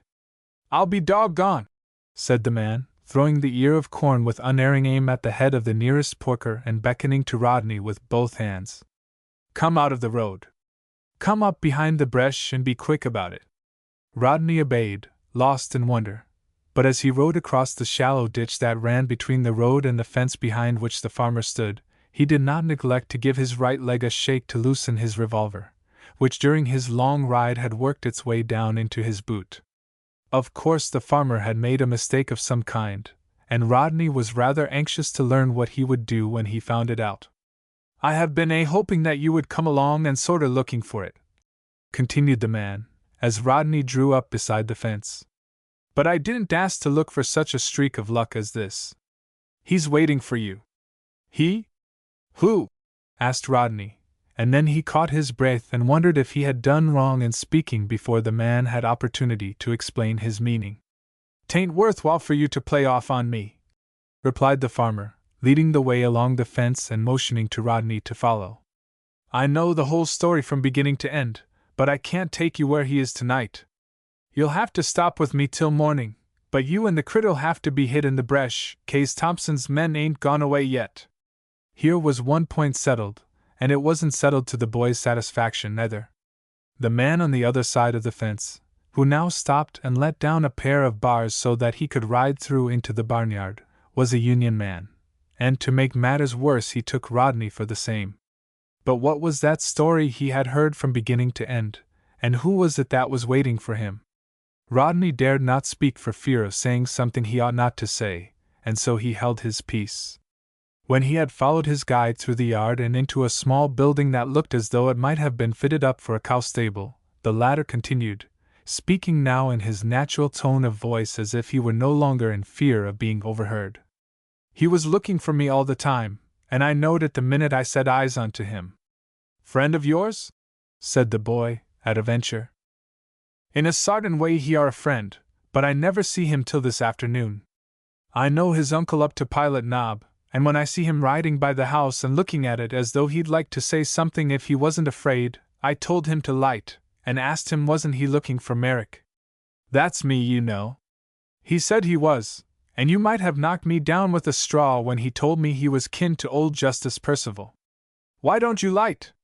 The farmer might have knocked Rodney down with a straw too, if he had had one handy, for the boy was very much surprised. He got off his horse somehow and managed to inquire, "What did he tell you about me that made you know me as quick as you saw me?" "He told me everything about you, how you had run away from Louisiana 'case your folks was all dead set eggin' the Union, and come up to Missouri thinking to get amongst people of your own way of thinking, and run plumb into a nest of traitors before you knowed it." "That was at Cedar Bluff Landing, was it?" said Rodney. "That's the place. And then he told me how you played off on them woodcutters till you made 'em think you was hot eggin' the Union, same as they was, and so they give you a chance to holp him out in that corn crib and shove him a revolver to take care of himself with." "And how did he repay my kindness?" said Rodney. "By taking my colt and leaving me a stolen horse to ride." "This critter wasn't stolen no more'n your'n was," replied the farmer, in tones so earnest that Rodney began to fear he had stepped upon dangerous ground. "That was a lie that man Westall and amongst them got up to drive him out in his uncle's settlement. This is his hoss and he's got your'n. Where is he now?" Instead of answering, the farmer gave Rodney's arm a severe gripe and shake, and then seized the horse by the nose. A second later they heard a body of men riding along the road in front of the cow stable. "Don't give a loud wink," said the farmer, in a thrilling whisper. "Them's some of Thompson's critter fellers." Chapter 10. Comparing Notes. Rodney Gray held his breath and listened, and then he stepped close to the side of the stable and looked through a crack between the logs. It was almost dark by this time, but still there was light enough for him to count the men who were riding by, and he made out that there were an even dozen of them. They knew enough to move two abreast but not enough to carry their guns, which were held over their shoulders at all angles, and pointed in almost every direction. "Are they guerrillas?" he asked at length. "Which?" whispered the farmer. "Them's Thompson's men, and I don't like to see 'em pointing towards the swamp the way they be." "What's down there?"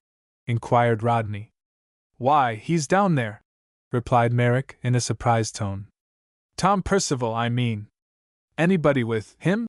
continued Rodney. "Half a dozen or so Union men, who had to clear out or be hung by Thompson's men," replied the farmer. "If you know just how things stand here in Missouri, and how sot every man is eggin' his nearest neighbor, I don't reckon you'd ever tried to ride to Springfield." "I am quite sure I wouldn't," answered Rodney. "How do Thompson's men happen to know that Percival is hiding down there in the swamp?" "I reckon Swanson must have told them, and he's the meanest man that was ever let live, as you would say if you could have one look at his face. I met him today while I was riding in company with Mr. Westall and his friends," replied Rodney. "They made him believe I was a good rebel, and told him to look out for a boy in his stocking feet who was mounted on a roan colt. And that's just what he done. I reckon he must have ketched a glimpse of Percival just before I fetched him into the house, for I had barely time to hide the roan colt and get the boy into the kitchen before I seen Swanson riding by. He didn't once look toward the house, but that didn't fool me, and I lost no time in taking Percival into the swamp where them Union friends of mine is hid. Swanson went right on past, leaving word at all the houses of the emergency men that there was a Yankee horse thief loose in the Kentry, and they've went out to catch him. They know where he is, and think to surround him and the rest of the Union fellers and take Emmon in a lump, but they'll get fooled. There's some sharp men in that party, and they won't allow themselves to be surrounded." The farmer did not tell this story in a connected way as he would if there had been no danger near. He kept moving from one side of the stable to another, listening and peeping at all the cracks, and talked only when he stopped to take the horse by the nose to prevent him from calling to those that were passing along the road. But he said enough to make Rodney very uneasy. Tom Percival had done him a great favor by telling Merrick who he was, describing him and his horse so minutely that the man knew them the instant he saw them, and Rodney was very grateful to him for it. But that sort of thing must not on any account be repeated. It must be stopped then and there if there was any way in which it could be done. It would never do to let Tom keep ahead of him, spreading a description of himself and his horse among the farmers who lived along the old post road, for he might, without knowing it, take a Confederate into his confidence, and suppose Rodney should afterward fall in with that same Confederate, and show him the letter addressed to Mr. Percival, and which was intended for the eyes of Union men only? The Confederate would at once accuse him of sailing under false colors, and trying to pass himself off for one of Price's soldiers when he was in reality a Lincolnite. The boy shivered when he thought of the consequences of such a mistake. "I'll tell you what's a fact," he said to himself, stamping about the stable with rather more noise than he ought to have made, seeing that the guerrillas had barely had time to get out of hearing. "The farther I go towards Springfield, the deeper I seem to get into trouble. I must either find Tom and ride the rest of the way with him, or else I must get ahead of him. If I don't do one or the other, he will put me into a scrape that I can't work out of. Now you stay here and I will go out and snoop around a bit," said Merrick, when the sound of the hoof-beats could be no longer heard. "What I am afraid of is that they will leave some of their men to watch the house." "Do your neighbors know that you are a Union man?" asked Rodney, as he stepped up and took the horse by the bits. "They know I'm neutral, and that's just about as bad as though they knew I was Union," was the reply. "They ain't done nothing to me yet, but I know I'm watched, and so I have to mind what I am about. If the men who just went by knew how I feel, I wouldn't dast to lift a hand to help you. They'd have me hung to one of my shade trees before morning." As Merrick spoke, he glided out into the darkness, and Rodney was left alone to think over the situation. But Merrick had not been gone more than 5 minutes when the horse indicated by his actions that there was someone approaching the stable. Presently a twig snapped, a hand was passed along the wall outside, and a figure appeared in the doorway. It wasn't tall enough for Merrick, and besides it had a coat on. Believing that it was one of Thompson's men who had been left behind to watch the house, Rodney drew his revolver from his boot leg and cocked it as he raised it to a level with his eyes and covered the figure's head. "Don't shoot, Merrick," said the intruder, who had probably heard the click of the hammer. "What's the good of helping a fellow 1 hour if you are going to shoot him the next?" "Tom Percival!" exclaimed Rodney in guarded tones. In an instant the figure sprang into the stable and seized Rodney in his arms. "Did anybody ever hear of such luck?" said Tom, who was the first to recover his power of speech. "Where are you going and what business have you got up here in my state, you red-hot rebel?" I never expected to be on such terms with a Yankee horse thief, answered Rodney, letting down the hammer of his revolver and putting the weapon back in its place. I knew just how much faith you would put in that outrageous story, said Tom.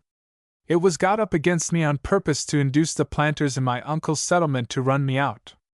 To hang you, you mean, corrected Rodney. That's what they would have done with you before tomorrow morning. If it hadn't been for you, added Tom, and he did not talk like a boy who had so narrowly escaped with his life.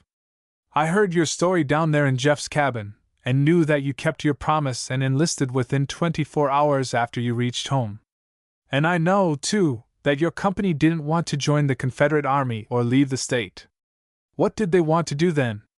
They're a pretty lot of soldiers. Well, it's a good thing for them that they stayed at home, for you rebels are going to get such a licking.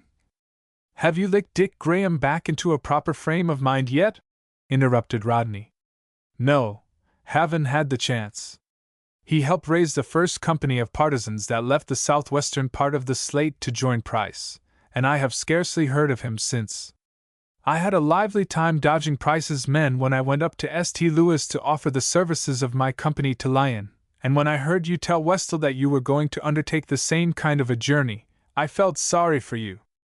I am overjoyed to see and have a chance to speak to you, Rodney, but I don't know whether we ought to stick together or not. Of course Merrick took you for a Union man, added Tom, in a suppressed whisper. Certainly. I didn't have much to say to him until I found out who he thought I was. Did you go it blind when you addressed him as a Union man? Oh, no. I know the name of every man it will do to trust for 20 miles ahead, replied Tom.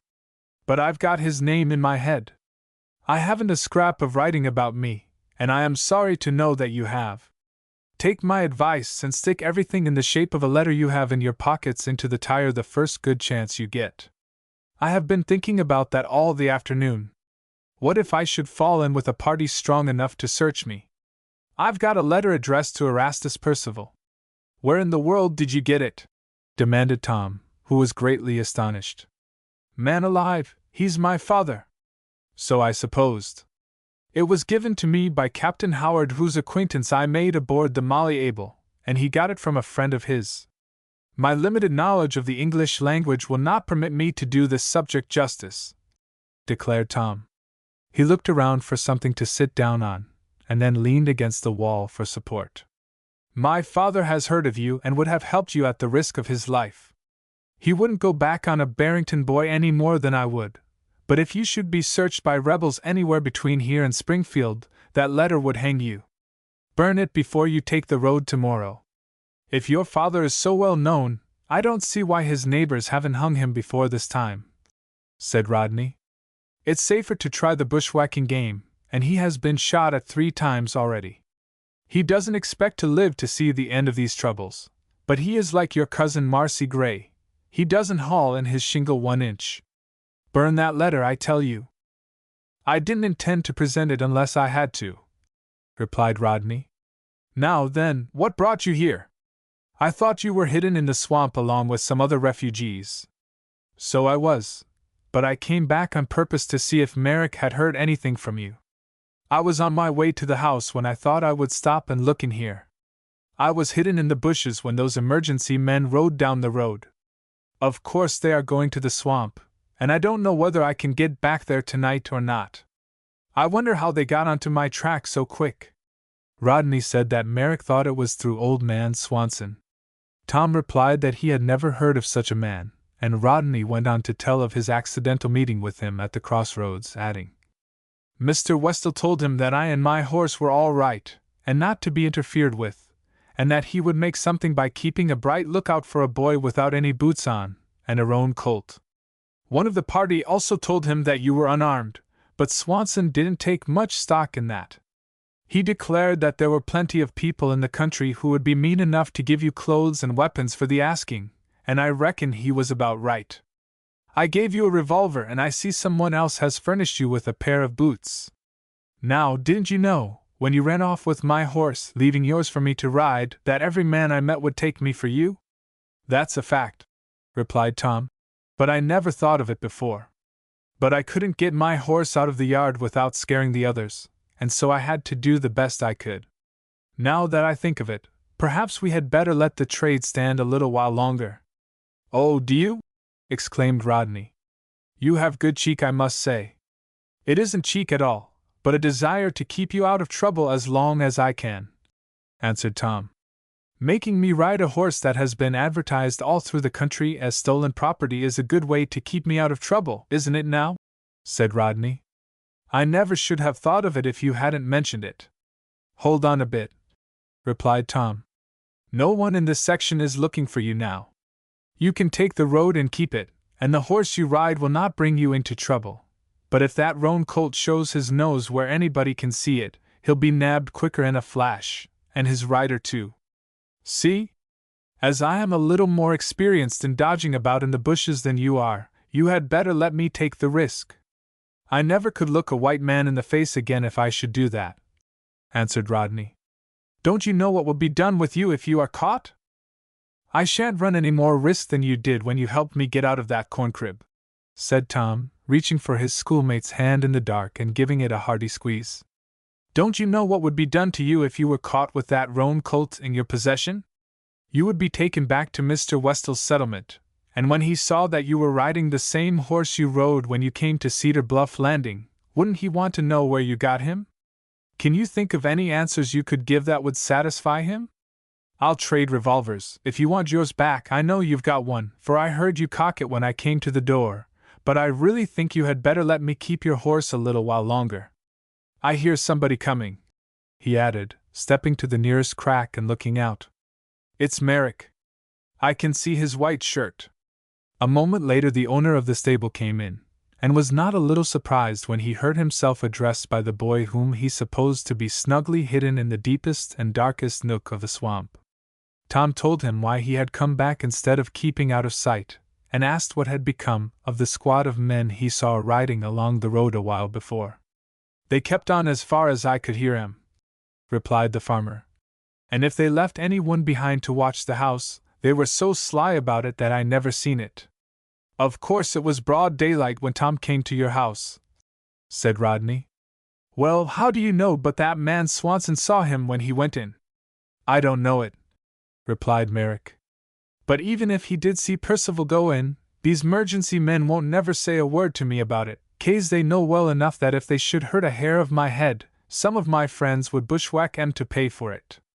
They would send word over into the next county, and some fellers from there would ride over some dark night and set my buildings a-going, or pop me over as quick as they would a squirrel, if they could get a chance at me.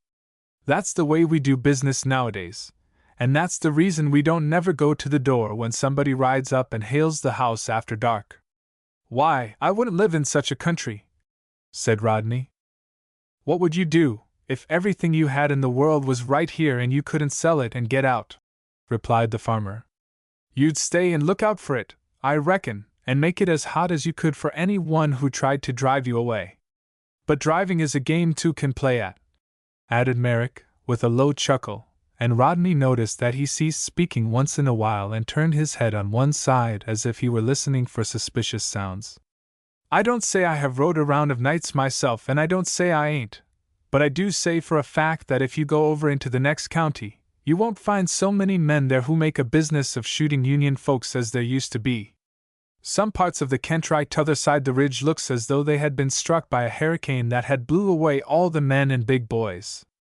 This was what Captain Howard must have meant when he warned Rodney that every little community in the southern part of the state was divided into two hostile camps. This was partisan warfare, and Rodney wanted to be a partisan. "Is that the sort of partisan you are, Tom?" he inquired, when Merrick went out again to see if it would be safe for them to go into the kitchen and get supper. "I wish I had had sense enough to stay at home." "I wish to goodness you had," said Tom honestly.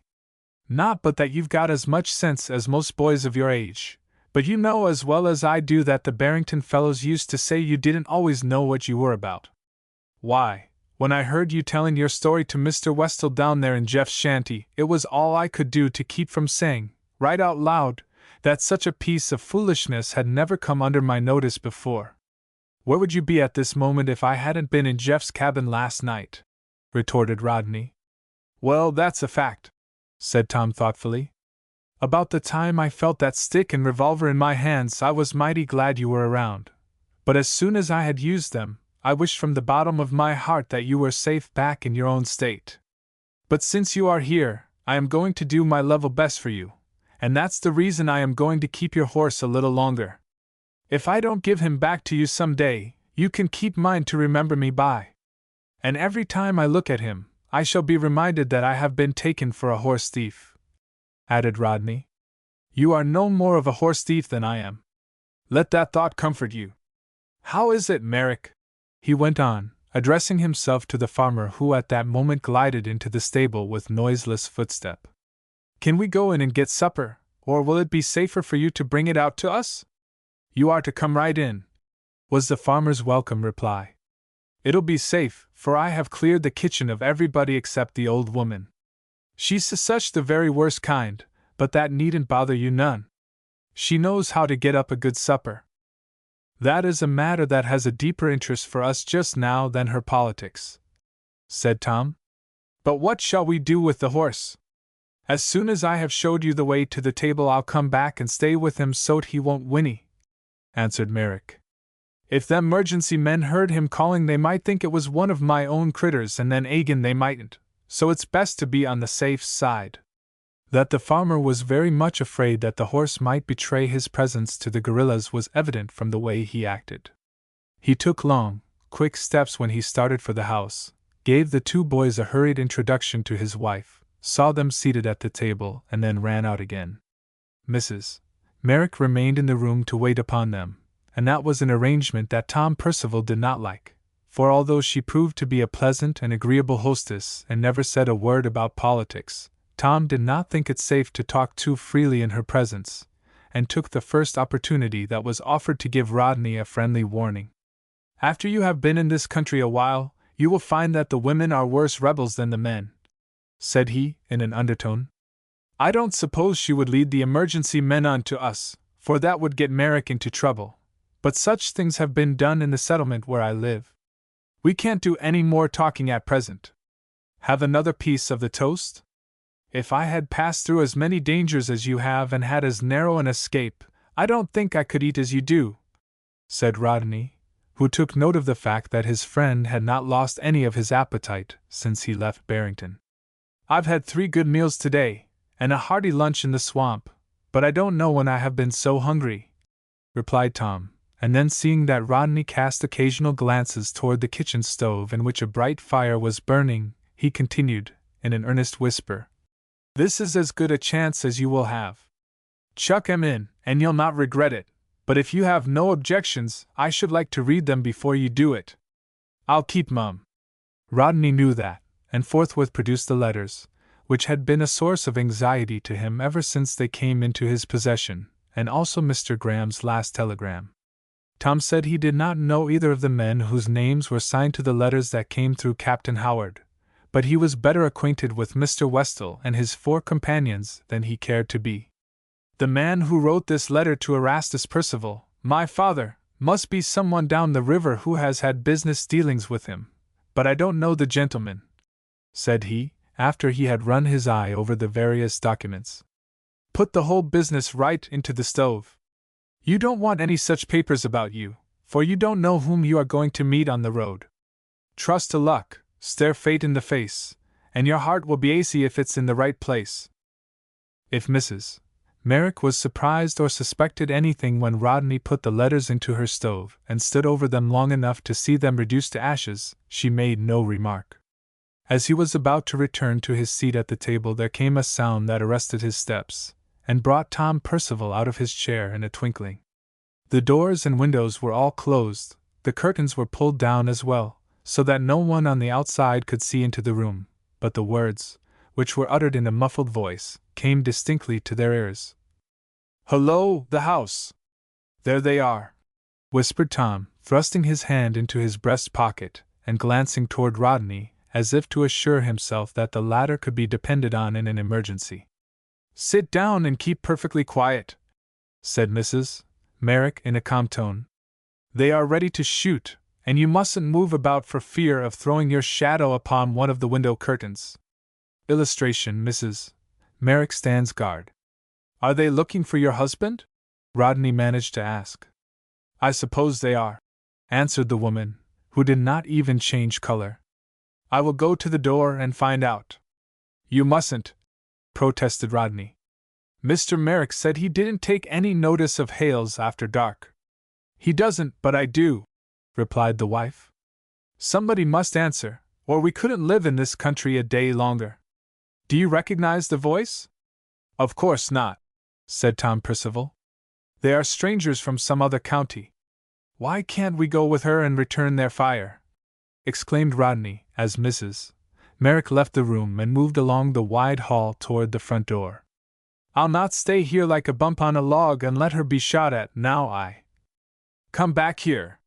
Sit down and behave yourself or you'll play smash, said Tom earnestly. They'll not harm her. It's her husband they are after. Now listen. Rodney sat down in the nearest chair, rested the hand that held his revolver on the table, and waited and listened with as much patience as he could command. Chapter 11. Rodney makes a trade. You are a pretty partisan, you are, whispered Tom Percival, while they were waiting for Mrs. Merrick to open the front door. Those men outside are friends of yours, and yet you stand ready to fight them. I don't claim friendship with any cowardly bushwhacker, answered Rodney hotly. I don't collogue, associate, with any such. Then you'll have to do one of two things, said Tom.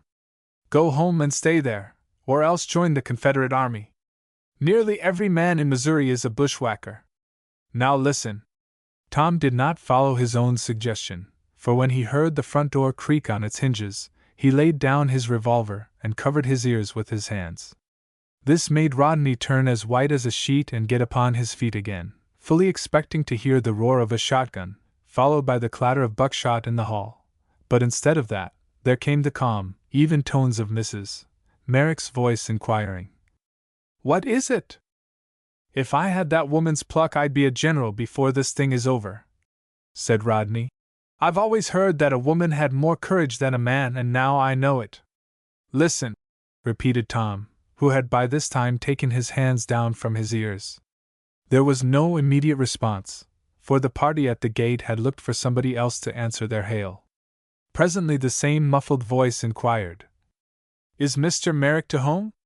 "He was a few minutes ago, but he is not in now," said his wife. "Have you any word to leave for him?" "No, I don't reckon we have. We'll see him some other time." "Who shall I say called?" "It don't matter. We're friends of his who wanted to see him on business." "Good night." "Good night," replied Mrs. Merrick, as if her suspicions had not been roused in the slightest degree, and then she shut the door and came back into the kitchen. She was pale now and trembling, and Rodney made haste to offer her a chair while Tom poured out a glass of water. "I told you they wouldn't hurt her," he found opportunity to say to Rodney. "But if Merrick had gone to the door, he would have been full of buckshot now." "They might as well shoot her as to scare her to death," replied Rodney. "This is a terrible state of affairs." "I believe you. And we haven't seen the beginning of it yet. What have they got against your husband anyway, Mrs. Merrick?" The woman kept her eyes fastened upon Tom's face while she drank a portion of the water he had poured out for her, and then she handed back the glass with the remark, "Mr. Merrick is Union and so are you." "How do you know that?" demanded Tom. "Has he told you my story?" "He hasn't said a word, but I have been over to a neighbor's this afternoon, and while I was there, I saw you and a roan horse go into our cow lot. A little while afterward old Swanson rode up and told us about a Yankee horse thief who was going through the country, trying to reach Springfield. That shows how fast news travels these times. And that isn't all I know," she added, nodding at Rodney. "You are as good a Confederate as I am." "Then how does it come that I am colloguing with a Yankee horse thief?"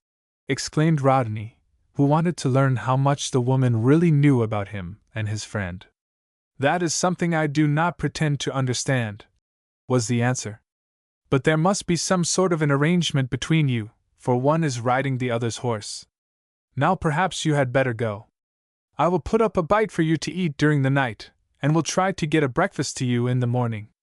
I shall have to let you out of a side door, for you would be seen if you went out of this well-lighted room, and if I were to put out the lamp, it would arouse the suspicion of any one who may happen to be on the watch. This reminds me of the days I have read of, when the women fought side by side with their husbands and sons in the blockhouses," thought Rodney, as he shoved his revolver into his boot leg and waited for the lunch to be put up.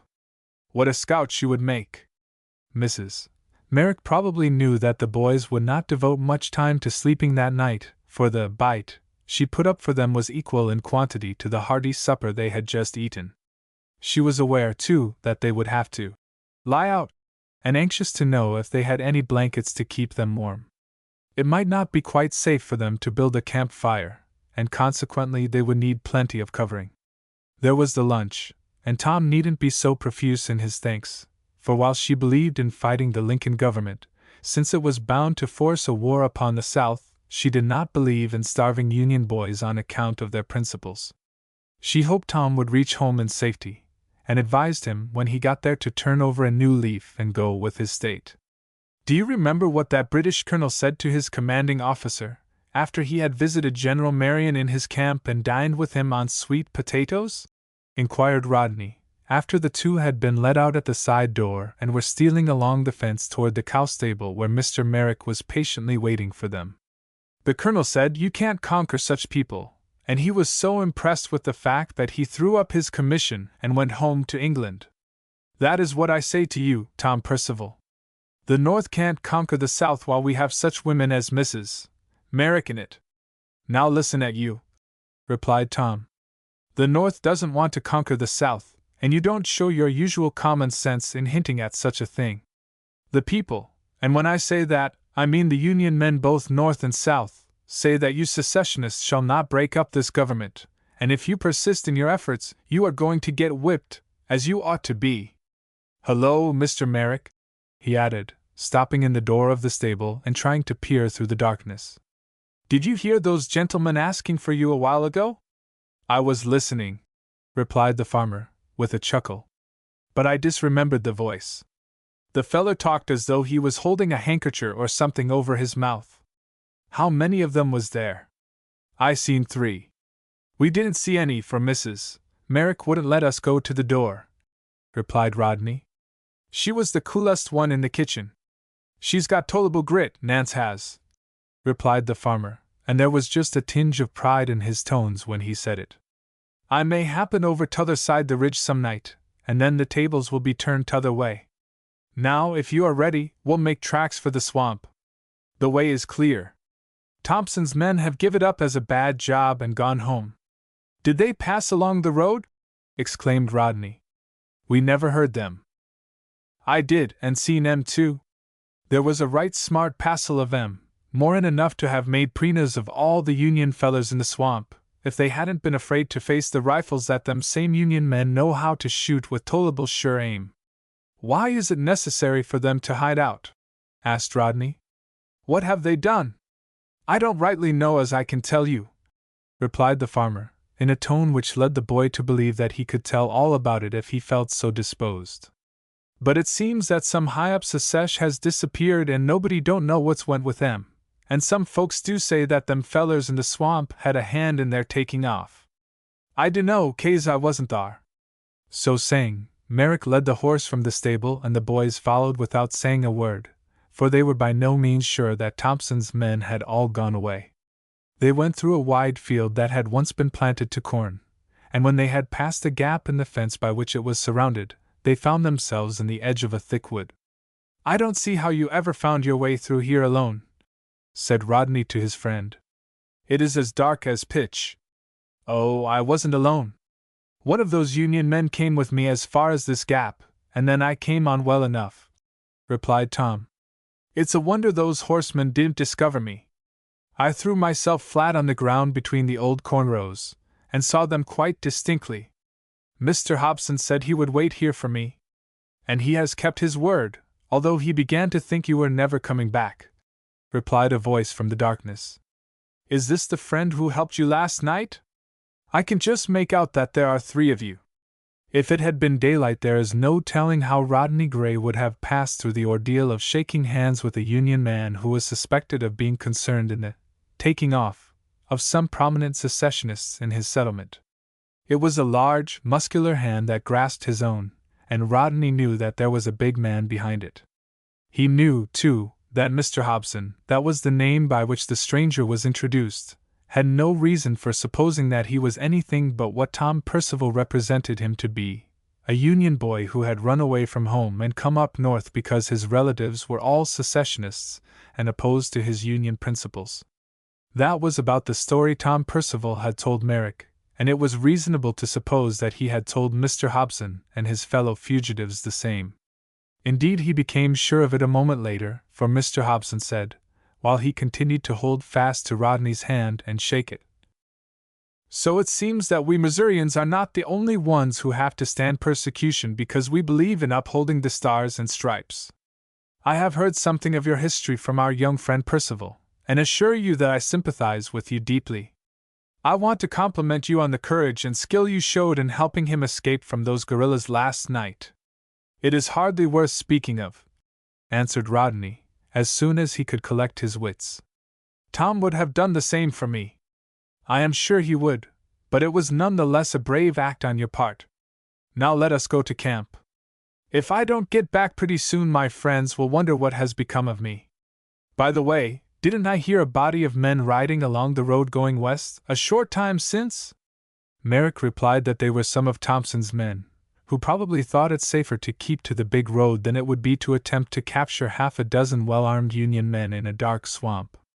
Hobson and his party were not likely to be molested, but still Merrick thought it would be best for them to remain concealed a while longer, and depend upon him for their provisions and news. Merrick did not forget to tell of the 3 men who had stopped at his gate and asked to see him. "On business. I reckon I might as well leave you boys here," he added, placing the bridle in Rodney's hand. "And what shall Tom and I do in the morning?" inquired the latter. "We ought to make an early start, and do you think it would be safe for us to keep together?"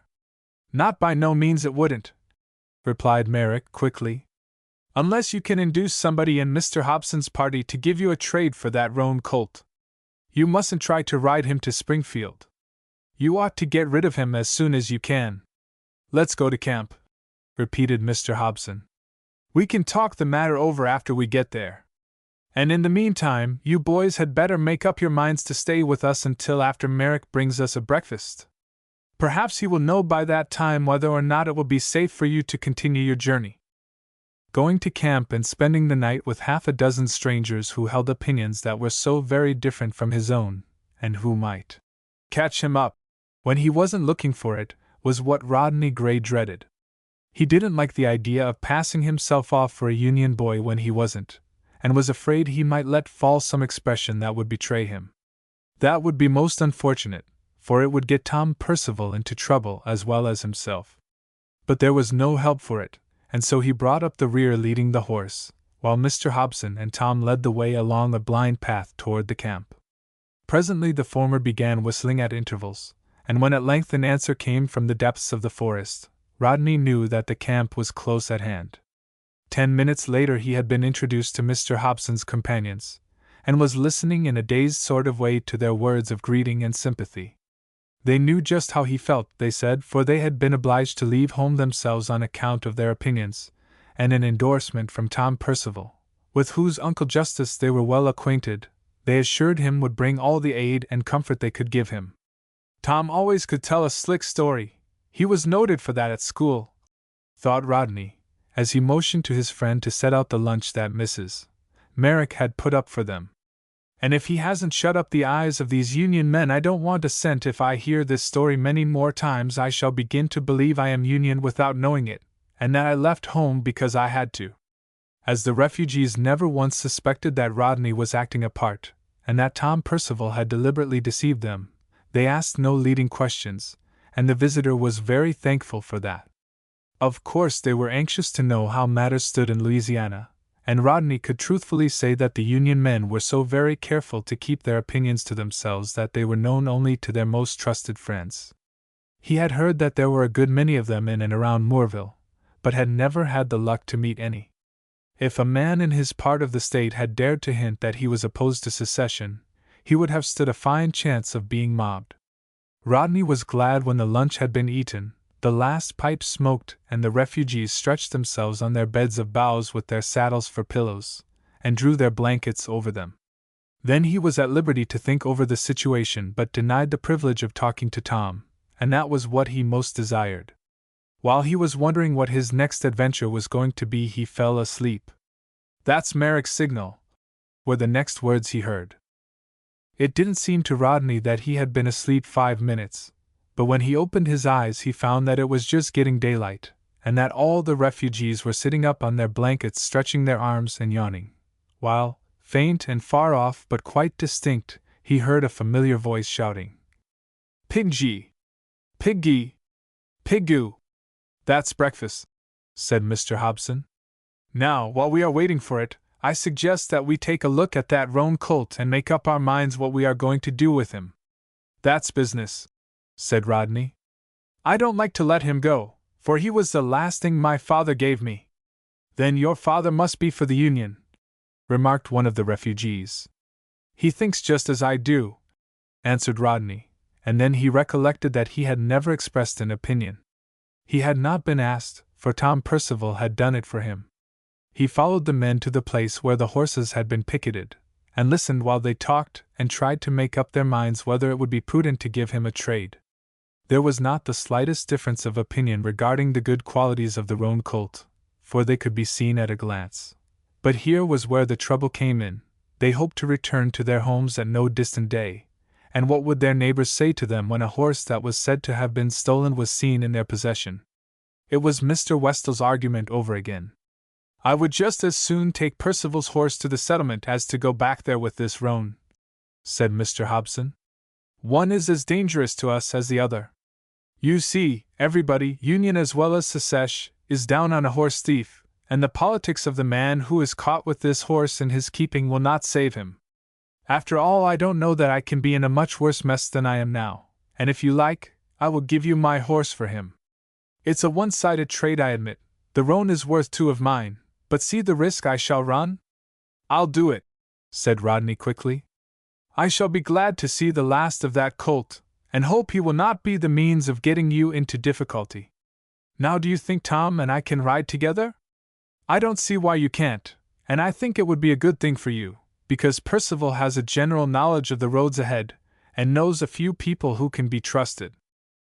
This matter having been settled to the satisfaction of both the boys, one of the refugees set up a peculiar whistle to let Merrick know that the road to their camp was clear, and 20 minutes later he came into sight, followed by a darky. The latter was mounted on a mule and carried a heavy basket on each arm. The first question that was asked, "Have you seen or heard anything more of Thompson's men?" was answered in the negative on both sides, and then the refugees and their guests were ready for breakfast. Merrick seemed relieved to know that the boys had succeeded in getting the roan colt off their hands, and told them that he had brought the darky along to act as their guide until they were beyond the limits of his settlement. "After you went away last night, Nance said that there are some folks about here who know I am harboring 2 chaps that I have took some pains to keep out of sight, and so I thought you had best keep to the bresh till you had got past them people's houses," said he. But there was one thing his wife did not tell him, and that was that one of the 2 boys he was harboring was as good a Confederate as any of the men who had ridden along the road. That was a matter she kept to herself. Breakfast being over, the only thing there was to detain the boys was to saddle their horses. That did not take many minutes, and then they were ready for the new dangers that lay along the road ahead of them. After thanking Mr. Merrick for his kindness, not forgetting to send their best regards to his wife, they shook hands with the refugees and told their sable guide to go on. "I never saw things quite so badly mixed up as they are in this country," said Rodney, when the camp and its occupants had been left out of sight. "And neither did I dream that you were such an expert storyteller. Suppose I had said or done something to arouse the suspicions of the men we have just left, where would we be now?" "What else could I do?" demanded Tom. "You didn't expect me to say out loud that you are a Confederate on your way to join a man who is getting ready to fight against the government of the United States. You knew I wouldn't do that, and so I had to put you in a false position. It isn't my fault. You ought to have had sense enough to stay at home." "I can see it now," replied Rodney.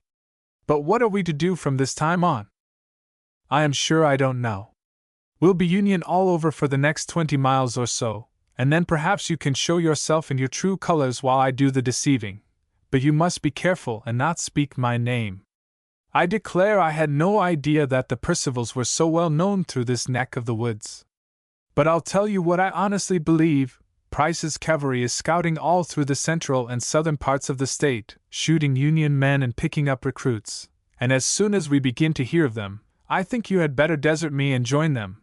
That is, unless you have come to your senses, and made up your mind that you had better cast your lot with the loyal people of the nation." "Don't you know any better than to talk to me in that style?" exclaimed Rodney. "Do you imagine that I have come up here just to have the fun of going back on my principles? No, I don't suppose you have, but I think you ought to before it is too late. However, let politics go. Have you heard from any of the Harrington boys since we left school? Where is your cousin Marcy?" This was a more agreeable topic than the one they had been discussing, but Rodney had little information to impart. He had written to Marcy but had received no reply, and the reader knows the reason why. It was because Marcy dare not write and tell Rodney how matters stood with him, for fear that the letter might be stopped by some of his secession neighbors, Captain Beardsley, for instance, who would use it against him. He told of the letters he had received from Dixon, Billings, and Dick Graham, and they were all in the army, or going as soon as they could get there. He hadn't heard from any other Barrington fellow, but he believed that Tom Percival was the one black sheep in the flock, that the others had gone with their states. "I don't believe it," said Tom, with decided emphasis. "I am not the only Union fellow there was in the academy, by a long shot, and I know that those who opposed secession didn't do it to hear themselves talk. Your cousin Marcy didn't go with his state, and there are others like him scattered all over the country." "Say!" exclaimed Rodney, bending forward in his saddle and speaking just loud enough for Tom, who was riding in advance, to catch his words. "Do you believe Merrick's darky can be depended on?" "Of course," answered Tom. "Why not? What makes you ask the question?" "I don't like the way he has of looking over his shoulder and listening to our conversation." "You are all right, of course, but I am afraid I have said too much. I was so glad to get a chance to talk to you that I never thought of him." "Didn't you once assure your cousin Marcy that all the blacks in the South would go with their masters against the abolitionists?" inquired Tom. "Yes, I believe I did, and I think so yet. I don't think we have a darky on our place who would accept his freedom today if it were offered to him. There may not be one who would dare say so, because they know better, but give the best of them the chance and see how quickly he would skip over the border into abolition territory. If you think the darkies are loyal to their masters, what are you afraid of? According to your idea, if that darky ahead betrays anybody, he ought to betray me, for I am Union and he heard me tell his master so yesterday. But if you think he can't be trusted to keep his mouth shut, we'll turn him to the right about in short order." "And lose the benefit of his knowledge?" said Rodney. "I wouldn't do that. Let him stay as long as Merrick told him to, and in the meantime I will talk as though I knew he would repeat every word I say." This thing of being obliged to place a curb upon their tongues when they wanted to speak freely was annoying in the extreme, but it might have saved them some trouble and anxiety if they had done it from the first. Chapter 12. Twice Surprised. During the whole of their journey through the woods, which did not come to an end until long after 4 o'clock that afternoon, the Negro guide never once spoke to the boys unless he was first spoken to, nor did they see any living thing except a drove of half-wild hogs, which fled precipitately at their approach. The plantation darkies, as a general thing, were talkative and full of life, and this unwonted silence on the part of their conductor finally produced an effect upon Tom Percival, who, when the noon halt was called, took occasion to give the man a good looking over. He was not very well satisfied with the result of his examination. "How much farther do you go with us, boy?" said he. "Not furder'n Mr. Truman's house, and dat ain't above 10 mile from higher," was the answer. "Truman," repeated Tom. "He's all right." I was told to stop on the way and call upon him for anything I might need. Hurry up and take us there, and when you do," he added in a whisper to Rodney, "we'll say goodbye to you. You were right, he's treacherous. He's a red-eyed nigger, and when you see a nigger of that sort you want to look out for him." There was no need that they should look out for their guide now, because there was no way in which he could betray them secretly. The danger would arise when they stopped for the night, or after they parted from him the next morning. Then he would be at liberty to go where he pleased, and as he was acquainted with every Union man for miles around, it would not take him long to spread among them the report that there was a Confederate stopping at Mr. Truman's house in company with a young Missourian who did not want his name spoken where other folks could hear it. If such a story as that should get wind, it would make trouble all around, for Mr. Truman as well as for themselves. For Truman's neighbors would want to know why he gave food and lodging to a Confederate when he claimed to be a Union man himself. The longer Rodney thought of these things, the more he wished himself safe back in Louisiana. At 4:30 by Tom Percival's watch the Negro stopped his mule beside a rail fence running between the woods and an old field, on whose farther side was a snug plantation house, nestled among the trees. That was where Mr. Truman lived, and where Merrick had told them to stop for the night. "And I suppose you will stay also, won't you?" said Tom, speaking to the darky who bent down from his mule and threw a few of the top rails off the fence so that the boys could jump their horses over into the field. "Who?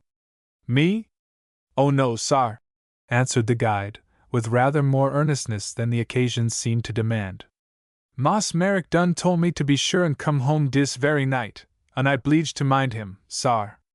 "I'll bet you don't mind him," thought Tom, as he and Rodney rode into the field and waited for the Negro to build up the fence again. "There's a bug under that chip and I know it." The appearance of 3 horsemen riding up to the back door in this unexpected way created something of a flutter among the female portion of Mr. Truman's family, and even the farmer himself, who presently came to the door of one of the outbuildings, seemed to be a little startled. But when a second look showed him that one of Mr. Merrick's Negroes was of the number, he came up to the pump near which the boys had dismounted. "This is Mr. Truman, I believe," said Tom. "Well, yes, that's my name, but I don't reckon I ever saw you before," replied the man cautiously. "Do you know this boy who has been acting as our guide?" "Oh, yes. I know all of Merrick's boys, so it must be all right. But you see, in times like these—" "I understand," Tom interposed, for Mr. Truman talked so slowly that the boy was afraid he might never get through with what he had to say. "In times like these you don't know whom to trust. That's our fix, exactly, and we shouldn't have thought of stopping here if Merrick and Hobson had not told us who and what you are. Go on, boy, and tell Mr. Truman who and what we are, where we came from, where we want to go, and all about it."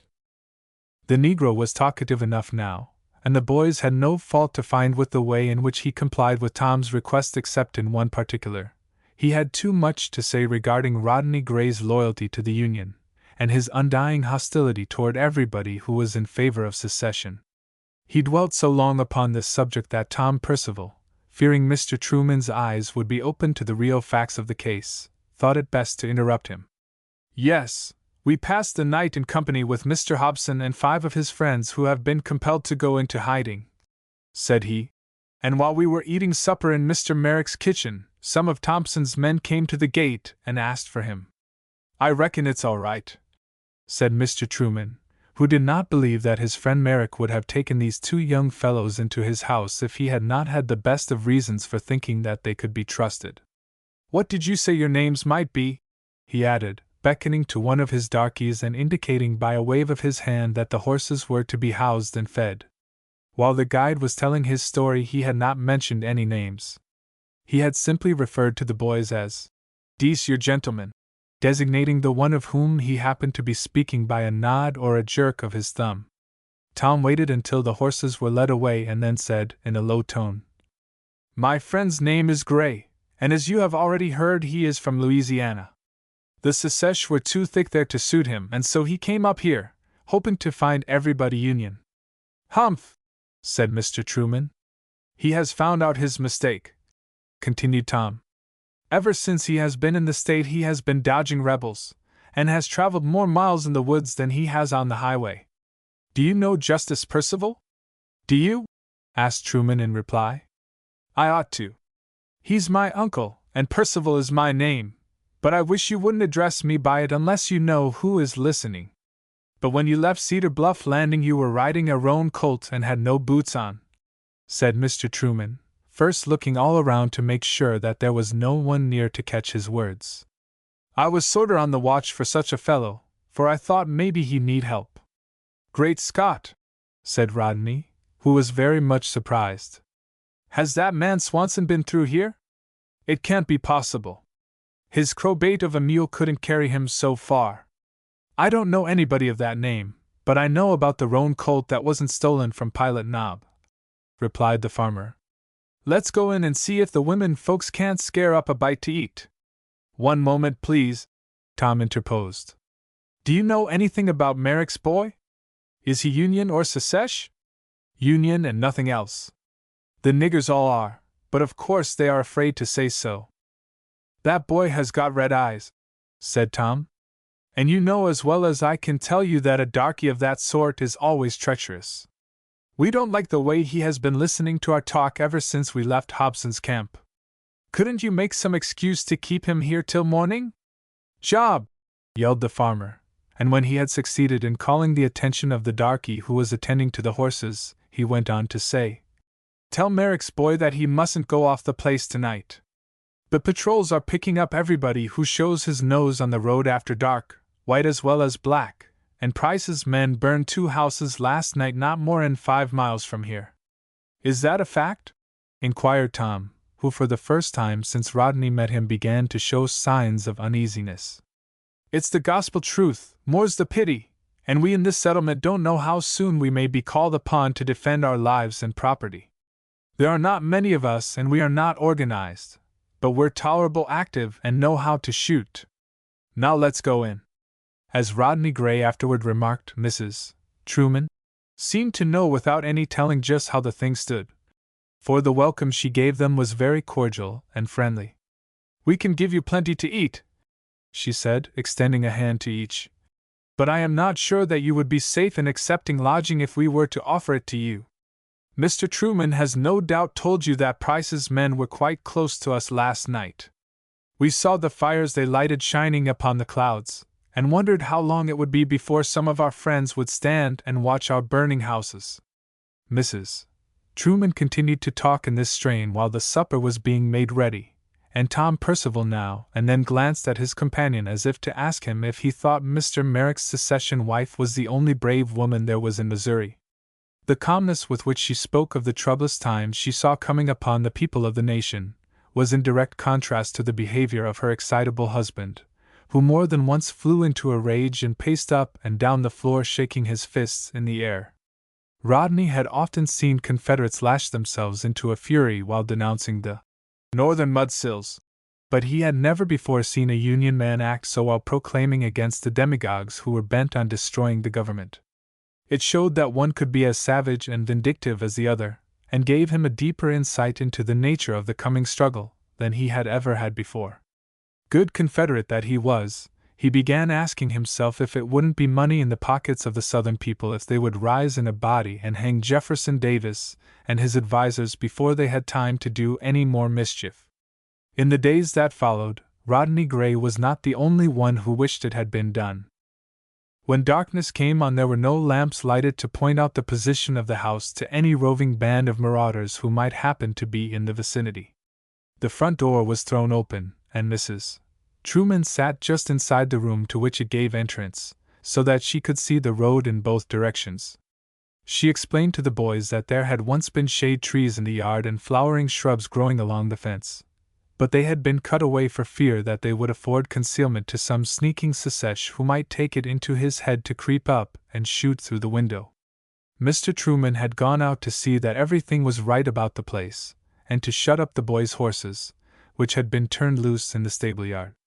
He wanted the animals where they could be easily caught when needed, for he did not think it prudent for Tom and his companion to remain under his roof during the night. They would have a better chance to take care of themselves if they were camped in the woods.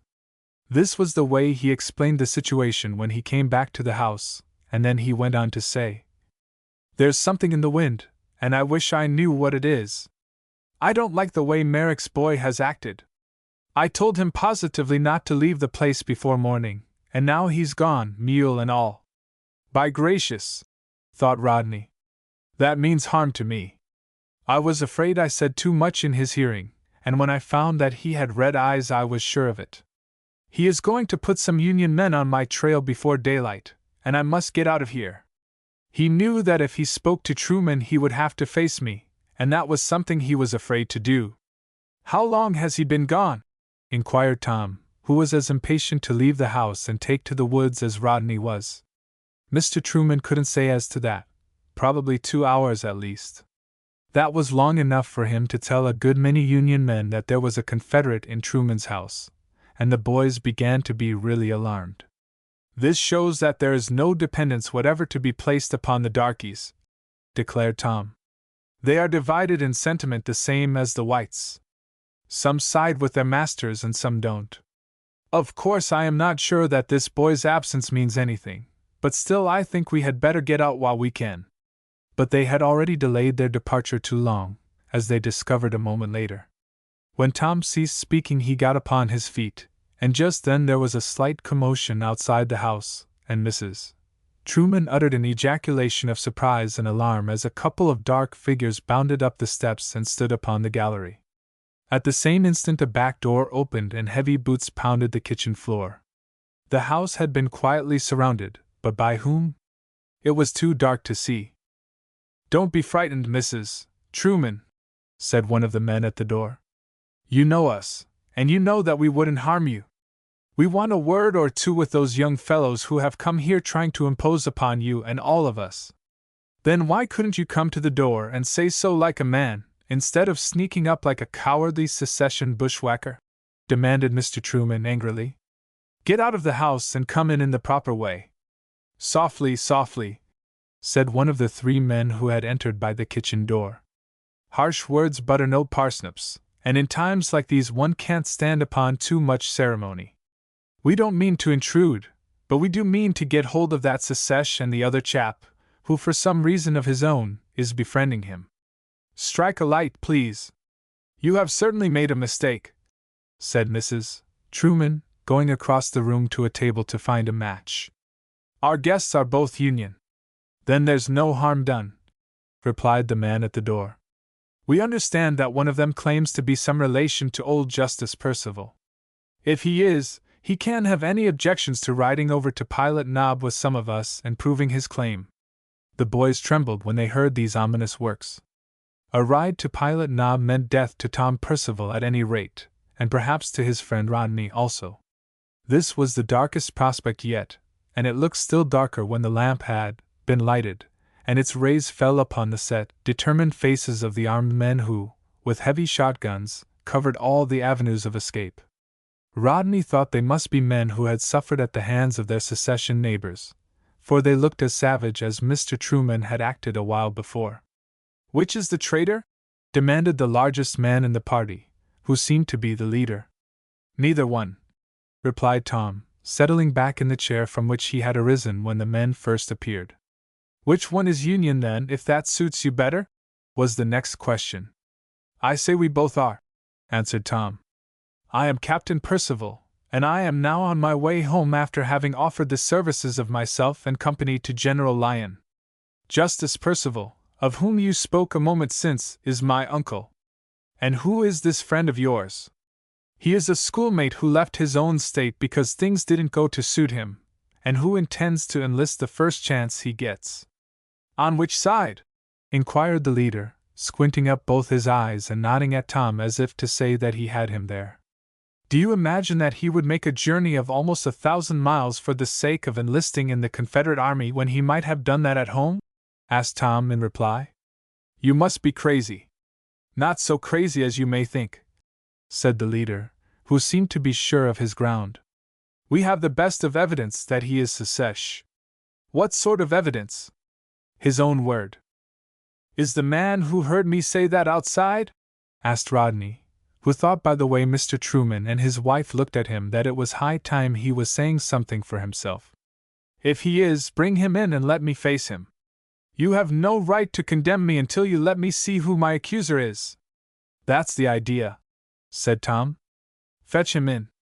The boys played their parts so well, in spite of the alarm they felt and the danger they knew they were in, and looked so honest and truthful that the leader was nonplussed, and Mr. Truman and his wife were firmly convinced that their visitors had made a mistake.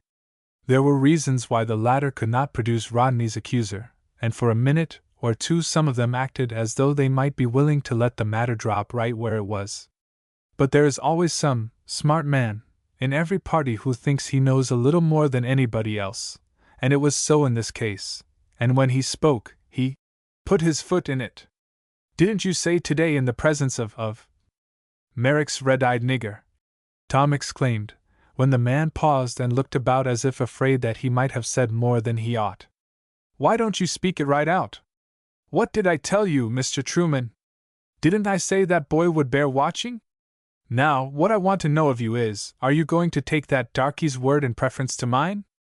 This was bringing the matter right home to the visitors, every one of whom was a slaveholder, and would have taken it as an insult if any one had so much as hinted that their evidence was not as good as a black man's. "Don't get huffy," said the smart man before alluded to. "We haven't played our best card yet. One of you two was riding a roan colt when you came to Merrick's, and there ain't no such horse in Truman's stable." "Did Merrick's nigger tell you that?" asked Tom. His self-control was surprising. He sat up in his chair and boldly faced his questioner, while Rodney, wishing that the floor might open and let him down into the cellar, told himself more than once that he never would hear the last of that roan colt the longest day he lived. "No matter who told us," was the reply. "We know it to be a fact. The roan was taken into Merrick's woods, and he wasn't brought out this morning. Did you make a trade with Merrick or with some of Hobson's friends?" "If you want to know, you had better ask them," answered Tom. "That's what we intend to do, and we intend, further, that you shall stay with us till we get to the bottom of this thing. There is something about you that isn't just right, and we mean to find out what it is." "I can tell you all about that horse," Rodney interposed. "It isn't worthwhile for you to waste your breath, and besides, this is a dangerous place to stay, with Price's men scouting around through the neighborhood," said the leader, who now showed a disposition to resume the management of affairs. "It won't take more than 2 or 3 days to ride back to Merrick's and from there to Pilot Knob, and straighten everything out in good shape. But we are in a hurry. We don't want to go back," exclaimed Tom, and it was plain to every one in the room that the bare proposition frightened him. "I don't suppose you do want to go back," said the leader, in a significant tone. "But we can't help that. It's time you Secesh were taught that you can't go prowling about through the country imposing upon Union men whenever you feel like it. We have stood enough from such as you, and more than we ever will again, and I believe we should be justified in dealing with you here and now. As for you," he added, shaking his fist in Tom's face and fairly hissing out the words, "you are no more the man you claim to be than I am. You're traitors, the pair of you." The man was working himself into a passion, and it behooved the boys to be careful what they said. He was in the right mood to do something desperate, for when he ceased speaking and stepped back, breathing hard from the excess of his fury, he worked the hammer of his gun back and forth in a way that was enough to chill one's blood. "You'll be sorry for this and quite willing to acknowledge it," was what Tom said in reply. "We don't want to go back, for we have had trouble enough getting here. But since we must, I hope—" Tom did not have time to say what, for while everybody's gaze was directed toward him, and no one thought of giving a look outside to see that all was right there, a couple of new actors appeared upon the scene, glided into the room off the porch as quickly and almost as silently as spirits. They were Confederate officers in full uniform, and each one carried a drawn sword in his hand. At the same moment 2 windows on opposite sides of the room were shivered into fragments, the curtains were jerked down, and the black muzzles of a dozen carbines were thrust in. It was like a thunderbolt from a clear sky, and it was all done so quickly that no one had a chance to move. The 5 Union men were as powerless for resistance as though they had held straws instead of loaded guns in their hands. "Don't move an eyelash," said the older of the two officers, lifting his cap and bowing to Mrs. Truman. No explanation is necessary, for we understand the situation perfectly. And to the infinite amazement of the two boys, though not much to the surprise of the other occupants of the room, the speaker, when he put his cap on his head again, turned toward Rodney and Tom and gave them a military salute. "What do you think of that, Mr. Truman?" said the leader of the Union men, whose courage did not desert him even if his face did change color. "Are you satisfied now that these are not the Union boys they pretended to be?" "I am," answered Mr. Truman, while his wife looked daggers at them. "If they are not secesh, how does it come that their friends recognize them so quickly? I suppose you are Price's men?" he added, turning to the officer. "Lieutenant, send in 2 or 3 fellows to take these guns and sound the prisoners." "Yes, sir, we belong to Price." "And you came here expecting to find these 2 boys?" "Right again," answered the officer. "If we hadn't known they were here, we shouldn't have come." Of all the occupants of the room, there were none so thoroughly bewildered and dazed as Tom and Rodney were. Was the officer telling the truth or cooking up a story for reasons of his own? If he really expected to find them in that house, he was certainly mistaken in supposing, as he evidently did, that they were both Confederates. Tom had never set eyes on him before, and hoped from the bottom of his heart that the officer did not know anybody in or around Springfield. He hoped, too, and trembled while the thought flitted through his mind, that no one in the room would speak his name, for it was his turn to sail under false colors now. Having sent his subordinate after some soldiers to disarm the men of whom he had spoken as prisoners, the officer dropped the point of his sword to the floor, came to parade rest, and looked about the room with such a face of Christian satisfaction as good men wear, who have done a virtuous action. Chapter 13. With Price's men. In obedience to the order of his superior, the lieutenant stepped upon the porch and beckoned to some of his men, who at once came in and began the work of disarming the citizens. Although the latter gave up their weapons without a show of resistance, they scowled when they did it in a way that impelled Tom to whisper to his friend, "Their looks prove how desperate and savage they are, and we are lucky in getting out of their hands, but I don't know but I have jumped out of the frying pan into the fire. Bear in mind that from this minute I go by my middle name, Barton. As you value my safety, don't say Percival once. I am not sure that these Confederates ever heard the name, but I mustn't run the slightest risk." "Of course not," replied Rodney. "But how in the world do you suppose they found out that we were here? It will be your place to ask them about that. You must do the talking now. Do you want our guns, Lieutenant?" The latter stood by his men while they were disarming the citizens, and in moving about the room came within reach of the 2 boys, who produced their revolvers and held them so that he could see them. But when he smiled and waved his hand as if to say, "I don't want them," they put the weapons back in their places. If it hadn't been for 2 things, Rodney Gray would have been as happy as a boy ever gets to be. He was among friends, the very ones, too, he wanted to find, and from that time on he could appear in his true character. But he trembled for his friend and for the safety of Mr. Truman's property. The latter, remembering the lights he had seen on the clouds the night before, and knowing how deadly was the enmity that existed between Union men and Confederates in his state, could hope for nothing but the worst, and Rodney thought from the expression on his face and his wife's that they were endeavoring to nerve themselves for a most trying ordeal. Would he have to stand by and see their buildings go up in smoke? He hoped not, and when the officer commanding the squad came up and shook hands with him and Tom, Rodney was ready to say something in Mr. Truman's favor. "You have been insulted, boys," said the officer, in a tone which implied that now was the time for them to take any revenge they wanted. "When I was surrounding the house I heard one of these Yankee sympathizers using rather strong language, and denouncing you as secessionists trying to impose upon Union men. I don't hold that against him, for to tell you the truth, that's just the way the thing stands," answered Rodney. "I have been playing Union man ever since I left Mr. Westall and his squad of emergency men near Cedar Bluff Landing. I had to, for somehow I didn't fall in with any but people of that stamp." "That was all right," answered the officer. "You couldn't have got through any other way. So you see that Merrick's darky told you nothing more than the plain truth," he added, addressing the citizen who had shaken a fist under his nose. "I was sure of it, and I am not sorry for what I did or said," replied the Union man boldly. "I am sorry that the thing happened in Truman's house, and I wish to assure you that he is in no way to blame for our being here. You've got the power on your side now, and I suppose you will use it, but whatever you do to us, I hope you will not harm Truman. I say that a man who can talk like that when he is in danger himself has pluck," Rodney remarked, turning his back to the citizen and speaking so that no one but the officer and Tom could catch his words. "Oh, they've all got pluck," replied the officer. "And they hang together like a lot of brothers. And I say further that brave men ought not to be harmed when they are perfectly helpless, as these men are now," continued Rodney. "You haven't anything against them, have you, Colonel?"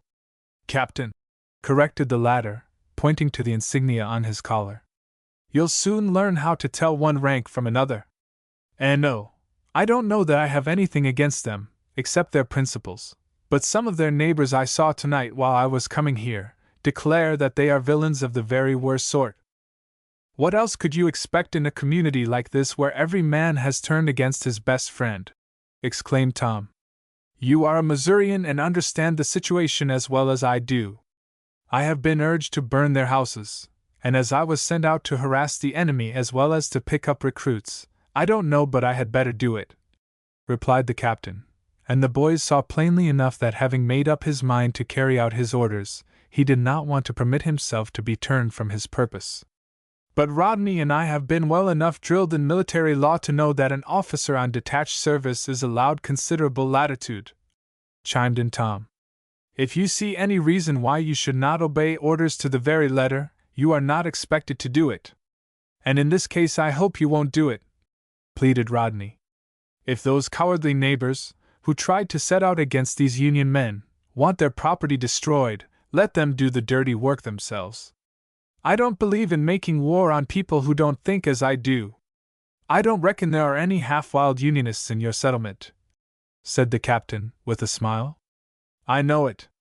I am from Louisiana, where Union men have to keep their tongues to themselves," replied Rodney, and then seeing that the captain looked surprised he hastened to add, "I came to Missouri to enlist under Price because I couldn't join a partisan company where I lived, and I was encouraged to come by a telegram I received from Dick Graham's father. Dick is one of Price's men, and perhaps you know him." "Do you?" inquired the lieutenant, who stood by listening. "I ought to, and so had Tom, for we went to school with him, and belonged to his class and company." "Where was that?" "At the Barrington Military Academy. I am Rodney Gray, and my friend is Tom Barton." Rodney said all this at a venture and was overjoyed to hear the lieutenant say, as he thrust out his hand, "Shake. I ought to know Rodney Gray, for I have often heard the sergeant speak of him as the hottest rebel in school, but I don't remember that I ever heard him mention Barton's name. He wasn't as intimate with Tom as he was with me," Rodney explained. "There was a difference in their politics. That accounts for it. Graham was neutral until his state moved, and Barton here was an ardent secessionist from the start. That's just the way my captain and I stand now. I began shouting for Southern rights as soon as Carolina went out, and he didn't." "No, Dick held back," said Tom. "But Rodney did not. He was the first academy boy to hoist the stars and bars. But now, Captain, say that you will not harm these folks. They haven't done anything, and as for the strong language they used toward us a while ago, we don't mind that." "Who's your authority for saying that they haven't done anything?" demanded the captain. "You seem to think that they are the most innocent, inoffensive people in the world, but I know that is not characteristic of Unionists in this part of the country. How do you know but that they have ambushed scores of Confederates? We don't know it, and seeing that you don't know it either, why not give them the benefit of the doubt, and let their neighbors see that they get their deserts? Why not be satisfied with what you have already done? You burned 2 houses last night. I am aware of it. The men to whom they belonged are noted bushwhackers, and I went miles out of my way to teach them that they had better let our people alone, that burning and shooting are games that 2 can play at.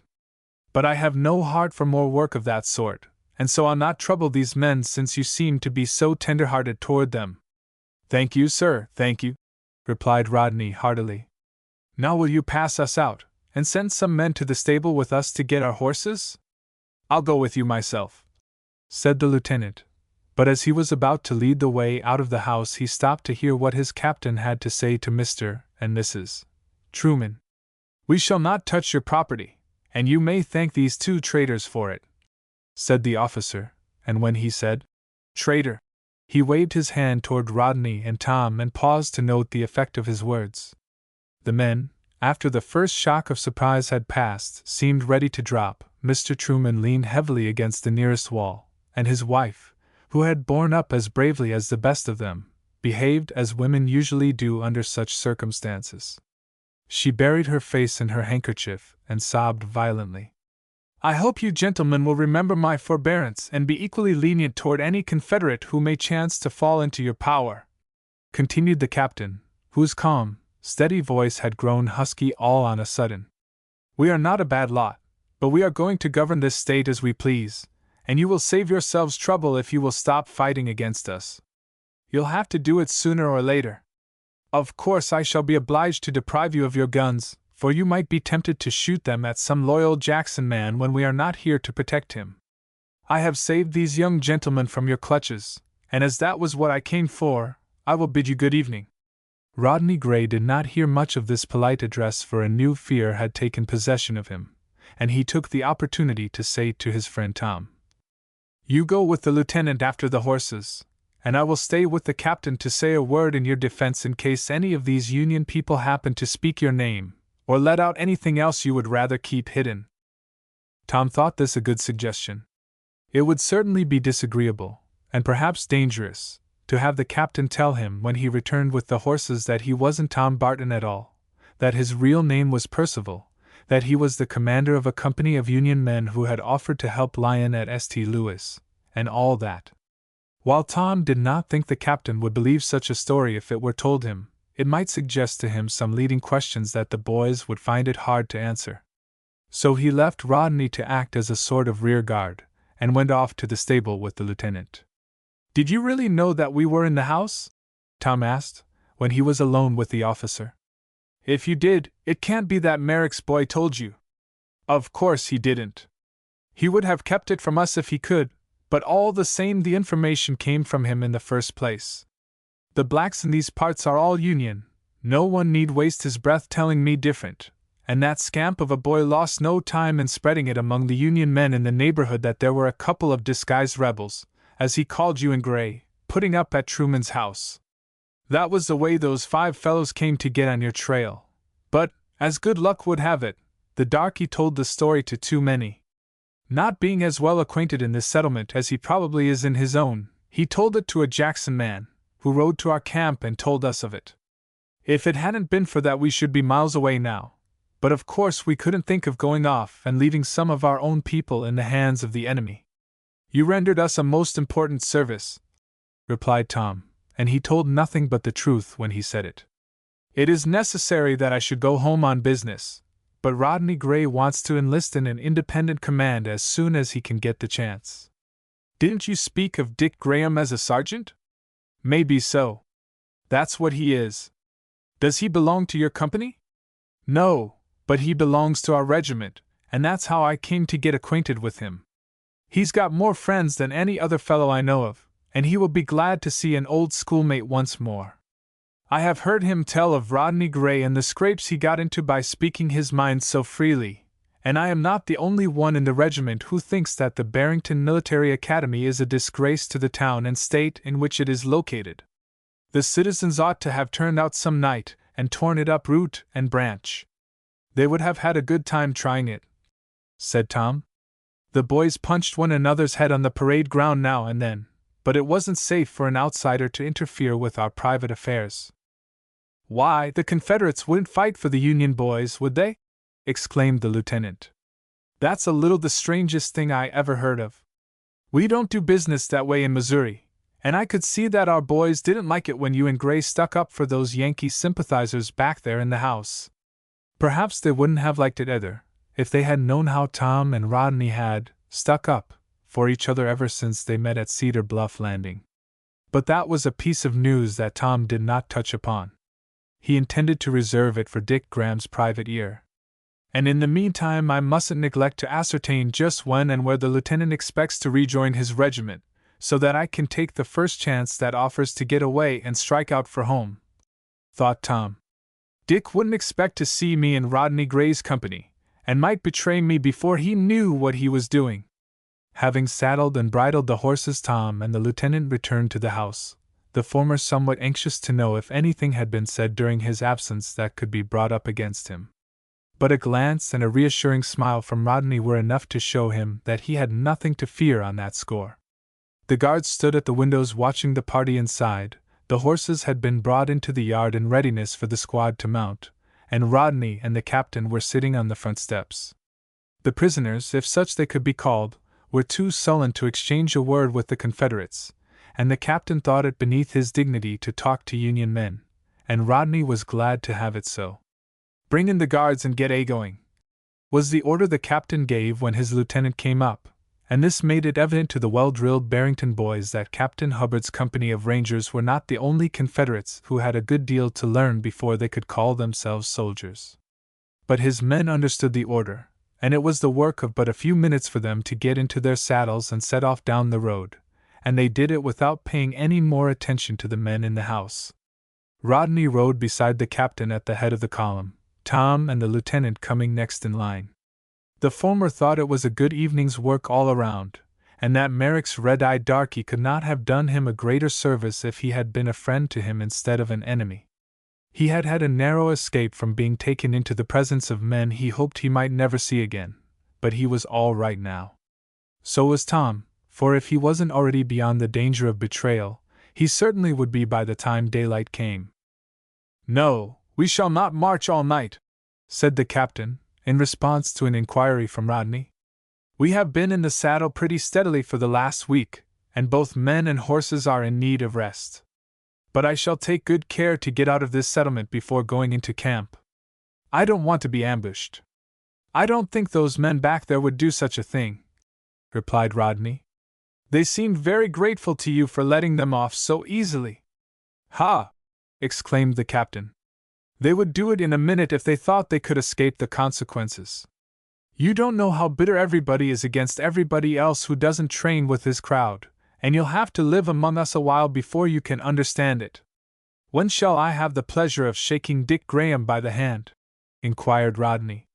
"Does he stand up for state rights as strongly as he used?" "Yes, and I am with him. You see, when the election was held in '60, our people, by a vote of 135,000 to 30,000, decided against the extreme rule or ruin party of the South, and declared that Missouri ought to stay in the Union. But at the same time they didn't deny that she had a perfect right to go out if she wanted to. If she decided to go with South Carolina and the other Cotton states, the government at Washington had no business to send soldiers here to stop her. Either had those troops from Illinois any business to come across the Mississippi and steal our guns out of the St. Louis arsenal. That was an act of invasion, and we had a right to get mad about it.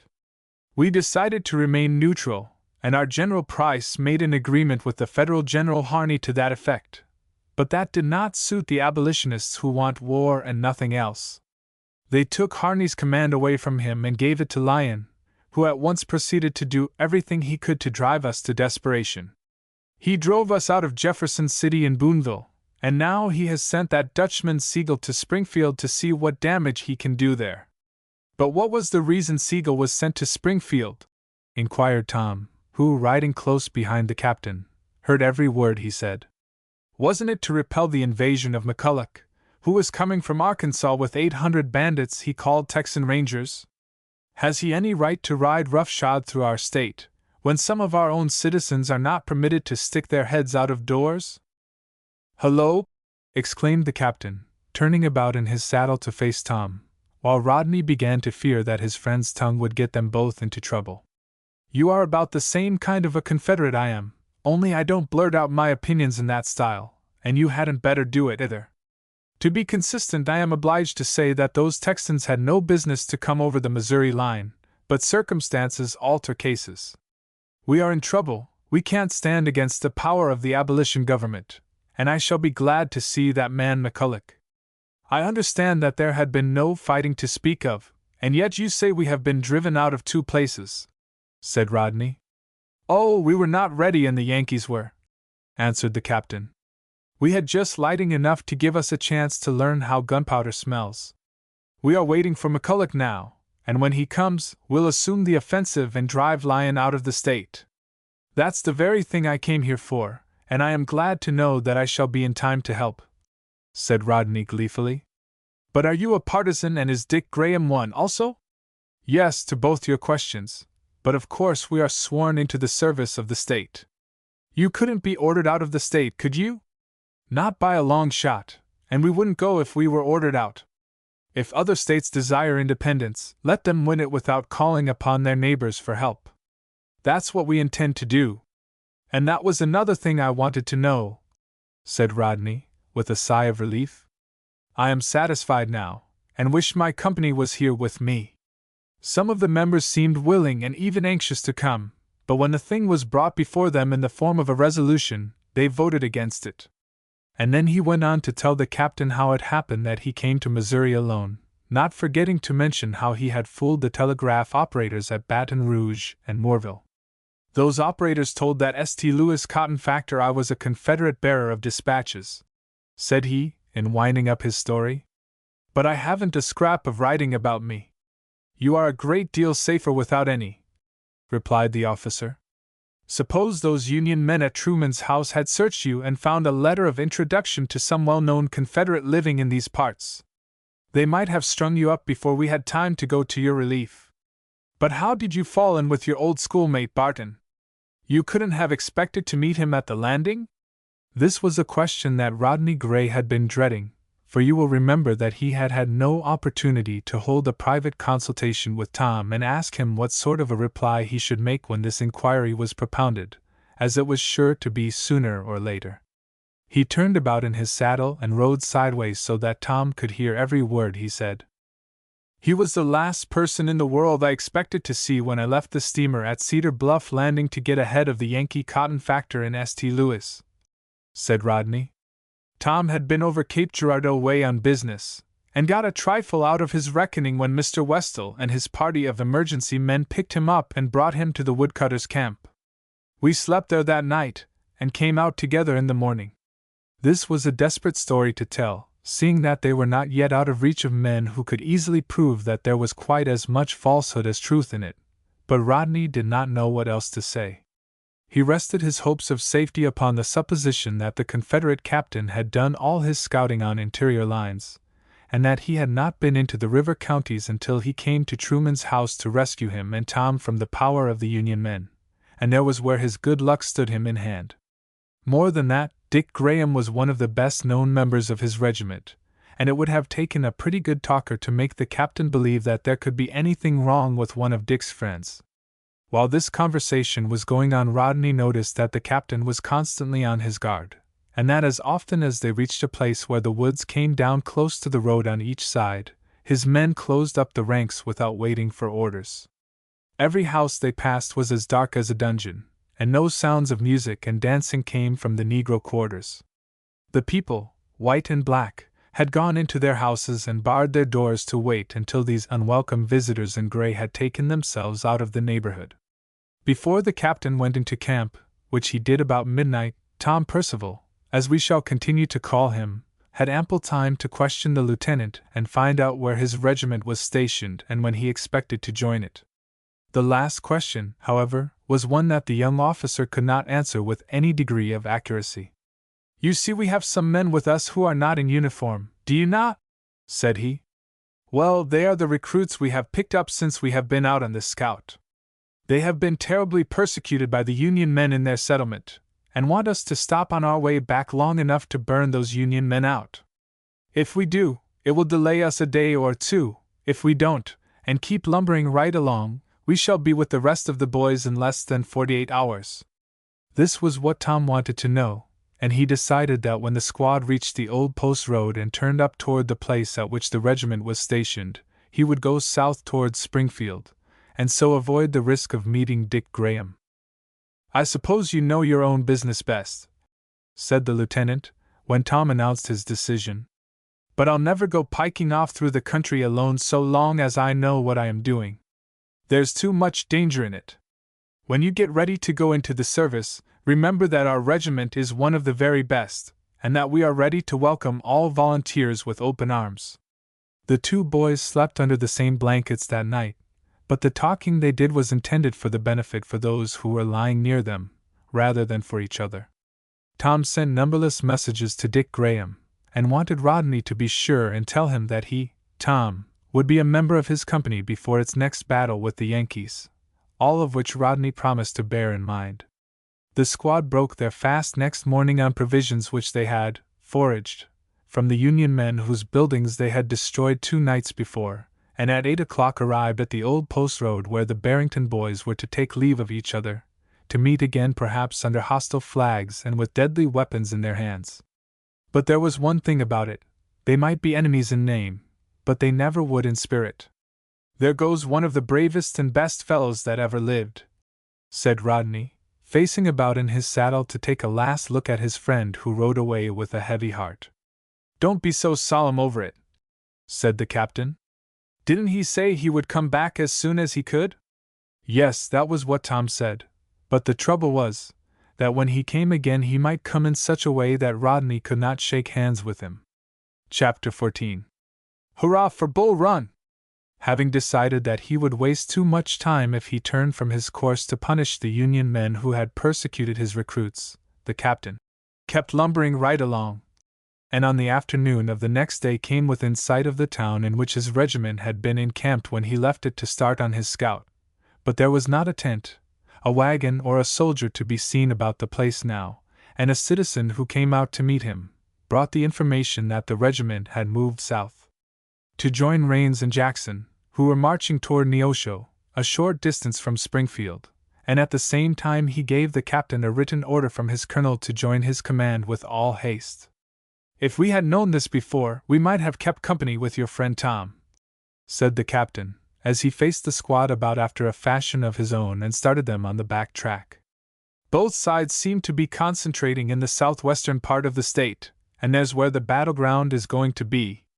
"Not all the time, I hope," said Rodney.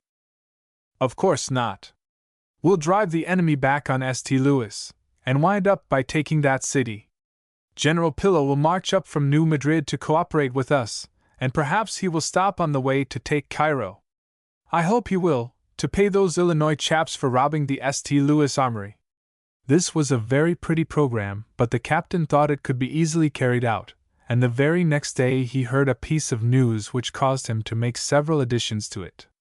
As the squad was moving past the plantation house, an excited man, who was in too great a hurry to get his hat, rushed down to the gate flourishing a paper over his head and shouted, at the top of his voice, "Hurrah for Jeff Davis! Hurrah for Johnston! Hurrah for Bull Run and all the rest of 'em!" "What's up?" inquired the captain, reining in his horse. "Here's something that one of Price's men slung at me yesterday while he was riding along," replied the planter, opening the gate and placing the paper in the officer's eager palm. "Ain't we walking over 'em rushod though, and didn't I say all the while that we were bound to do it? A northern mechanic has got no business alongside a southern gentleman." "Have we had a fight?" asked the captain. "I wonder if my regiment was in it." "No, I don't reckon it was," answered the man, with a laugh. "You see, it happened out in Virginia, a few miles from Washington. I wish I might get a later paper in that, for I calculate to read in it that our boys are in Washington dictating." "Hey, yup!" yelled the captain, who began to understand the matter now. "Price's men whooped and yelled worse than that when they went by yesterday," said the man, jumping up and knocking his heels together like a boy who had just been turned loose from school. "That's Davis's dispatch right there. He went out from Richmond to watch the fight, and got there just in time to see the Yankees running." The officer, who was worked up to such a pitch of excitement that the paper rustled in his trembling hands, glanced over the black headlines to which the planter directed his attention, and then read the dispatch aloud so that his men could hear it. It ran as follows: "Night has closed upon a hard-fought field. Our forces were victorious. The battle was fought mainly on our left. Our forces were 15,000, that of the enemy estimated at 35,000. And when the Yankees got a-going, chimed in the planter, clapping his hands and swaying his body back and forth after the manner of a Negro who had been carried away by some sudden enthusiasm. They never stopped. It was such a stampede that their officers couldn't do nothing with them. The soldiers who were running away from the battle met the civilians who were riding out from Washington to see it, and the two living streams of humanity, one going one way and t'other going t'other way, got all mixed up together, and all the while there were our batteries playing on to M and our cavalry riding through M and sabering first one and then another, till, hey, yup! I'll be doggone if I can seem to get it through my head, although I have read it more than 100 times. This astounding intelligence almost took away the breath of the men who listened to it. Of course they had known all the while that whipping the North was going to be as easy as falling off a log, but to have their opinions confirmed in this unexpected way almost overwhelmed them. They knew it was bound to come, but they hadn't looked for it so soon. They gazed at one another in silence for a moment or two, and then the shout they set up would have done credit to a larger squad than theirs.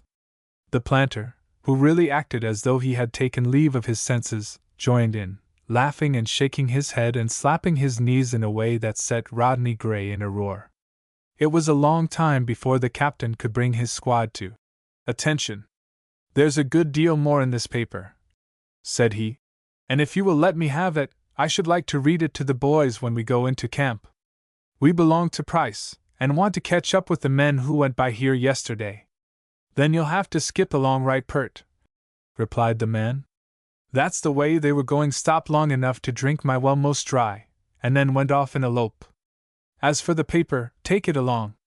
You don't reckon there's any chance for a mistake, do you?" "Not the slightest. President Davis knew what he was doing when he sent that telegram to Richmond." "But 15,000 against 35,000, said the planter, whose excitement had not driven all his common sense out of his head. "That's big odds, and it kinder sticks in my crop." "Well, goodbye, if you must be going, and good luck to you." "It doesn't stick in my crop," replied the captain. "I knew we could do it, and we'll whip bigger odds than that, if they keep forcing war upon us. Don't you know that the man who looks for a fight generally gets more than he wants? Forward! Trot!" Never before had Rodney Gray been thrown into the company of so wild a set of men. If such a thing were possible, they were wilder than those his cousin Marcy found on his train when he boarded it at Barrington on his way home. The first rational thought that came into his mind was, what a lucky thing that Tom Percival was well out of the way when this news came. Tom would have betrayed himself sure, for he never could have pulled off his hat and shouted and whooped with any enthusiasm when he heard that the cause in which he believed, and for which he was willing to risk his life, had met with disaster. At length the captain, who appeared to have been awed into silence, said slowly, "I, too, would like to see a later paper than this. If it is true that the Federals were utterly routed and thrown into such confusion that their officers could do nothing with them, our victorious troops must have followed them into Washington, and I shouldn't wonder if they were there at this moment, dictating terms of peace to the Lincoln government." The paper that had been given him proved to be a copy of the Mobile Register. As the captain talked, he ran his eye rapidly over its columns, and finally found an editorial containing a piece of news that caused him to halt his squad and face his horse about. "Here's something I want to read to you," said he. "Come up close on all sides so that you can hear every word of it. You know that our governor proposed that Missouri should remain neutral, and that a conference was held at the planter's house in St. Louis to talk the matter over. This is what General Lyons said in reply to the governor's proposition. Now listen, so that you may know who is to blame for the troubles that have come upon us. Rather than concede to the state of Missouri the right to demand that government shall not enlist troops within her limits, or bring troops into the state whenever it please, or move its troops at its own will, I would see every man, woman, and child in the state dead and buried. This means war. What do you boys say to that?" continued the captain. "I say that if the Yankees want war, we'll give them more than they'll care to have," answered one of the squad, and all his comrades yelled their approval. "Now, while you're reading, Captain, suppose you read about that big battle. Let's hear just how bad our 15,000 whipped the Yankee 35,000. The officer complied and read an account of the Battle of Bull Run, which was so highly sensational and so utterly unreasonable that Rodney Gray's common sense would not let him believe more than half of it. He hoped and believed that the Southern soldiers had gained a glorious victory over the Lincoln hirelings, but that there could have been so great a difference in the size of the contending armies did not look reasonable. But the captain put implicit faith in the story. It seems that the Federal success in the beginning of the fight was owing to their overwhelming numbers, said he. But the men on our side were gentlemen who could not be driven by a rabble, and of course they were bound to win in the end. But here is an article that may be of more interest to us. It is entitled, "The Situation in Missouri." You know that Governor Jackson went to Jefferson City and issued a proclamation calling the people to arms, and that Lyon came up the river on steamboats and routed him from there and from Boonville, too. You know all about it, because you were there and so was I. Well, the Northern papers think that that was a blow that secured Missouri to the Union, and that thousands, who have been hesitating which side to take, will now enlist to put down the rebellion. Rebellion! Remember the word. That's what the Lincoln hirelings call the efforts of a free people to maintain their freedom. But listen to what the Register has to say on this point. The Northern soldiers prefer enlisting to starvation. But they are not soldiers, least of all to meet the hot-blooded, thoroughbred, impetuous men of the South. They are trencher soldiers who enlisted to make war upon rations, not upon men. They are such as march through Baltimore, squalid, wretched, ragged, half-naked, as the newspapers of that city report them, fellows who do not know the breech of a musket from its muzzle, white slaves, peddling watches, small-change knaves and vagrants. These are the levied forces which Lincoln arrays as candidates for the honor of being slaughtered by gentlemen such as Mobile sends to battle. Let them come south and we will put our Negroes to the dirty work of killing them. But they will not come south. Not a wretch of them will live on this side of the border longer than it will take us to reach the ground and drive them off. Can we at the front be whipped while our friends at home keep up such heart as that? Cried the excited captain, pulling off his cap and flourishing it over his head with one hand, while he shook the paper at his men with the other. 3 cheers for brave old Missouri, and confusion to everybody who wants to keep her down. Everybody except Tom Percival, thought Rodney, as he threw up his cap and joined in to help increase the almost deafening noise that arose when the officer ceased speaking. Whatever happens to anybody else, I want Tom to come out all right. After this short delay the squad rode on again, and along every mile of the road they traversed they found people to cheer them and hurrah for the great victory at Bull Run. There were no signs of Union men anywhere along the route, but the blackened ruins they passed now and then pointed out the sites of the dwellings in which some of them had formerly lived. Those ruins had been left there by some of Price's men's scouting parties like the one with which he was now riding. Rodney had always thought he should like to be a scout, but if that was the sort of work scouts were expected to do, he decided that he would rather be a regular soldier. He wouldn't mind facing men who had weapons in their hands because that was what soldiers enlisted for.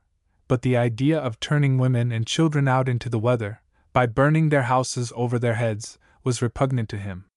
There was one piece of news he and the captain did not get, although they asked everybody for it. No one could tell them for certain that the victorious Confederates had gone into Washington and dictated terms of peace to the Lincoln government. There were plenty who were sure it had been done, but they had received no positive information of it. The only news they heard on which they could place reliance was that Price had withdrawn from Neosho, and effected a junction with Jackson and Rains at Carthage. That was a point in the captain's favor, for instead of being obliged to make a wide detour to the east and south of Springfield, he turned squarely to the west toward Carthage, and saved more than 100 miles of travel, as well as the risk of being captured by a scouting party of Yankee cavalry. The squad reached Carthage without seeing any signs of Sigel's troopers, who were supposed to be raiding through the country in all directions, and when Rodney rode into the camp, which was pitched upon a little rise of ground a short distance from the town, he remarked that he had never seen a stranger sight. The camp itself was all right. The tents were properly pitched, the wagons and artillery parked after the most approved military rules, and all this was to be expected, since the commanding general was a veteran of the Mexican War. but the men looked more like a mob than they did like soldiers. There were 8,000 of them, and not 1 in 10 was provided with a uniform of any sort. The guard who challenged them carried a double-barrel shotgun, and the only thing military there was about him was a rooster's feather stuck in the band of his hat. "They're a good deal better than they look," said the captain, when Rodney called his attention to the fact that the sentry slouched rather than walked over his beat, and that he didn't know how to hold his gun. "They are not very well drilled yet, but they'll fight, and that is the main thing. Think of Washington and his ragamuffins at Valley Forge the next time you feel disposed to criticize the boys." "Where is the enemy?" inquired Rodney. "He is supposed to be concentrating 20,000 men at Springfield, 35 miles east of here," replied the captain. "When McCulloch gets up from Arkansas, we'll have a little more than 15,000. But that's enough. We'll be in St. Louis in less than a month. That victory at Bull Run will nerve our boys to do good work when they get at it.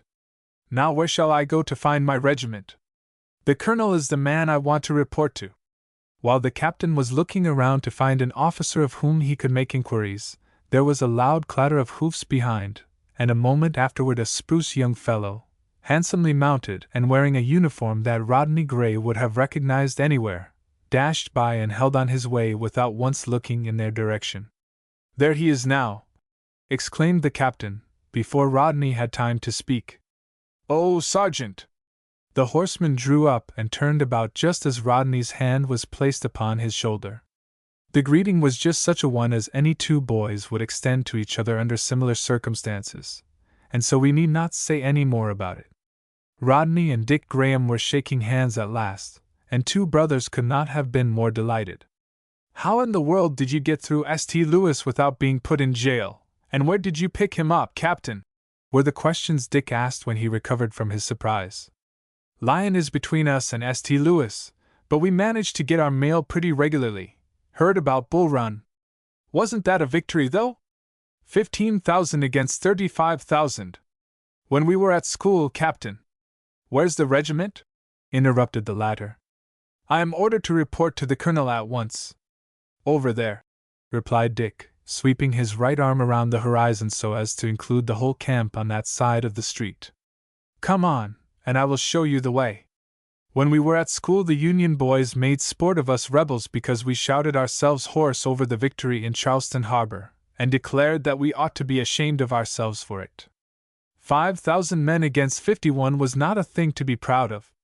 But they couldn't say that now if they were here. We won a fair fight on the field of Bull Run, although the enemy outnumbered us more than 2 to 1. I say we are going to repeat the good work right here in Missouri." "Are you Confederate?" inquired Rodney. "Not much. I'm state rights." "That's me. And you'll not be ordered out of your state?" "I may be ordered, but I won't go." "That's me. Seen Jeff Thompson's last proclamation? In it he calls Lyons Dutchmen Hessians and Tories, and says our first hard work must be to drive them from the state. After that has been done, then we'll decide whether or not we want to join the Confederacy. If the governor of Louisiana had talked that way, I would not be here now," said Rodney.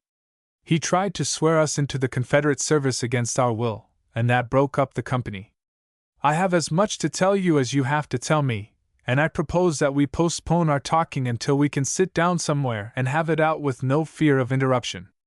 Do you suppose I can get into your company?"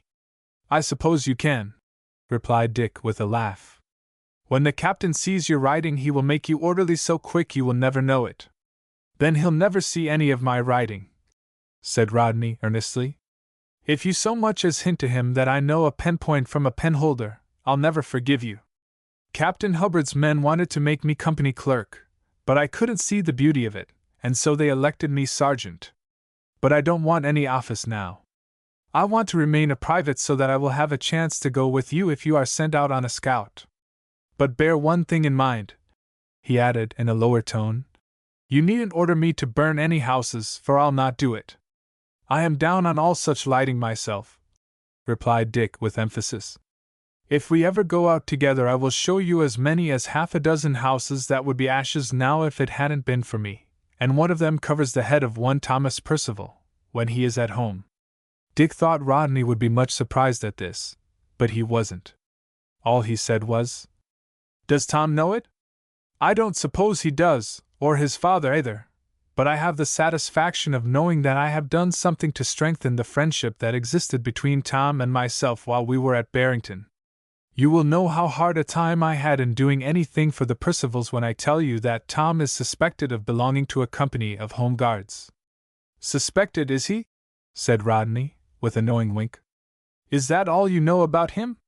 "He's captain of a company he raised himself, and rode all the way alone to St. Louis to ask Lyon if he could join him. He was afraid to trust the mails. He told me that the vigilance committees had a way of opening letters from suspected persons, and he didn't want to run any risks." "Well, now I am beat," said Dick, who had listened to this revelation with a look of the profoundest astonishment on his face.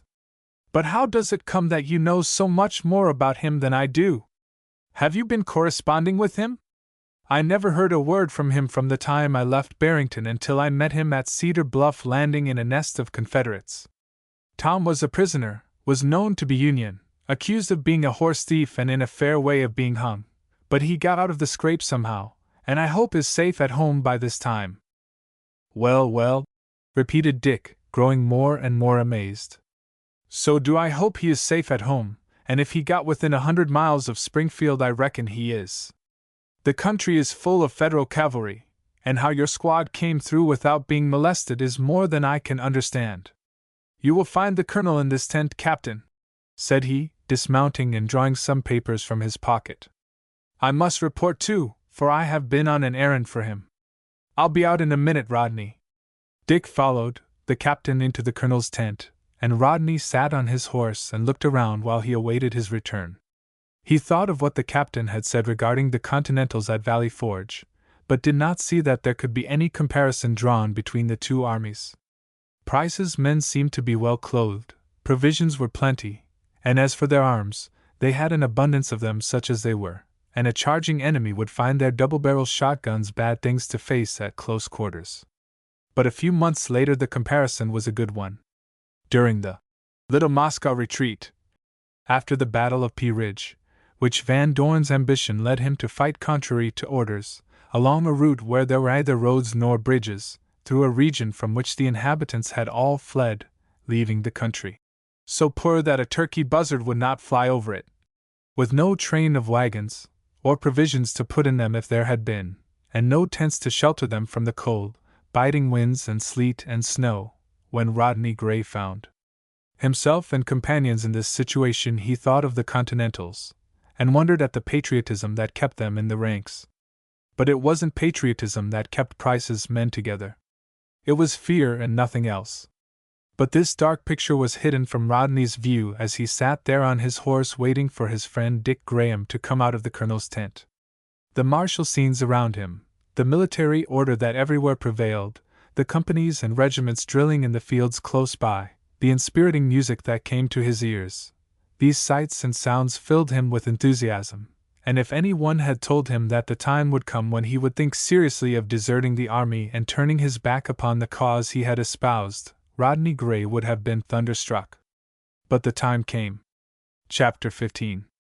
A full-fledged partisan. Having transacted his business with the colonel, Dick Graham came out of the tent and mounted his horse. "Of course I had to wait until the captain had made his report," said he in a suppressed whisper, "and in that way I happened to hear a little about yourself and Tom Barton. I knew enough to keep still in the presence of my superiors, but I did want to ask the captain to say more about Tom Barton. Was it Percival?" Rodney winked first one eye and then the other, and Dick was answered. "It's the strangest thing I ever heard of, and I am in a hurry to know all about it. Come on, our company is up at the end of the street. We occupy the post of honor on the right of the line, because we are the only company in the regiment that is fully uniformed. We'll leave our horses at the stable line, and Captain Jones will make a state guard of you before you know it." Not to dwell too long upon matters that have little bearing upon our story, it will be enough to say that Rodney was duly presented to Captain Jones, who was informed that he had come all the way from Louisiana to join a partisan company. He was a Barrington boy, well up in military matters, and desired to be sworn into the state service without the loss of time. Dick was careful not to say too much for fear that he should let out some secrets that Rodney had not yet had opportunity to tell him. Of course, the captain was delighted to see the recruit from Louisiana, shook him by the hand as if he had been a younger brother, and sent for an officer to take his descriptive list. He was not required to pass the surgeon, and the oath he took was to the effect that he would obey Governor Jackson and nobody else. This being done, Dick took him off to introduce him to the members of his mess.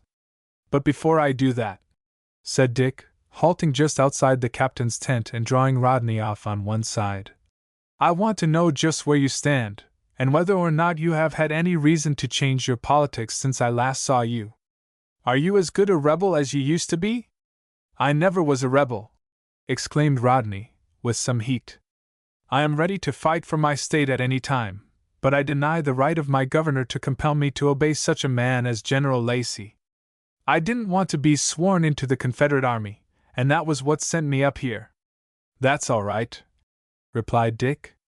"I'm glad things turned out that way, otherwise you wouldn't be in my company now. But you don't seem to be as red-hot as you used to be. You say you don't believe in burning out Union men. I certainly do not. I believe in fighting the men, but not in abusing the women and children. The Union women are like our own, worse than the men," answered Dick. "That is what I was trying to get at, and I must warn you to be careful how you talk to anybody but me, and I, being an officer of the State Guard, can't stand too much treasonable nonsense," he added, drawing himself up to his full height and scowling fiercely at his friend. "I suppose not, but I don't see that there is anything treasonable in my saying that I don't believe in making war upon those who cannot defend themselves. If some of those defenseless persons had been the means of getting you bushwhacked and your buildings destroyed, you might think differently. But come on, and I will make you acquainted with some of the best among the boys."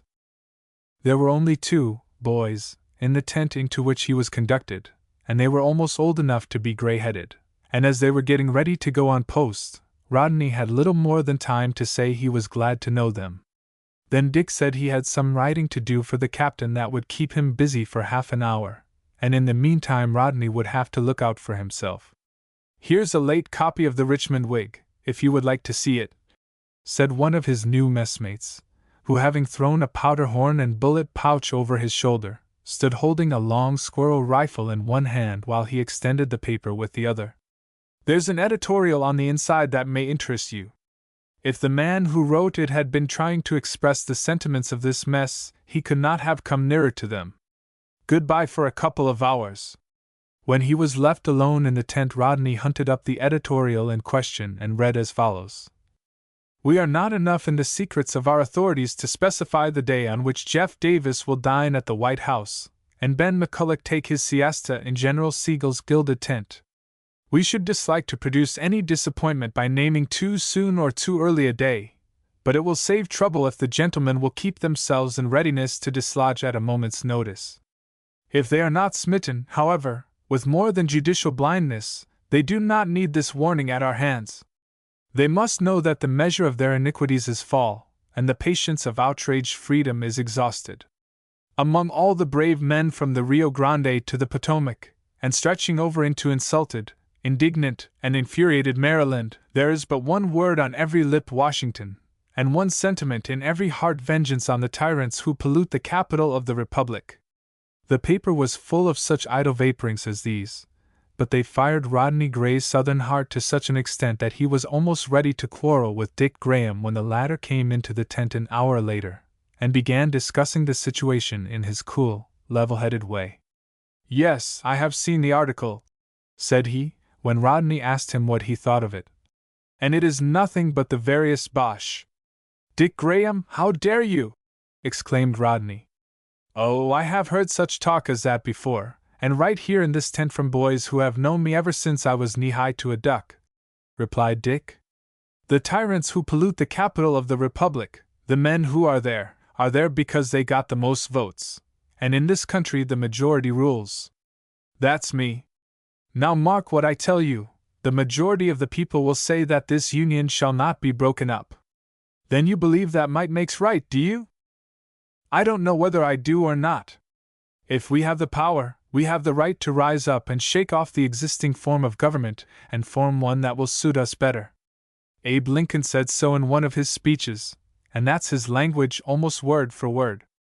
But whether the Northern people, having the power, have the right to make us stay in the Union when we don't want to, is a question that is a little too deep for me. They have neither the power nor the right, said Rodney angrily. But you always were as obstinate as a mule, and we can't agree if we talk till doomsday. Now listen while I tell you what I have been through since I said goodbye to you in the Barrington Depot. To repeat what he said would be to write a good portion of this book over again. He told the story pretty nearly as we have tried to tell it, with this difference.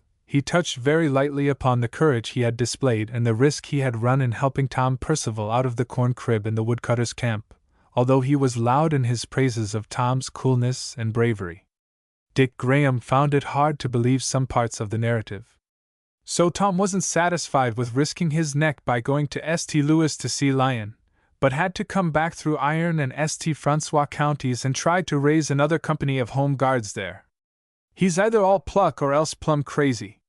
He's got a straight head on his shoulders, I'll bear witness to that, replied Rodney. What do you suppose he will do at home? Where's his company? When the hunter blows his horn, his puppies will howl, answered Dick. His men are scattered here and there and everywhere, but he knows where to find them, and if we ever meet those troops that are concentrating at Springfield, we'll meet Tom Percival. You did a neighborly act when you shoved him your revolver. I wouldn't have given much for you if that man, what's his name, Westall, had found it out. Those emergency men are nothing but robbers and murderers. That was about the idea I formed of them, and I say they ought to be put down if this war is going to be conducted on civilized principles. Where were you when Lyon captured that camp at St. Louis? I was getting ready to go to Boonville. I was in that scrimmage and have smelled powder on half a dozen occasions. Was that a secession camp or not? Not as anybody knows of, replied Dick. It was composed of the state militia which the governor had ordered out for drill. Under the law he had a right to call them out. Now what's the use of your trying any of your jokes on me? Demanded Rodney. You don't believe a word you have said, and I know it. Be honest now, and have done with your nonsense. Well, General Frost, who commanded the camp, assured Captain Lyon that he was not hostile to the government, answered Dick. But when Lyon got hold of it, he found that the two main streets were named Davis and Beauregard, that a good portion of the men were in rebel uniform, and that they were mostly armed with government muskets which you Louisiana fellows stole out of the Baton Rouge arsenal. Lyon's action in that matter was what caused the riots. I'll say one thing in your private ear. The old flag floats over St. Louis, and it's going to stay there. I'm not going to get into any argument with you, but you will see that you are wrong. We must have that city in order to command the Mississippi to the Gulf. Wasn't Jackson's proposition and Price's, that the state should remain neutral, a fair one? That's a question that will be settled when this war is over, and not before. How do you make that out? If there is such a thing as state rights, it was a fair proposition. If there isn't, it wasn't. It implies the right of a state to make terms with the government, and that is the very point we are wrangling over. There's but one way to decide it, and that is by force of arms. Do you still think we are going to be whipped? I am sure of it. And if we are, will you give up the doctrine of state rights? I'll have to. I can't do anything else. But such talk will lead us into argument, and you say you don't want to argue. I have been in a fever of suspense ever since you sent that second telegram to my father in St. Louis. In it you said, in effect, that you would start up the river on the first boat, and father wrote me that when he got it, he was ready to dance. With delight? Asked Rodney. Not much. With apprehension. He supposed you were coming up with your whole company. You asked him, for the company, if Price would accept you, and he met Price on the street and showed him the dispatch.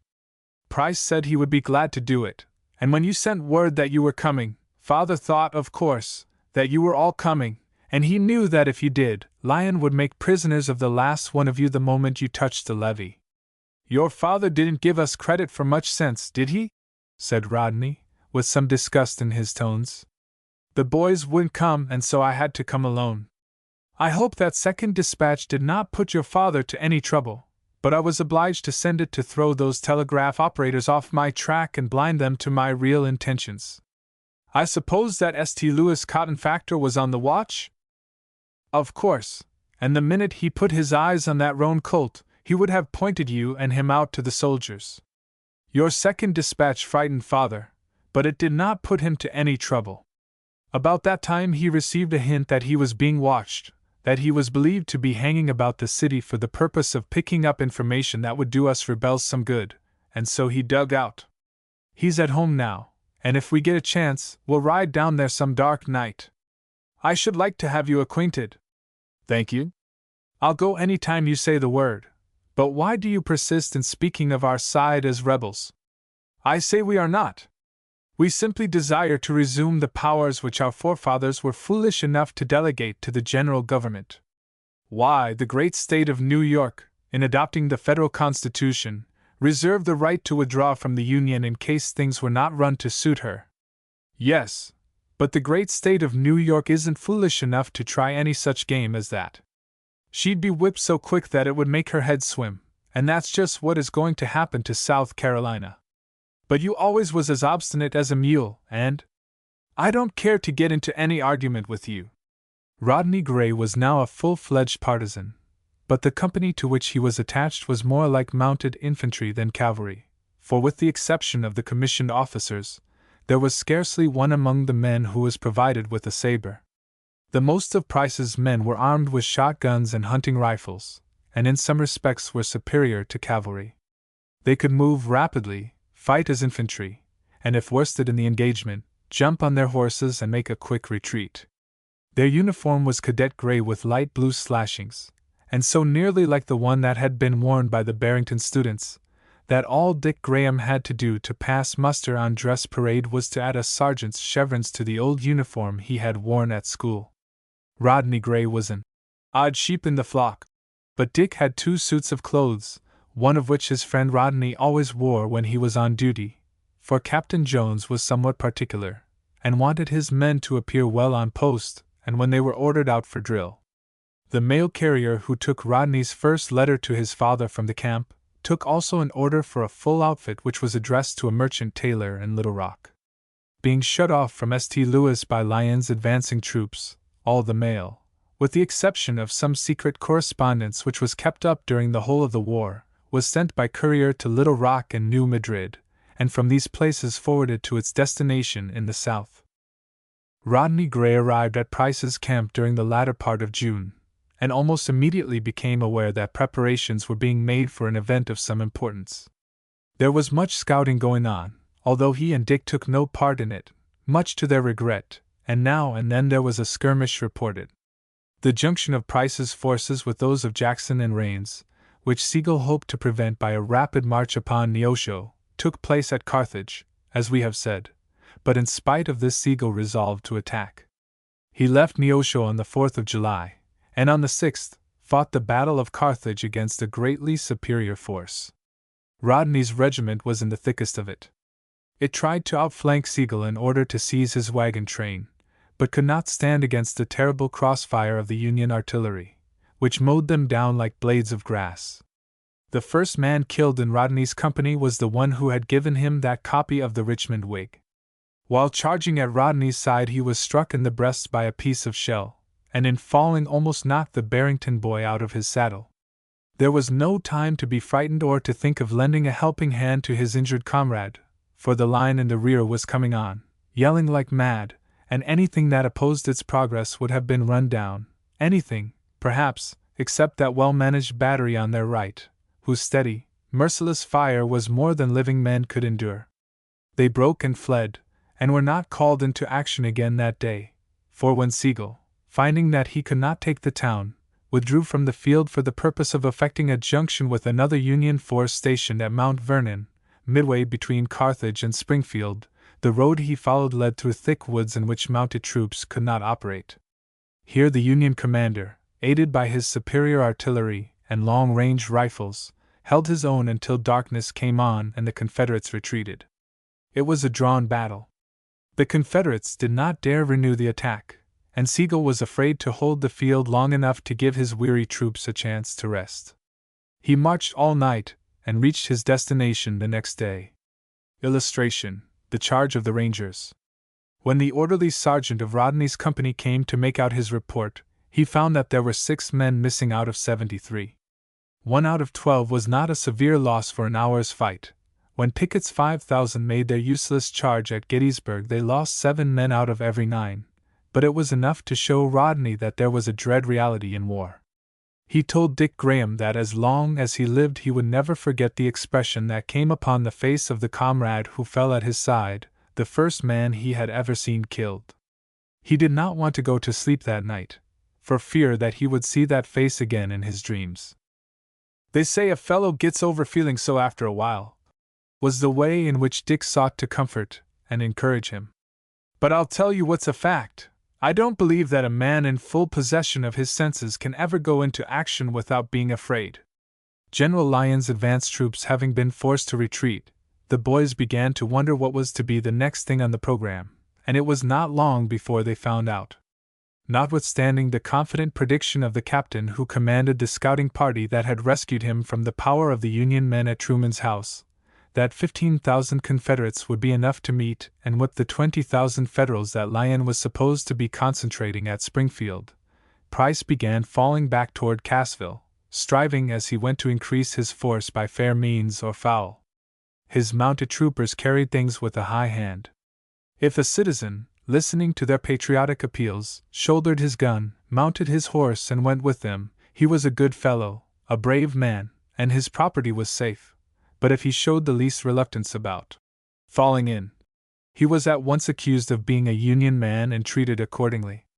Price wanted 50,000 men, but, as he afterward told the people of Missouri, less than 5,000, out of a male population of more than 200,000, responded to his calls for help. It may or may not be a fact that that small number comprised all the men that were sworn into the state service, but it is a fact that he commanded more than 8,000 men at the Battle of Carthage, and more than 20,000 at the Siege of Lexington. Price's object in falling back toward Cassville was to meet McCulloch with his 7,400 men who were coming up from Arkansas to reinforce him, and to draw Lyon as far as possible from his base of supplies. These forces met at Crane Creek, and almost immediately there began a conflict of authority between Price and McCulloch, the former urging and the latter opposing an attack upon the Union troops at Springfield. The dispute was finally settled by General Polk, who sent an order all the way from Columbus, Kentucky, commanding McCulloch to advance at once. Observe that he did not include Price in the order, for at this period of the war the Confederate authorities respected state rights after a fashion of their own. They did not even remove their capital from Montgomery to Richmond until Virginia had given them her gracious permission to do so, and gave no signs of a leaning toward the despotism which they established in less than 12 months. Meanwhile General Lyon, whose position was one of the greatest danger, could not wait to be attacked. He had weakened his army by garrisoning all the places he seized during his advance, and now he had only 7,000 troops left. Even this small force was rapidly growing less, for as fast as their terms of enlistment expired, they were permitted to return to their homes. Provisions were getting scarce, and General Fremont, who had lately assumed command of the Western Department, could not send him any reinforcements from St. Louis. So the only thing the Union commander could do to stop the Confederate advance and extricate himself from the dangers with which he was surrounded was to assume the offensive. The historian tells us that there was something sublime in that bold march of Lyon on the night of the 9th of August, with a force of 5,000 men, to Wilson's Creek, to meet in the morning an army numbering anywhere between 15,000 and 20,000. His only hope of success lay in a surprise, but there was where he was disappointed, for it so happened that at the time he made his advance, the enemy was making preparations to attack him on 4 sides at once. But while they were thinking about it, they were assailed by 2 columns, one in front and the other on the flank. This brought about the Battle of Wilson's Creek, which, next to Bull Run, was the severest engagement of the year. General Lyon was killed while leading a bayonet charge at the head of an Iowa regiment. Major Sturgis, on whom the command devolved, ordered a retreat after 6 hours of useless fighting, and the Confederates were too badly cut up to prevent his leisurely withdrawal. But, after all, that battle was a Union victory, for it interposed a check against the combined armies of the Confederacy from which they could not readily recover. This one fight taught the dashing Texan Ranger McCulloch that there was a bit of difference between meeting a sterling Union soldier like Lyon and a traitor like Twiggs who would surrender on demand, and a short time afterward he withdrew into Arkansas, leaving Price to continue the campaign, or disband his state troops and go home, just as he pleased. At least that is what history says about it. But when Rodney and Dick asked their captain why it was that the two armies separated after going to so much trouble to get together, the reason given was, "We're waiting for orders from the War Department at Richmond. It will take a good while for them to get here, and in the meantime we don't want to impoverish the country. Price will stay here to watch the enemy, who have retreated toward Rolla, which is 100 miles from here, and McCulloch will go into Arkansas to recruit his army. When the orders arrive we shall know what we are going to do next." Of course it goes without saying that Rodney and Dick did soldier's duty during the light at Wilson's Creek and in the subsequent movements of Price's troops, which resulted in the siege and capture of Lexington, but they did not see Tom Percival or hear of him, nor did they find opportunity to visit Dick Graham's home. While General Fremont was fortifying St. Louis so that he could hold it with a small force, and use the greater portion of his army in the movements he was planning against Price, the latter heard a piece of news that sent him northward by rapid marches. Chapter 16. The Conscription Act. Price's men had not been long on the march before Dick Graham, who seemed to have a way of finding out things that were hidden from almost everybody else, told Rodney, confidentially, that their objective point was Warrensburg, and that Price's motive in going there was to capture money to the amount of $100,000, which was being conveyed by a detachment of Federal troops to Lexington. The prospect of securing so valuable a prize was an incentive, and men who were so weary that the near approach of an enemy would not have kept them from falling out of the ranks, marched night and day without a murmur of complaint. Some of the way they moved at double quick, but they might as well have spared themselves the pains, for when they reached Warrensburg they found the place deserted. "This shows how impossible it is to trust anybody these times," said Rodney in deep disgust. Their regiment having gone into camp, the two friends were strolling about the town to see what they could find, and the first thing they discovered was not at all calculated to allay the indignation they felt at being outwitted by the vigilant Federals. It was a rough charcoal sketch on the wall of a building they passed during their walk. It represented a lean, long-haired, ragged rebel dancing in an ecstasy of rage over an empty money box. The soldier who drew the sketch was an artist of no mean order, and the picture told its story as plainly as words. "It proves that the Yankees knew we were coming and what we were coming for," continued Rodney. "It's an insult, and I hope we will not go back until we have thrashed them for it most soundly." The army rested for 2 days at Warrensburg, and then moved upon Lexington, whither the money had been conveyed. But Rodney and Dick had no hopes of wearing the new uniforms and wrapping themselves in the warm blankets that their share of the 100,000 would purchase for them, if they had it. They were afraid they wouldn't get any of it, and this fear was confirmed when their advance guard was severely repulsed by less than half a regiment of Home Guards who were found strongly entrenched at Lexington. The attack, which was renewed on the 12th of September, after Colonel Mulligan arrived with his Irish brigade, bringing the strength of the garrison up to 2,500 men, was even more disastrous than the first, and Price retired to wait until his supplies of ammunition could be brought up. He waited 6 days, and during that time not a soldier was thrown into the garrison, while Price saw his own army growing daily. Every man in the country for miles around, and every boy, too, who was strong enough to handle a gun, rushed to Lexington to take part in the victory to which Price invited them. The few Union men there were left in that part of the state came with the rest, because it was the only thing they could do to save themselves and their property from the vengeance of the rebels. The real battle began on the 18th, and on the afternoon of the 20th, after 52 hours of constant fighting, when his ammunition and provisions were almost exhausted and his supply of water entirely cut off, the brave colonel, who afterward died on the field of Winchester. "And dying, lay me down and save the flag," he cried, gave up the struggle, and surrendered a worn-out garrison of 2,500 men to an army of more than 20,000. It was a grand victory, almost as grand as the one Beauregard won over Anderson at Fort Sumter.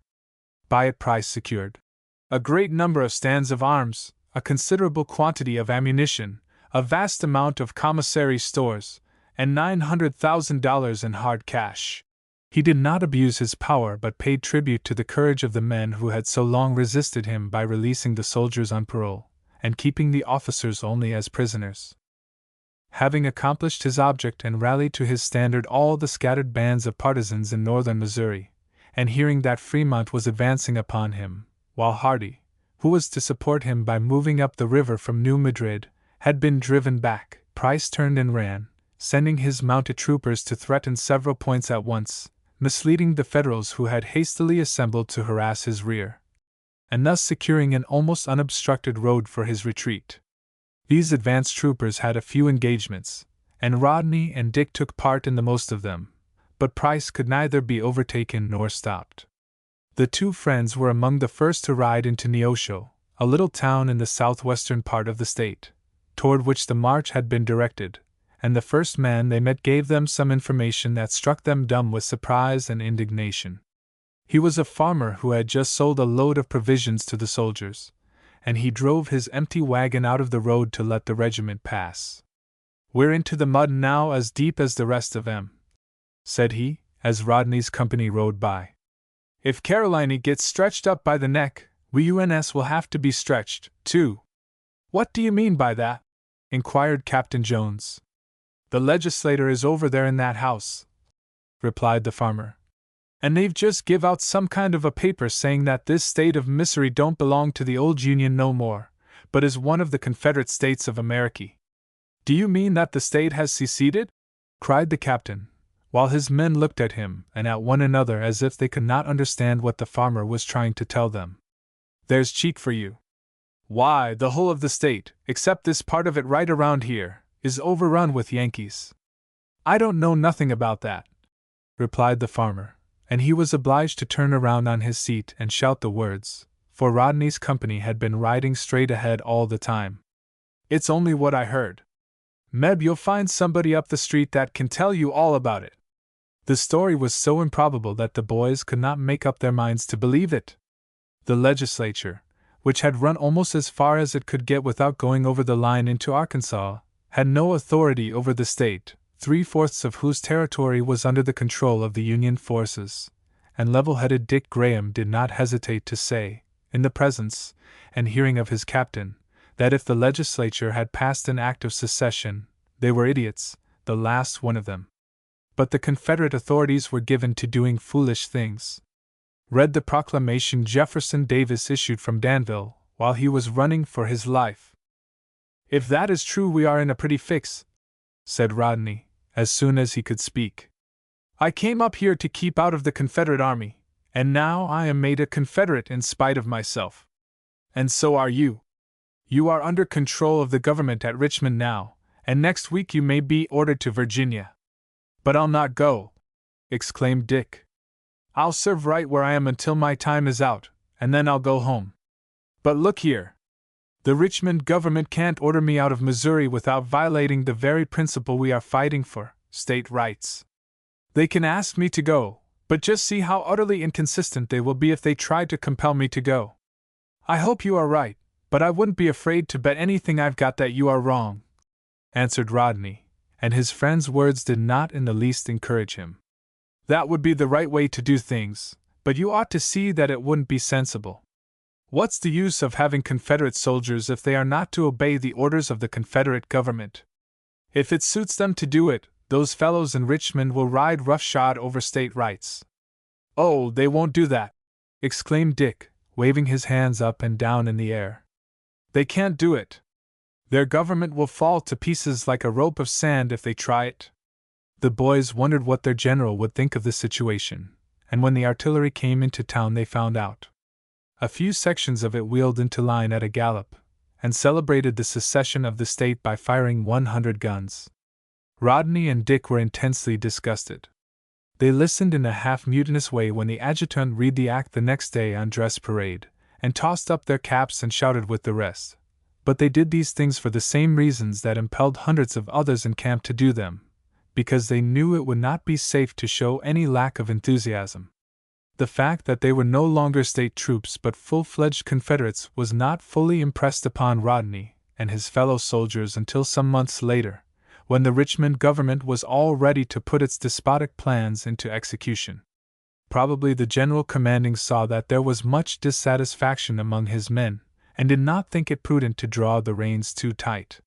He drilled his troops a little oftener and a little harder, and was rather more particular about granting furloughs, and this gave the boys no ground for complaint, but they were constantly harassed by the fear that the future had something ominous in store for them.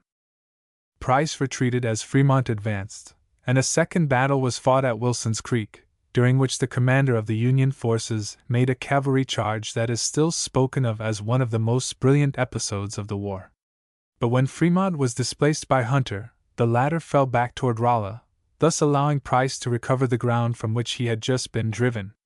He was prompt to take advantage of the opportunity, this time directing his columns toward Kansas, with the intention of getting supplies for his troops, and cutting the state off from all communication with St. Louis.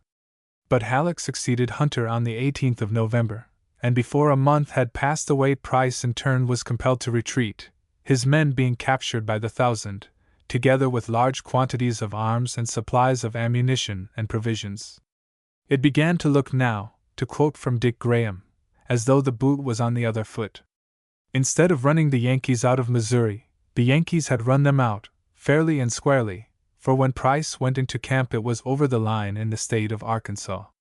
Every one of the plans that the Confederates had made for keeping the state in their possession and capturing St. Louis had been broken up by the strategy of the Union generals. The Battle of Belmont, which took place in the month of November, has been called a Confederate victory, but it was not so in reality. General Grant didn't fight that engagement because he cared a cent for Belmont, for he knew he could not hold it if he got it. All he wanted was to keep the Confederates from sending troops from Columbus, Kentucky, to cooperate with Price in Missouri. He accomplished his object by keeping Polk busy at home, and Price was driven into Arkansas. "And we are here with him," said Dick to his friend Rodney, as the two lay beside their campfire at Cove Creek, talking over the situation. "We said we never would go out of Missouri." "That is what you said," replied Rodney. "After the farce those old women went through up there at Neosho, taking the state out of the Union when they had no authority over it, I knew we were going to see trouble. And mark my words, we have only seen the beginning of it." Either General Halleck's army was not as strong as he would like to have had it, or else he overestimated the strength of the enemy, for he fell back and the Confederates went into winter quarters, Price at Springfield and McCulloch just over the line into Arkansas. Now the two friends had time and opportunity for visiting, but there was no one for them to visit. Dick showed Rodney where his father's house and Mr. Percival's had once stood, but there was nothing left of them but blackened ruins. The rebels had done the business, for one, and Union men had cleaned out the other. Dick fully expected to find it so, for he had often seen such evidence of vandalism and hatred during his long marches through the state. The boys afterward learned that Dick's father and mother had taken refuge with friends in Little Rock, while Mr. Percival's family had, in some mysterious way, succeeded in reaching St. Louis. Rodney was depressed by the sight of the ruins, and thanked his lucky stars that his father and mother lived in a state in which such things never could be done. The few Union men there were in and around Moorville would never dare trouble his folks, and the Yankees would not be able to penetrate so far into the Confederacy. Garrison duty, as the boys called their life in winter quarters, was most distasteful to them, and it was with great delight that they listened to the rumors which early in February came up from McCulloch's camp, to the effect that the two armies were to take the field again at once, but that their campaign was to be in a different direction. These rumors did not say that the Richmond government had decided to give up the struggle in Missouri and turn its attention to more important points, but the men, who talked freely in the presence of their officers, declared that that was what the new move would amount to. They were to proceed to New Madrid to operate with the Army of the Center in checking the advance of the Federals, who were threatening Island No. 10. For once rumor told the truth and the move was made, though not in the way Rodney and Dick thought it would be. One Sunday morning there was a terrible uproar made by a scouting party which came tearing into camp with the information that General Curtis's army, 40,000 strong, was close upon Springfield and more coming. This rumor was also true, and Old Pap Price, as his men had learned to call him, who was not much of a fighter but a master hand at running, made haste to get his wagon train out of the way. To quote once more from Dick Graham, it was hardly worth the trouble, for the oxen were so lean and weak that they could scarcely walk, and the wagons, which were fit for nothing but firewood, were loaded with a lot of rubbish that was of little value. But Old Pap was bent on saving everything he had, and could not have worked harder to take this train to a place of security if it had been freighted with the money he captured at Lexington. The retreat soon became a rout. The whole country was thrown into a state of alarm, and people came flocking from all directions, bringing with them the few household effects that the different raiding parties had left them. Price kept up a running fight until some of McCulloch's troops came up, and then the Federal advance was checked. If General Curtis intended this sudden movement for a surprise, he could not have selected a better time for it, and if he had kept his two columns together, instead of sending Sigel off with 13,000 men to operate in another quarter, Price's army would have been eliminated from the problem of war, and the Battle of Pea Ridge would not have been fought.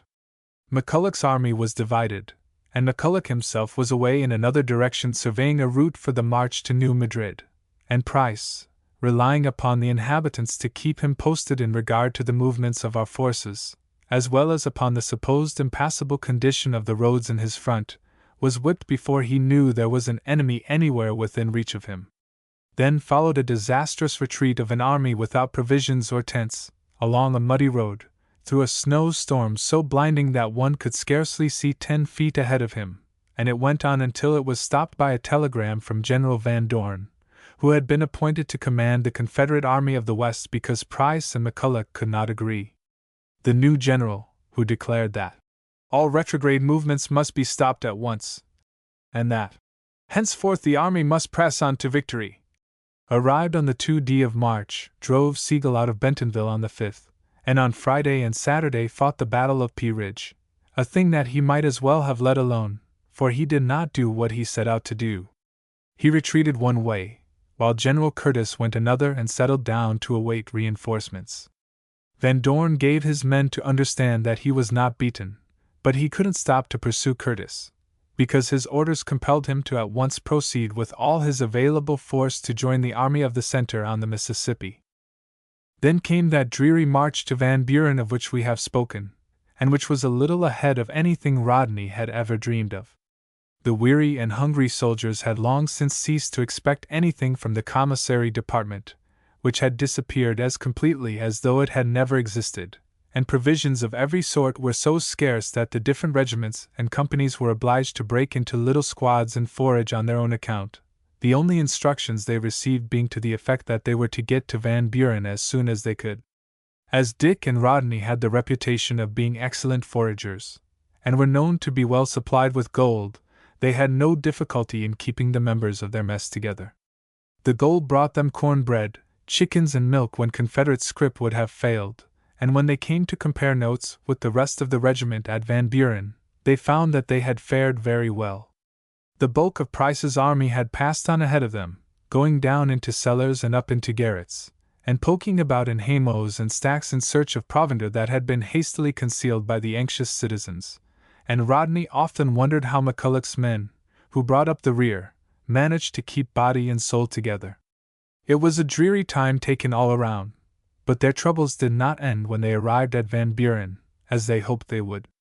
It is true they again came within sight of a commissary department with an abundance of provisions, a quartermaster's department with a lot of mixed-up baggage and camp equipage, blankets and overcoats that had been thrown off and left at different places along the route, and here they were allowed to rest until the stragglers came up and reported.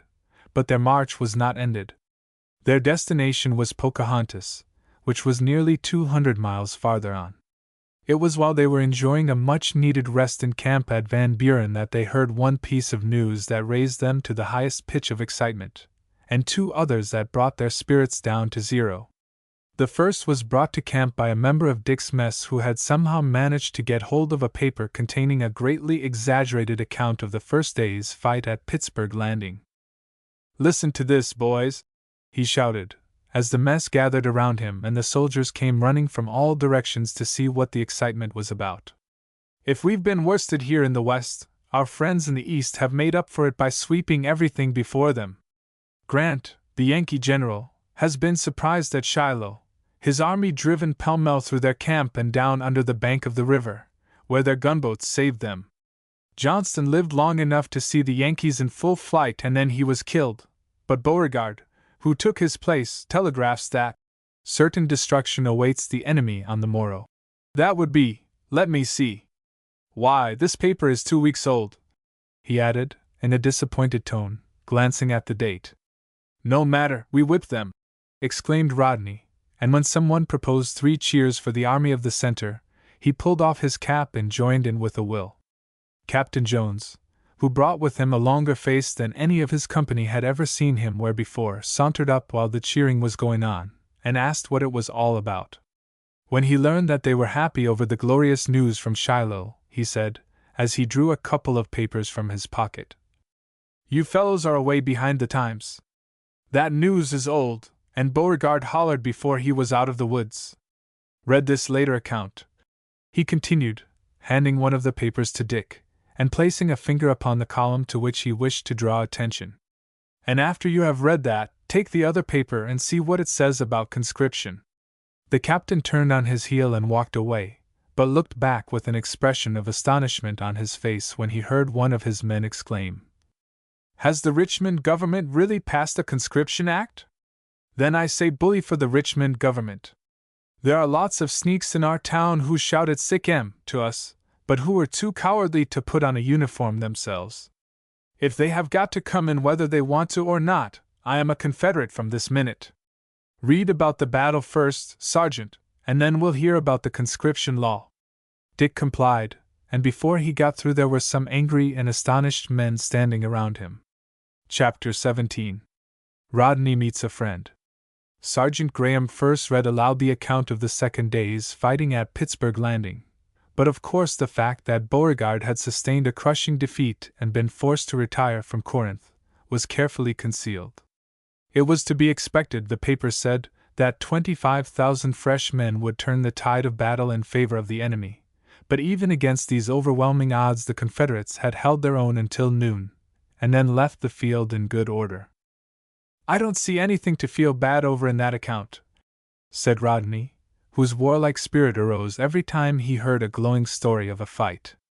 "We knew when we went into this thing that the Yankees could raise more men than we could, and we expected to fight against big odds. Now for the conscripts." And when Rodney said this, he thought of Tom Randolph, and hoped that he would be the first Moorville citizen to draw a prize. He thought he could imagine how Tom would look and feel after he had made a campaign with a foot or more of mud under his feet, dripping storm clouds over his head and not so much as a crumb of corn bread in his haversack, and laughed silently as he pictured him at a smoking campfire with a lot of veterans, poking fun at him. His own term of service would soon expire, and he hoped he should reach home in time to see Tom march out with the first squad of conscripts that left Moorville. But as Dick proceeded to read the abstract of the act as it appeared in the paper, all the while pushing the sheet farther and farther from him as his amazement and anger increased, Rodney found that the situation was not quite so amusing as he thought, and that he, Rodney Gray, was in a worse box than his friend, Tom Randolph.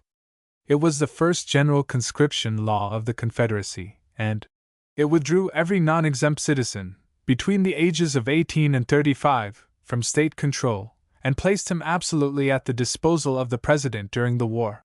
When Dick had read this far, he looked at his comrades to see what they thought of it. "Why, it's the Tsar of Russia couldn't do worse," exclaimed the first one who recovered control of his tongue. "It's a fraud, a despotic act. Where are our state rights now, I should like to know?" "Go on," said Captain Jones, who stood on the outskirts of the group but within hearing distance. "There's worse to come."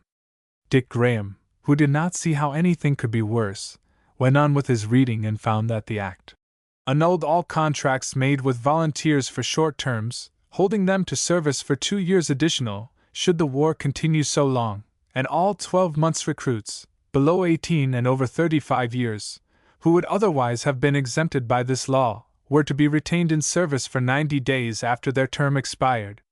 Hey, yup! Yelled Dick, dancing about like one demented.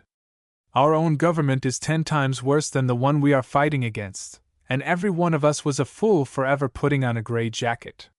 Why didn't they tell us all this in the first place, so that we might know what there was before us?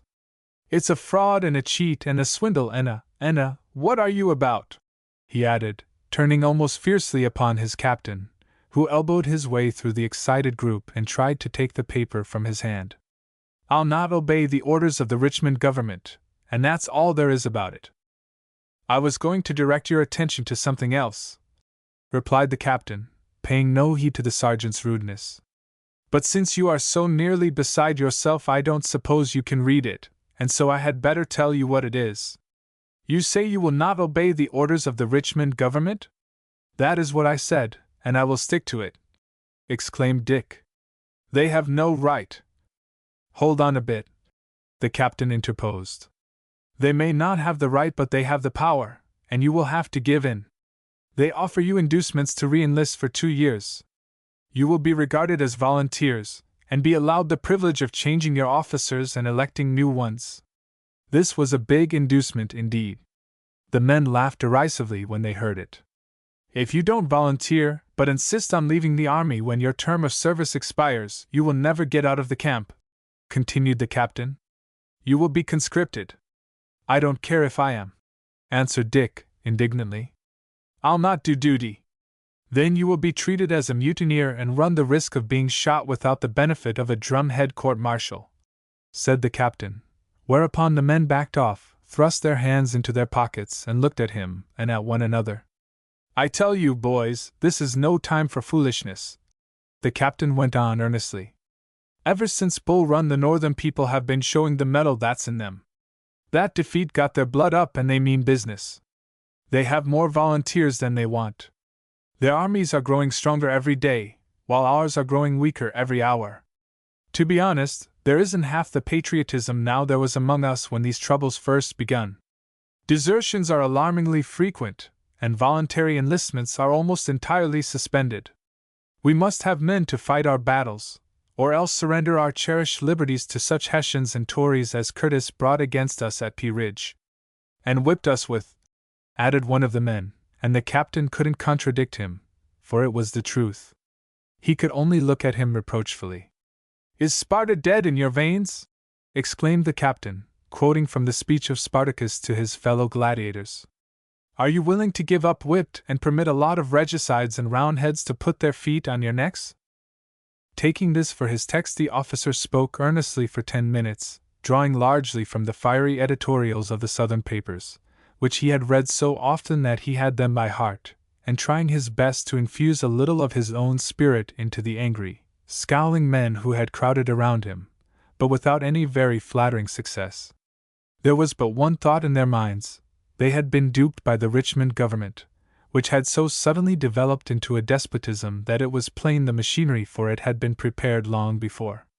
They could not go home even for a short time to visit their friends after their term of service had expired, and it is no wonder that they felt sore over it. Seeing that he could not arouse their patriotism, the captain next tried to arouse their combativeness. On the same day that the Battle of Shiloh was decided against us, there was another struggle settled 100 miles nearer to us, said he. That too went against us. Island number 10, the stronghold that was to have kept the enemy from going down the Mississippi, has fallen, and the way is open to Memphis. But the Yankees will never get there, exclaimed Rodney. When I came up the river on the Malleable, I heard a man say we had a fleet building there that would eventually take Cairo and St. Louis too. I certainly hope he was right, but things don't seem to point that way now, replied the captain. That is good news for us in one respect, Dick Graham remarked. New Madrid must have fallen too, and if that is the case, we'll not be ordered there. It's too late. We'll stay in our own state. The captain shook his head, and his men knew by the expression on his face that he had something yet to tell them. "There's where you are wrong," said he. "We are going to Memphis as quick as we can get there, and from Memphis we shall go to Corinth to join the army under Beauregard. I am sorry you boys feel so about it, but I really don't see how you are going to help yourselves. Now brace up and do your duty like men, as you always have done it. I don't want to see any of you get into trouble, but you certainly will if you kick over the traces." This last announcement was altogether too much for the men, who turned away in a body, muttering the heaviest kind of adjectives. Not loud but deep. When the two boys were left alone with the captain, the latter inquired, "How old are you?" "17, growled Rodney.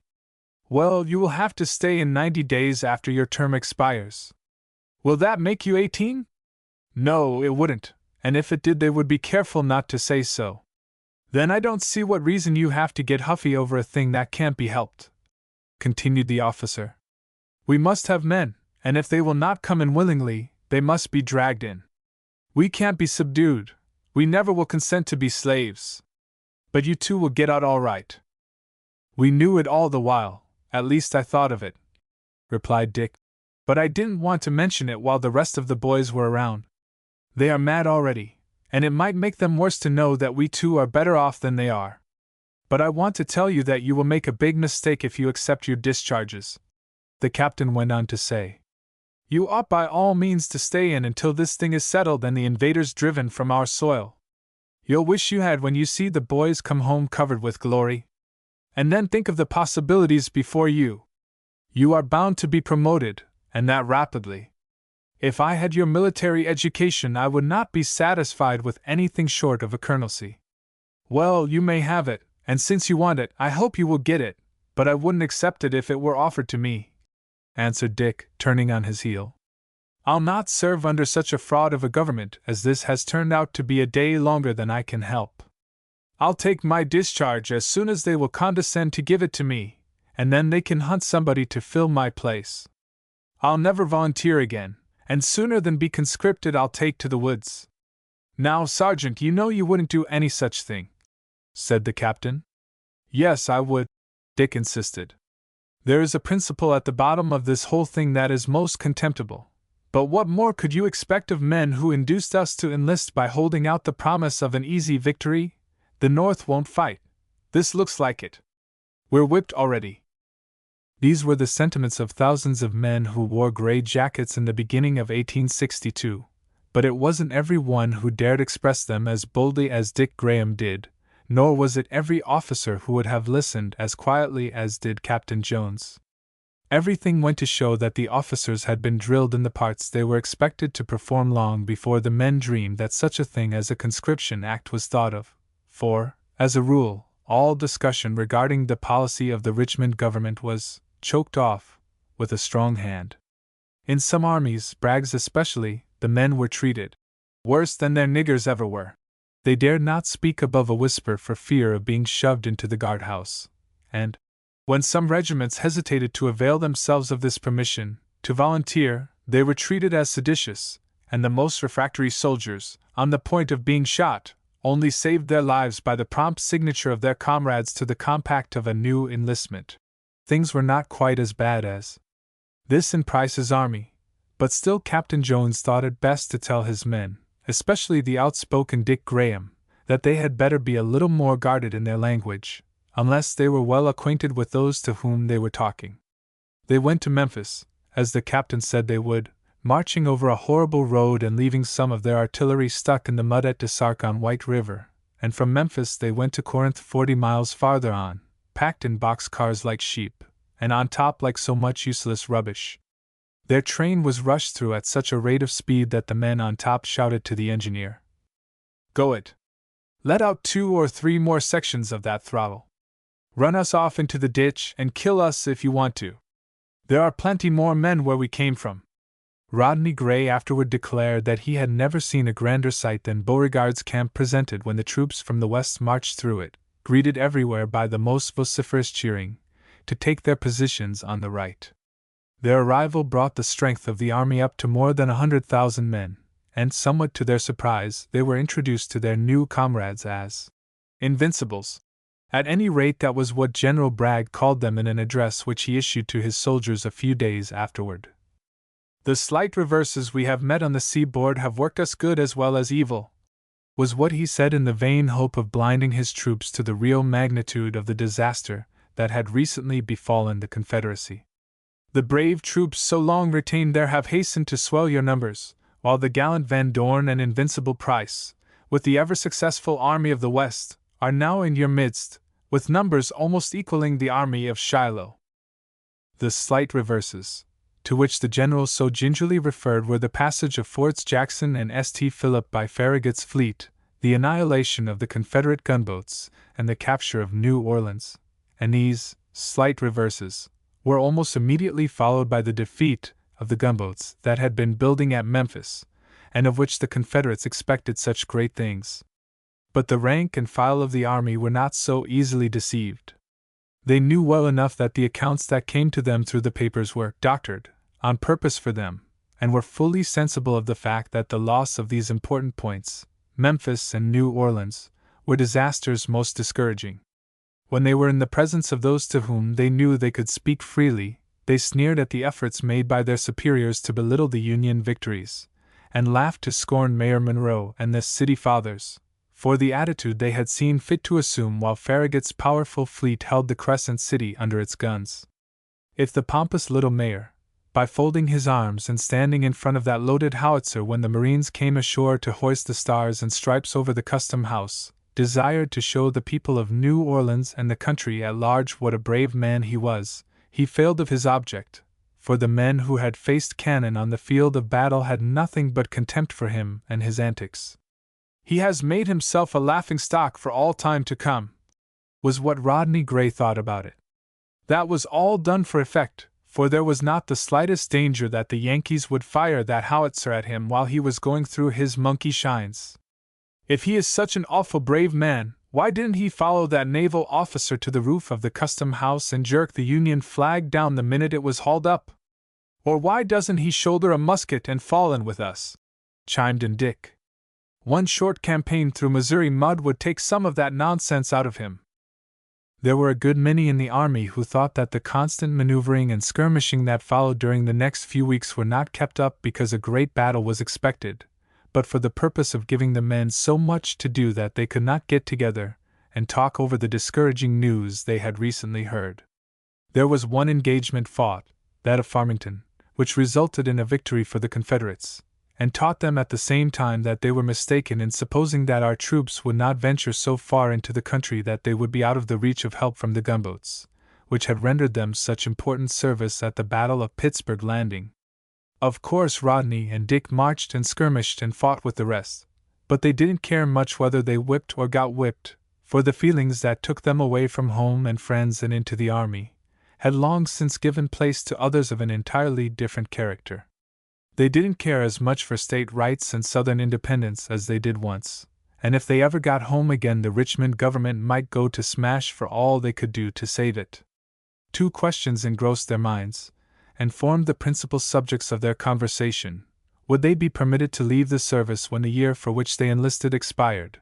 And if so, how was Dick Graham going to get across the river into Missouri now that Memphis had fallen, and the Mississippi as far down as Vicksburg was in possession of the Federals? In regard to the first question, there was one thing which the boys were afraid would work against them. While nearly all the line officers of the regiment remained with them, the field officers who had come with them from the West had disappeared, some being promoted, some discharged, and others being sent to the hospital. New ones had taken their places and a new staff had been appointed. "And a lovely staff it is," said Dick, expressing the sentiments of every man in his company. "I can see now why that conscription act was passed. It was to make room for a lot of government pets, who are too fine to go into the ranks, but who are allowed to come here and shove out veterans when they cannot tell the difference between countermarch by file right and right by twos. Our new colonel doesn't know who we are or what we have done, and cares less, and when we go to him for our discharges, he will throw so much red tape in our way that we can't get out. That's what I am afraid of."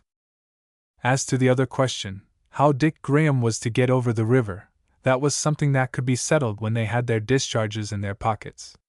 First and foremost, Dick would go home with Rodney, and after he had taken a good long rest, and learned all about the means of communication between the two shores, they were positive there must be some regular means of communication, because Dick had received 2 letters from home since he had joined the army of the center. Rodney would take his chances of seeing him safely across the river. But their discharges must be their first care, and they came much easier than they dared hope for.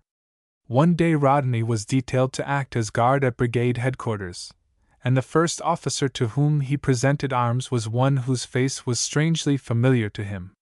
It was his new brigade commander, and a wild hope sprung up in Rodney's breast. The energetic, soldier-like manner in which he handled his piece attracted the notice of the general, who seemed to be in good humor, and who unbent from his dignity long enough to remark, "You have been well drilled, sentry." "Yes, sir, at Barrington Military Academy," replied Rodney, with a good deal of emphasis on the last words. This had just the effect the boy meant it should have. The general stopped and looked curiously at him, and Rodney, instead of keeping his eyes straight to the front and striking the ground at the distance of 15 paces, returned his superior's gaze with interest. "Haven't I seen you before?" the latter asked at length. "Yes, sir, aboard the steamer Malleable, going up the river a year ago," answered Rodney. "You were Captain Howard then." The boy had no business to say all this, and no one in the army knew it better than he did. It was his place to wait and be questioned, but he couldn't do it. There was too much at stake, his discharge and Dick's. The general did not appear to notice this breach of military etiquette. On the contrary, he smiled and said pleasantly, "I remember you perfectly. You were on your way to join Price, and your presence here proves that you found him. When you are relieved, I want to see you." "Very good, sir," replied Rodney, bringing his piece to a shoulder and resuming his walk. "If that man's word is worth anything," he added mentally, when the general disappeared in his tent, "Dick Graham and I will be free men when our year and 3 months are up, and you just say that much to your folks and tell Em it's confidential. He as good as said that he would do something for me if he could, and now I will try him on, but there's one thing I'll not promise to do. I won't re-enlist until I get a good ready, and if I can help myself, that time will never come." Rodney walked his beat as if he were treading on air, and wished his friend Dick would happen along about the time he was relieved, so that he might tell him that he believed he had found a powerful friend in their new brigade commander. At the end of 2 hours, having been relieved from post and obtained the necessary permission from the officer of the guard, Rodney presented himself at the door of General Howard's tent, and sent his name in by the orderly. Chapter 18. Conclusion. General Howard did not look or act like a man who was very badly overworked, nor did he seem to be at all anxious over the result of the heavy firing that was going on the left of the line. He had pulled off his coat and riding boots, and when the orderly entered to tell him that Private Rodney Gray of the Missouri Cavalry had come there to see him by his orders, he was tilling his pipe preparatory to indulging in a smoke. He greeted Rodney pleasantly, and pointed with the stem of his pipe to an empty cracker box. "Turn that up and sit down," said he, whereupon the orderly opened his eyes in wonder. There was a much wider gulf between the officers and privates in the rebel army than there was in our own, especially after the war had been going on for about a year. The sons of rich men, who had shouldered a musket at the beginning, began working their way out of the ranks, leaving behind them only those who were too poor or too low in the social scale to command the influence that was necessary to bring them a commission. As a rule, rich people in the South did not think much of poor white trash.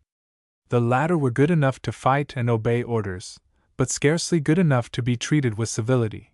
So when General Howard told his visitor to turn up the cracker box and sit down on it, the orderly straightway made up his mind that Rodney Gray was a little better than the common run of folks, even if he was a private soldier.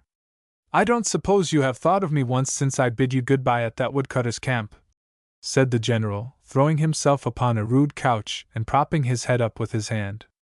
"But I have often thought of you, and a few months ago I was down Moorville way on a scout. I passed right by your father's plantation, and finding out who he was, and being a trifle hungry besides, I dropped in and invited myself to dinner with him and your mother." Rodney was delighted to hear this, but all he said was that he hoped the general had enjoyed his visit. "I assure you I did, and the dinner too," was the smiling reply. "And during the hour I passed there I learned a good deal concerning your life in Missouri, and heard some portions of your letters read. Your parents were much surprised to know that I met you on your way up the river, and I renewed to them the promise I believe I made you on the steamer that if I could ever do you a fatherly kindness I would.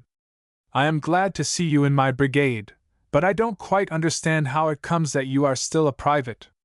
Haven't you done your duty, or wouldn't your officers push you?" "The fault is my own, sir," answered Rodney. "I might have gone higher, but I didn't care to." Then he went on to tell the general about Dick Graham. The latter was a Barrington boy too, he said, and they had made it up between them that it wouldn't be worth while for them to accept promotion, for they had only a year to serve, and besides they did not want to run the risk of being separated. "Oh, as to that, you mustn't expect to stick together all the time," replied the general. "The exigencies of the service will not admit of it, you know that yourself. Still I will try to do something for your friend too, if I find upon inquiry of your regimental and company officers that he is worthy.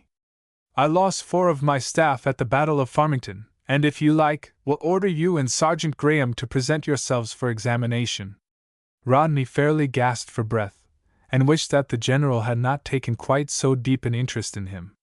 The crisis was coming now, and he nerved himself for it. "I am very much obliged, General," he faltered, "but my time will be up in about 2 weeks, and I should like to go home and see my folks." Rodney expected that his superior would be surprised to hear this, and his actions showed that he certainly was, and a little angry, as well.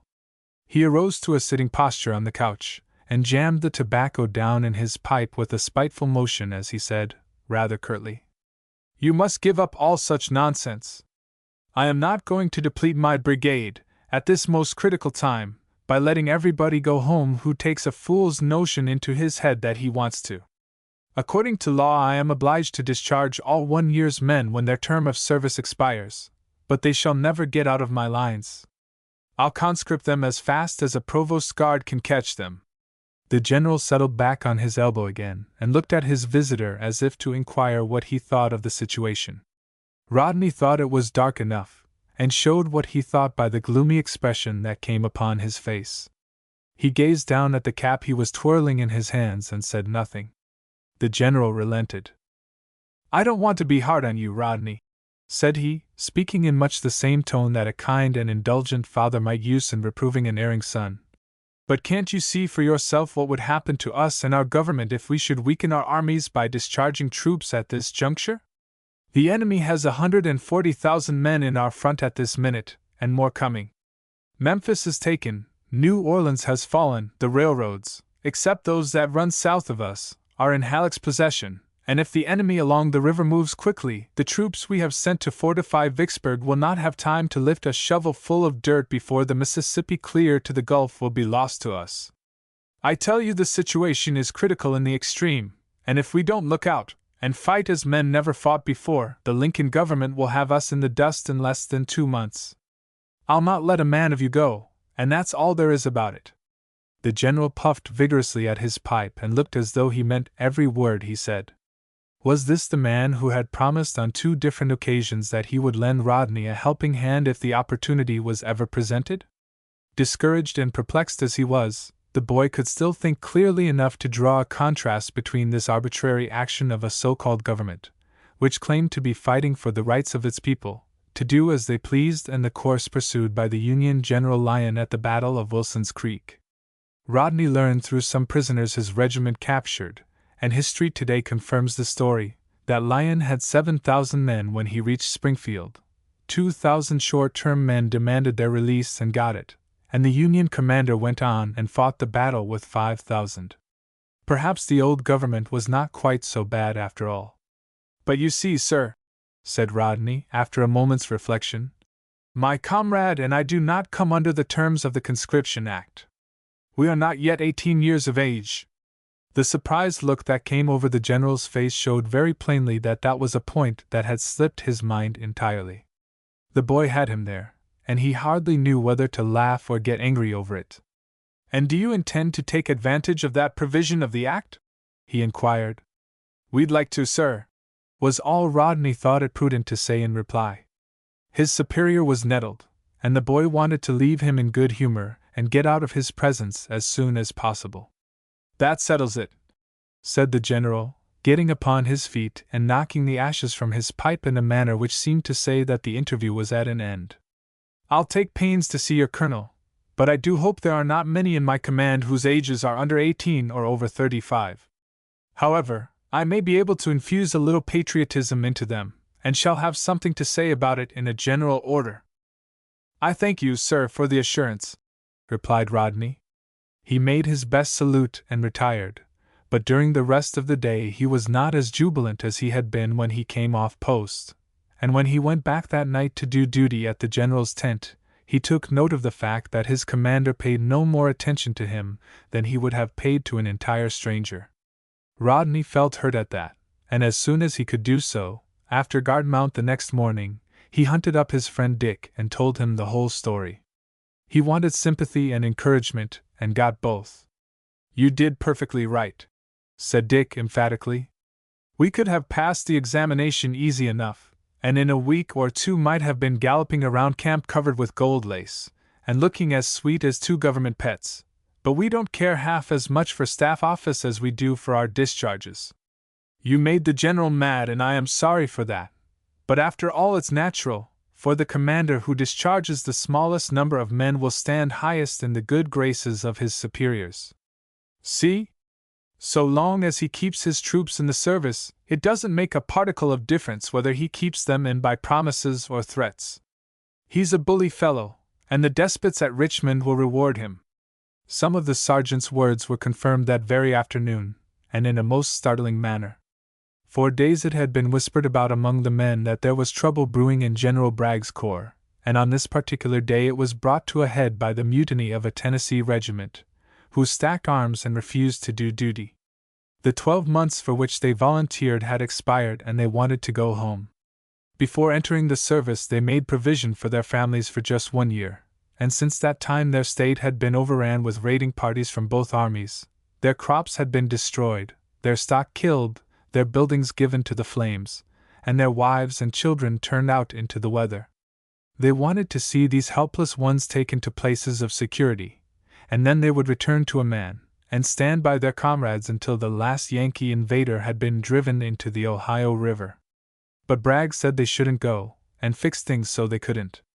He did just what Beauregard did when Hindman's Arkansas troops prepared to return to their state to repel the invasion of General Curtis. He told them that if they didn't pick up those guns in less than 5 minutes he would have the last one of them shot, and they picked them up. But in an hour's time it was whispered through the ramp that all the service old Daddy Bragg would get out of those Tennesseans wouldn't amount to much. We shall presently see how much truth there was in the report. A few days after this the order of which General Howard had spoken was issued, and read to those regiments in the brigade whose term of service was about to expire. They were informed that they would now come under the Conscript Act, and that every man of them who was subject to service under that act would be summarily conscripted unless he chose to re-enlist. The regiments to whom the order was addressed had all performed gallant service and gained imperishable honors, and the general hoped they would preserve both their name and organization by volunteering in a body to serve for 2 years, or until the end of the war. If they did, they would have the privilege of electing their own officers, and would be placed on the same footing as the other volunteer regiments, and those of their number who, by reason of age, were not subject to conscription, would serve until the 15th of July, when they would be discharged. The order concluded with a fierce denunciation of General Butler's rule in New Orleans and a glowing appeal to their patriotism, all of which the men cheered lustily. But when the ranks were broken and the different cliques got together, they did not try to keep up any show of spirit. So far as Rodney Gray could learn, there was not a man in his regiment who would have volunteered if he had seen a fair chance to desert and get across the river. Desertion was a thing that had never been talked of before among Price's men. As volunteers, they would have died rather than think of such a cowardly way of getting out of the army, but it was different now. Even if they re-enlisted under the provisions of the Conscript Act, how much better would they be than conscripts while bearing the name of volunteers? They would be forced into the army against their will, wouldn't they, and wouldn't that make them conscripts? They appeared to submit because they could not help themselves, but desertions took place every day. Some got safely off, but those who were caught in the act were shot without any trial at all. The men were sullen, talked mutiny among themselves, and Rodney Gray looked for nothing else but to see them rise in a body, kill their tyrannical officers, and disperse to their homes. It was a terrible state of affairs, the nearest approach to anarchy there ever was or ever will be in this country, and during those troublous days and the subsequent retreat to Tupelo, General Halleck received into his lines no less than 15,000 deserters. The farce of electing new officers and reorganizing the various companies and regiments in the brigade took place in due time, and once more Dick Graham found himself in the ranks. He was not a candidate for any office, and neither was Rodney, although they might have had commissions if they had chosen to accept them. They did not so much as hint that they had been offered something better than the company or regiment could give them, a position on the general's staff, for they did not think it would be policy to do it. There were plenty of mean men in their regiment, as there were in every one in the service, and since they could not get discharges themselves, they would have been glad if they could have kept Rodney and Dick from getting them, and if they had suspected that Rodney had a friend in the general of the brigade, they would have reported him every chance they got, no matter whether he had done anything wrong or not. After this, the two friends waited with as much patience as they could for the time to come around when they would be free once more. During this time, almost constant fighting had been going on somewhere along the line, and although Rodney and Dick could not see the use of it, those in authority could, for they were quietly making preparations to withdraw from a place which was no longer of use to them. On the 26th, 27th, and 28th of the month, the fighting was very severe, and Rodney's regiment, which was at the front, was badly cut up. Although Dick Graham was now a private, he was called upon at times to do duty as a sergeant, and on the afternoon of the 28th, he was sent with a small squad, one of whom was Rodney Gray, to take charge of an advanced post. It was much nearer our lines than were the trenches in which the regiment was fighting, but it was also much safer, for the shells from both sides went high over their heads. Here they remained in perfect security, talking, laughing and telling stories while the roar of battle was going on all around them, and waiting for their relief, which was to come at 6 o'clock.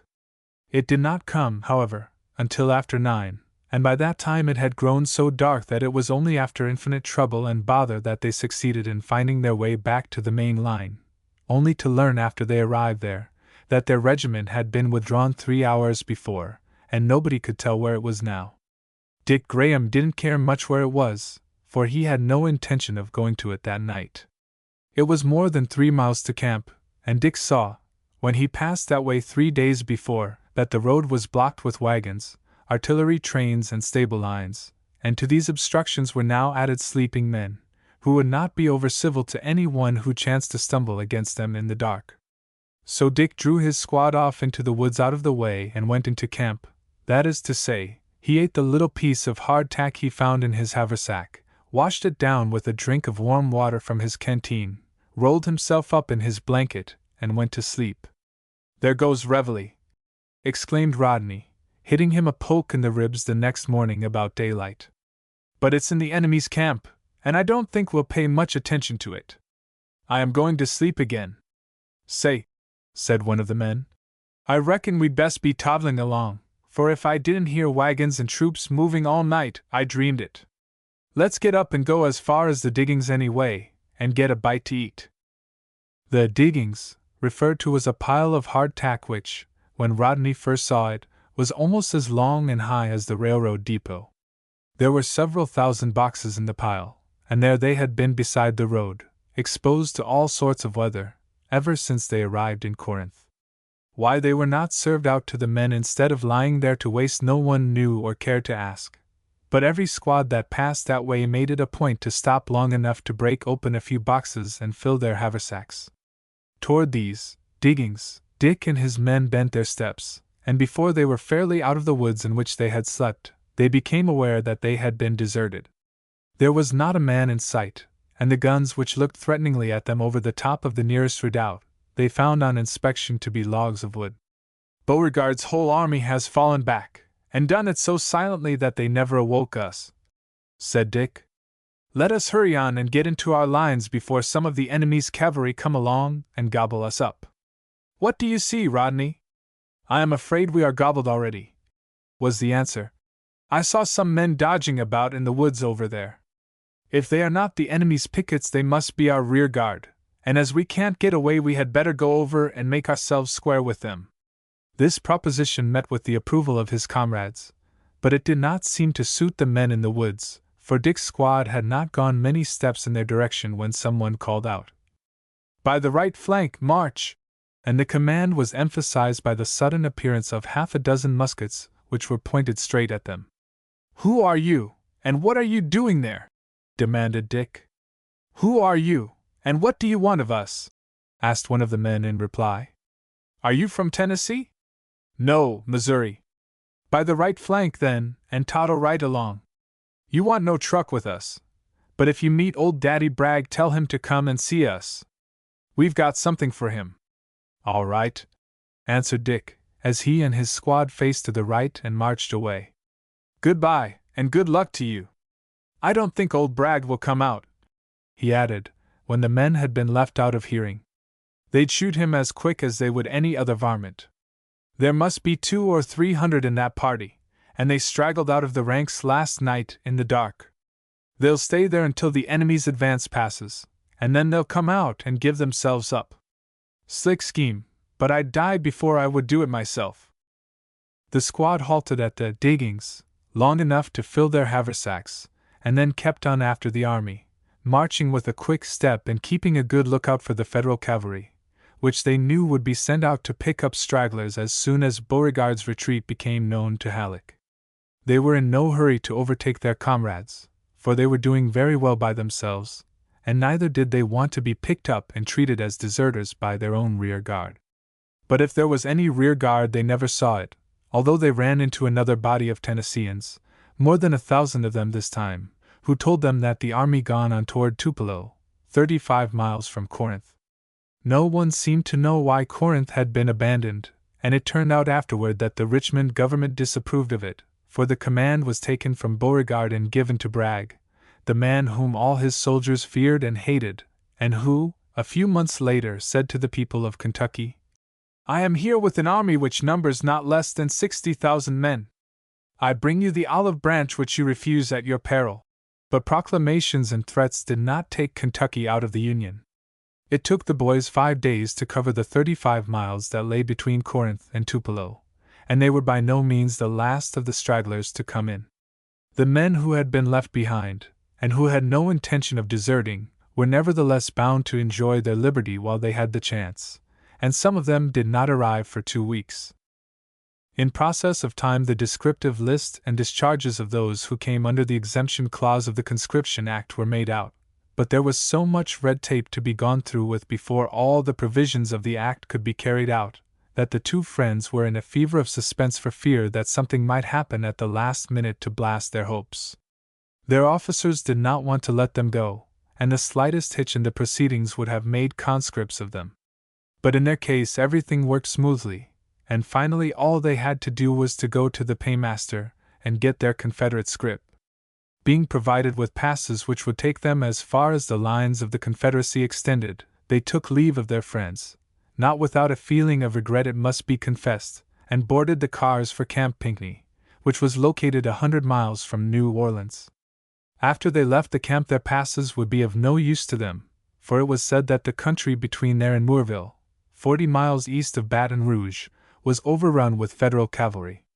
They reached the camp without any mishap, ran the guard in order to get out of it, but that was not a difficult thing to do, for nearly all the soldiers in camp were conscripts who had not had time to learn their business, and before they had gone 10 miles on their way toward Moorville, came plump upon a small squad of Union cavalry, who covered them with their carbines and told them to come in out of the rain.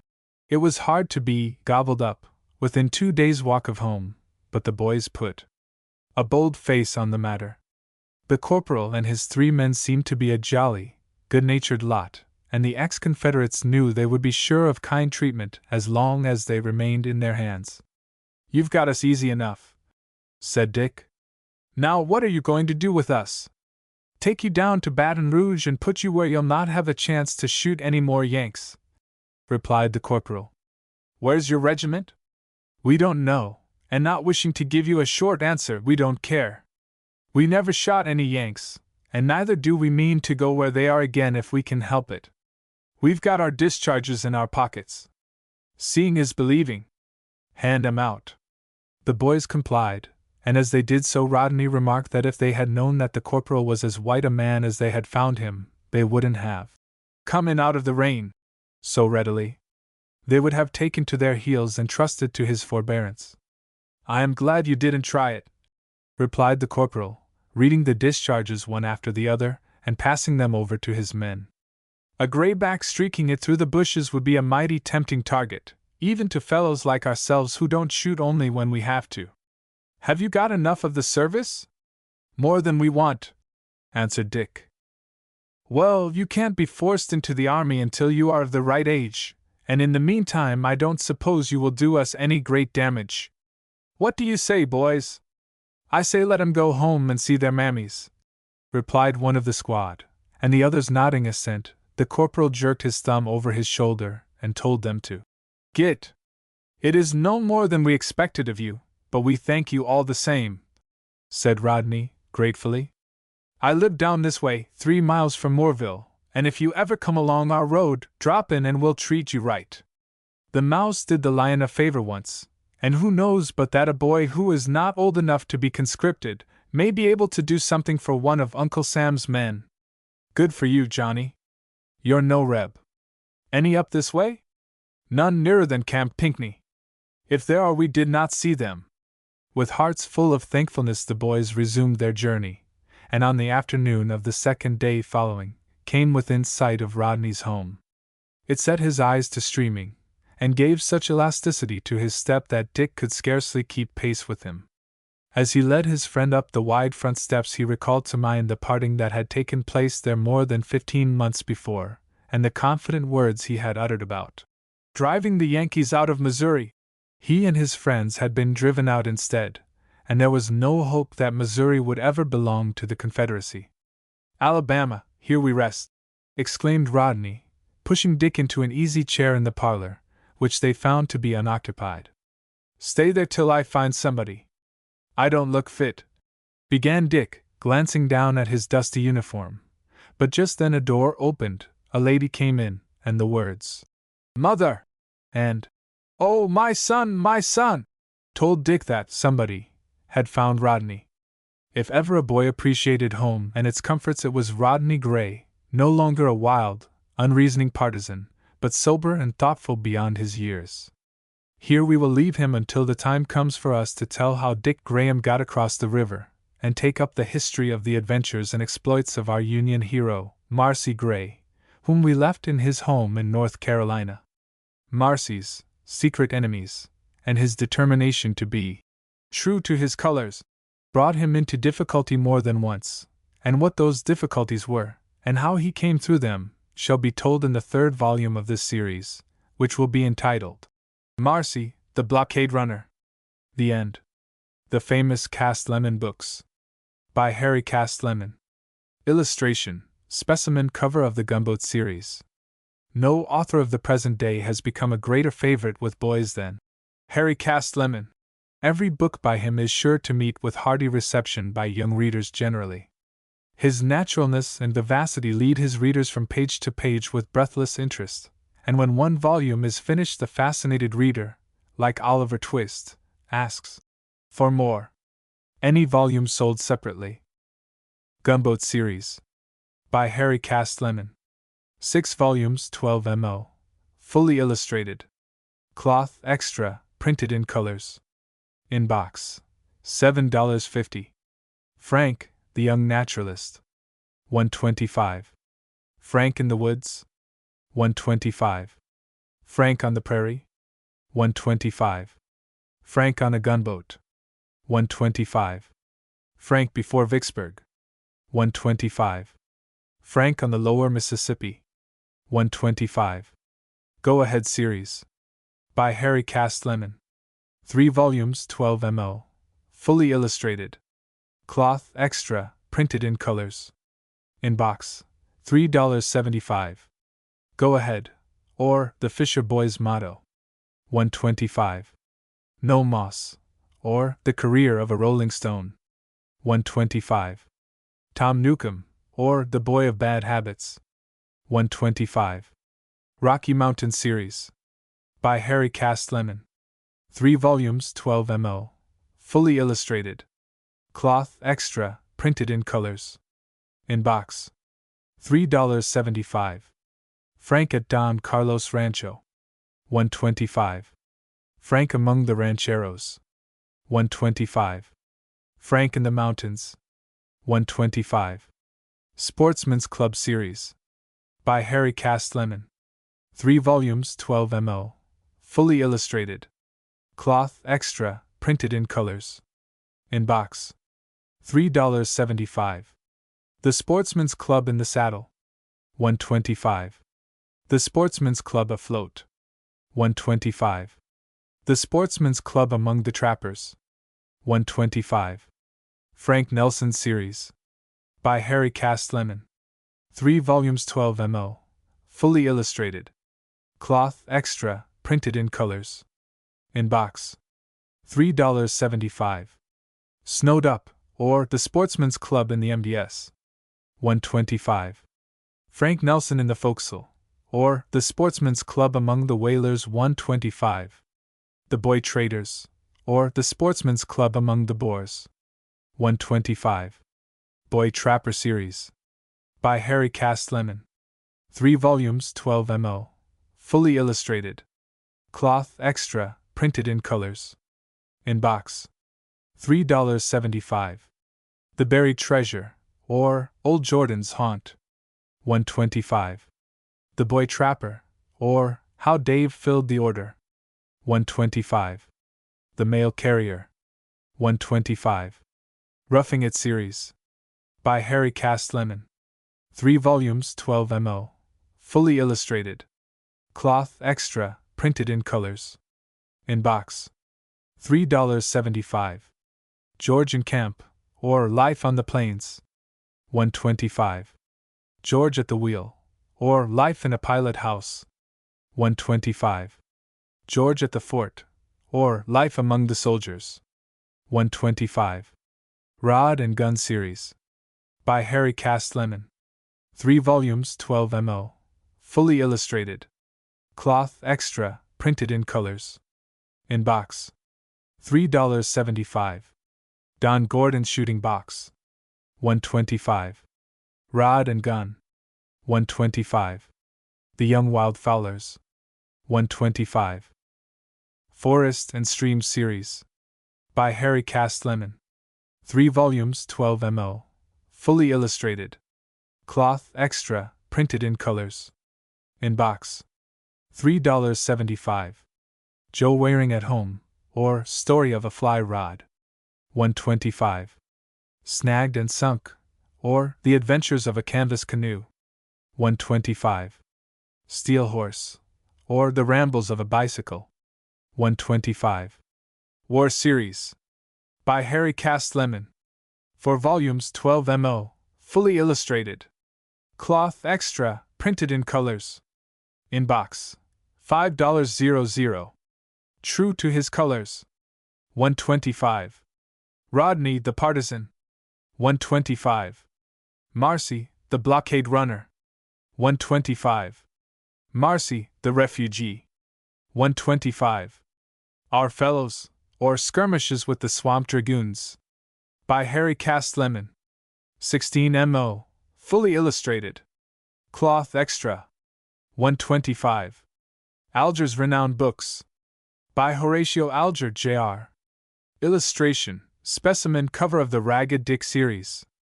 Horatio Alger, Jr. has attained distinction as one of the most popular writers of books for boys, and the following list comprises all of his best books. Any volume sold separately. Ragged Dick Series. By Horatio Alger, Jr. 6 volumes, 12 mo. Fully illustrated. Cloth extra, printed in colors. In box. $7.50. Ragged Dick, or Street Life in New York. $1.25. Fame and Fortune, or The Progress of Richard Hunter. $1.25. Mark, the Match Boy, or Richard Hunter's Ward. $1.25. Rough and Ready, or Life Among the New York Newsbiz. $1.25. Ben, the Luggage Boy, or Among the Wharves. $1.25. Rufus and Rose, or The Fortunes of Rough and Ready. $1.25. Tattered Tom Series. First Series. By Horatio Alger, Jr. 4 volumes, 12 mo. Fully illustrated. Cloth extra, printed in colors. In box $5.00. Tattered Tom, or The Story of a Street Arab. $1.25. Paul, the Peddler, or The Adventures of a Young Street Merchant. $1.25. Phil, the Fiddler, or The Young Street Musician. $1.25. Slow and Sure, or From the Sidewalk to the Shop. $1.25. Tattered Tom Series. Second Series. 4 volumes, 12 mo. Fully illustrated. Cloth extra, printed in colors. In box. $5.00. Julius, or The Street Boy Out West.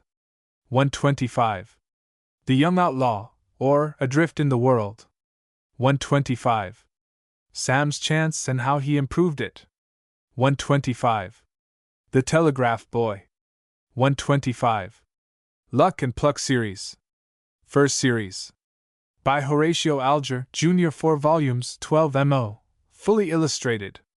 Cloth extra, printed in colors. In box $5.00. Luck and Pluck, or John Oakley's Inheritance. $1.25. Sink or Swim, or Harry Raymond's Resolve. $1.25. Strong and Steady, or Paddle Your Own Canoe. $1.25. Strive and Succeed, or The Progress of Walter Conrad. $1.25. Luck and Pluck Series. Second Series. By Horatio Alger, Jr. 3 volumes, 12 mo. Fully illustrated. Cloth extra, printed in colors. In box $5.00. Try and Trust, or The Story of a Bound Boy. $1.25. Bound to Rise, or Harry Walton's Motto. $1.25. Risen from the Ranks, or Harry Walton's Success. $1.25. Herbert Carter's Legacy, or The Inventor's Son. $1.25. Campaign Series. By Horatio Alger, Jr. 3 volumes, 12 mo. Fully illustrated. Cloth extra, printed in colors. In box. $3.75. Pranks Campaign, or The Farm and the Camp. $1.25. Paul Prescott's Charge. $1.25. Charlie Codman's Cruise. $1.25. Brave and Bold Series. By Horatio Alger, Jr. 4 volumes, 12 mo. Fully illustrated. Cloth extra, printed in colors. In box. $5.00. Brave and Bold, or The Story of a Factory Boy. $1.25. Jack's Ward, or The Boy Guardian. $1.25. Shifting for Himself, or Gilbert Grayson's Fortunes. $1.25. Wait and Hope, or Ben Bradford's Motto. $1.25. Pacific Series. By Horatio Alger, Jr. 4 volumes 12 mo. Fully illustrated. Cloth extra, printed in colors. In box. $5.00. The Young Adventurer, or Tom's Trip Across the Plains. $1.25.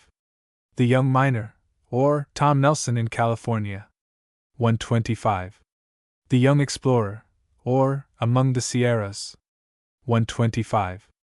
Ben's Nugget, or A Boy's Search for Fortune. A Story of the Pacific Coast. $1.25. Atlantic Series. By Horatio Alger, Jr. 4 volumes, 12 mo. Fully illustrated. Cloth extra, printed in colors. In box. $5.00. The Young Circus Rider, or The Mystery of Robert Rudd. $1.25. Do and Dare, or A Brave Boy's Fight for Fortune. $1.25. Hector's Inheritance, or Boys of Smith Institute. $1.25. Helping Himself, or Grant Thornton's Ambition. $1.25. Way to Success Series. By Horatio Alger, Jr. 4 volumes, 12 mo. Fully illustrated. Cloth extra, printed in colors. In box. $5.00. Bob Burton.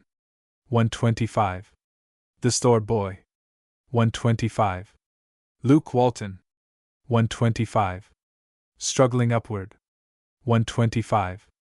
New book by Alger. Digging for Gold. By Horatio Alger, Jr. Illustrated 12 mo. Cloth, black, red and gold. $1.25. A new series of books. Indian life and character, founded on historical facts. Illustration, specimen cover of the Wyoming series. By Edward S. Ellis. Any volume sold separately. Boy Pioneer series. By Edward S. Ellis. 3 volumes, 12 mo. Fully illustrated. Cloth extra, printed in colors. In box. $3.75. Ned in the Blockhouse, or Life on the Frontier. $1.25. Ned in the Woods. A Tale of the Early Days in the West. $1.25. Ned on the River. $1.25. Deerfoot series. By Edward S. Ellis. In box containing the following: 3 vols, 12 mo, illustrated. $3.75. Hunters of the Ozark. $1.25. Camp in the Mountains. $1.25. The Last War Trail. $1.25. Log Cabin series. By Edward S. Ellis. 3 volumes. 12 mo. Fully illustrated. Cloth extra, printed in colors. In box. $3.75. Lost Trail. $1.25. Campfire and Wigwam. $1.25. Footprints in the Forest. $1.25. Wyoming series. By Edward S. Ellis. 3 volumes, 12 mo. Fully illustrated. Cloth extra, printed in colors. In box. $3.75. Wyoming. $1.25. Storm Mountain. $1.25. Cabin in the Clearing. $1.25. New books by Edward S. Ellis. Through Forest and Fire. 12 mo. Cloth. $1.25. On the Trail of the Moose. 12 mo. Cloth. $1.25. By C. A. Stevens. Rare books for boys, bright, breezy, wholesome and instructive, full of adventure and incident, and information upon natural history. They blend instruction with amusement, contain much useful and valuable information upon the habits of animals, and plenty of adventure, fun and jollity. Camping Out series. By C. A. Stevens. 6 volumes, 12 mo. Fully illustrated. Cloth extra, printed in colors. In box. $7.50. Camping Out. As recorded by Kit. $1.25. Left on Labrador, or The Cruise of the Schooner Yacht. Curfew. As recorded by Wash. $1.25. Off to the Geysers, or The Young Yachters in Iceland. As recorded by Wade. $1.25. Lynx Hunting. From notes by the author of Camping Out. $1.25. Fox Hunting. As recorded by Raid. $1.25. On the Amazon, or The Cruise of the Rambler. As recorded by Wash. $1.25. By J. T. Trowbridge. These stories will rank among the best of Mr. Trowbridge's books for the young, and he has written some of the best of our juvenile literature. Jack Hazard series. By J. T. Trowbridge. 6 volumes, 12 mo.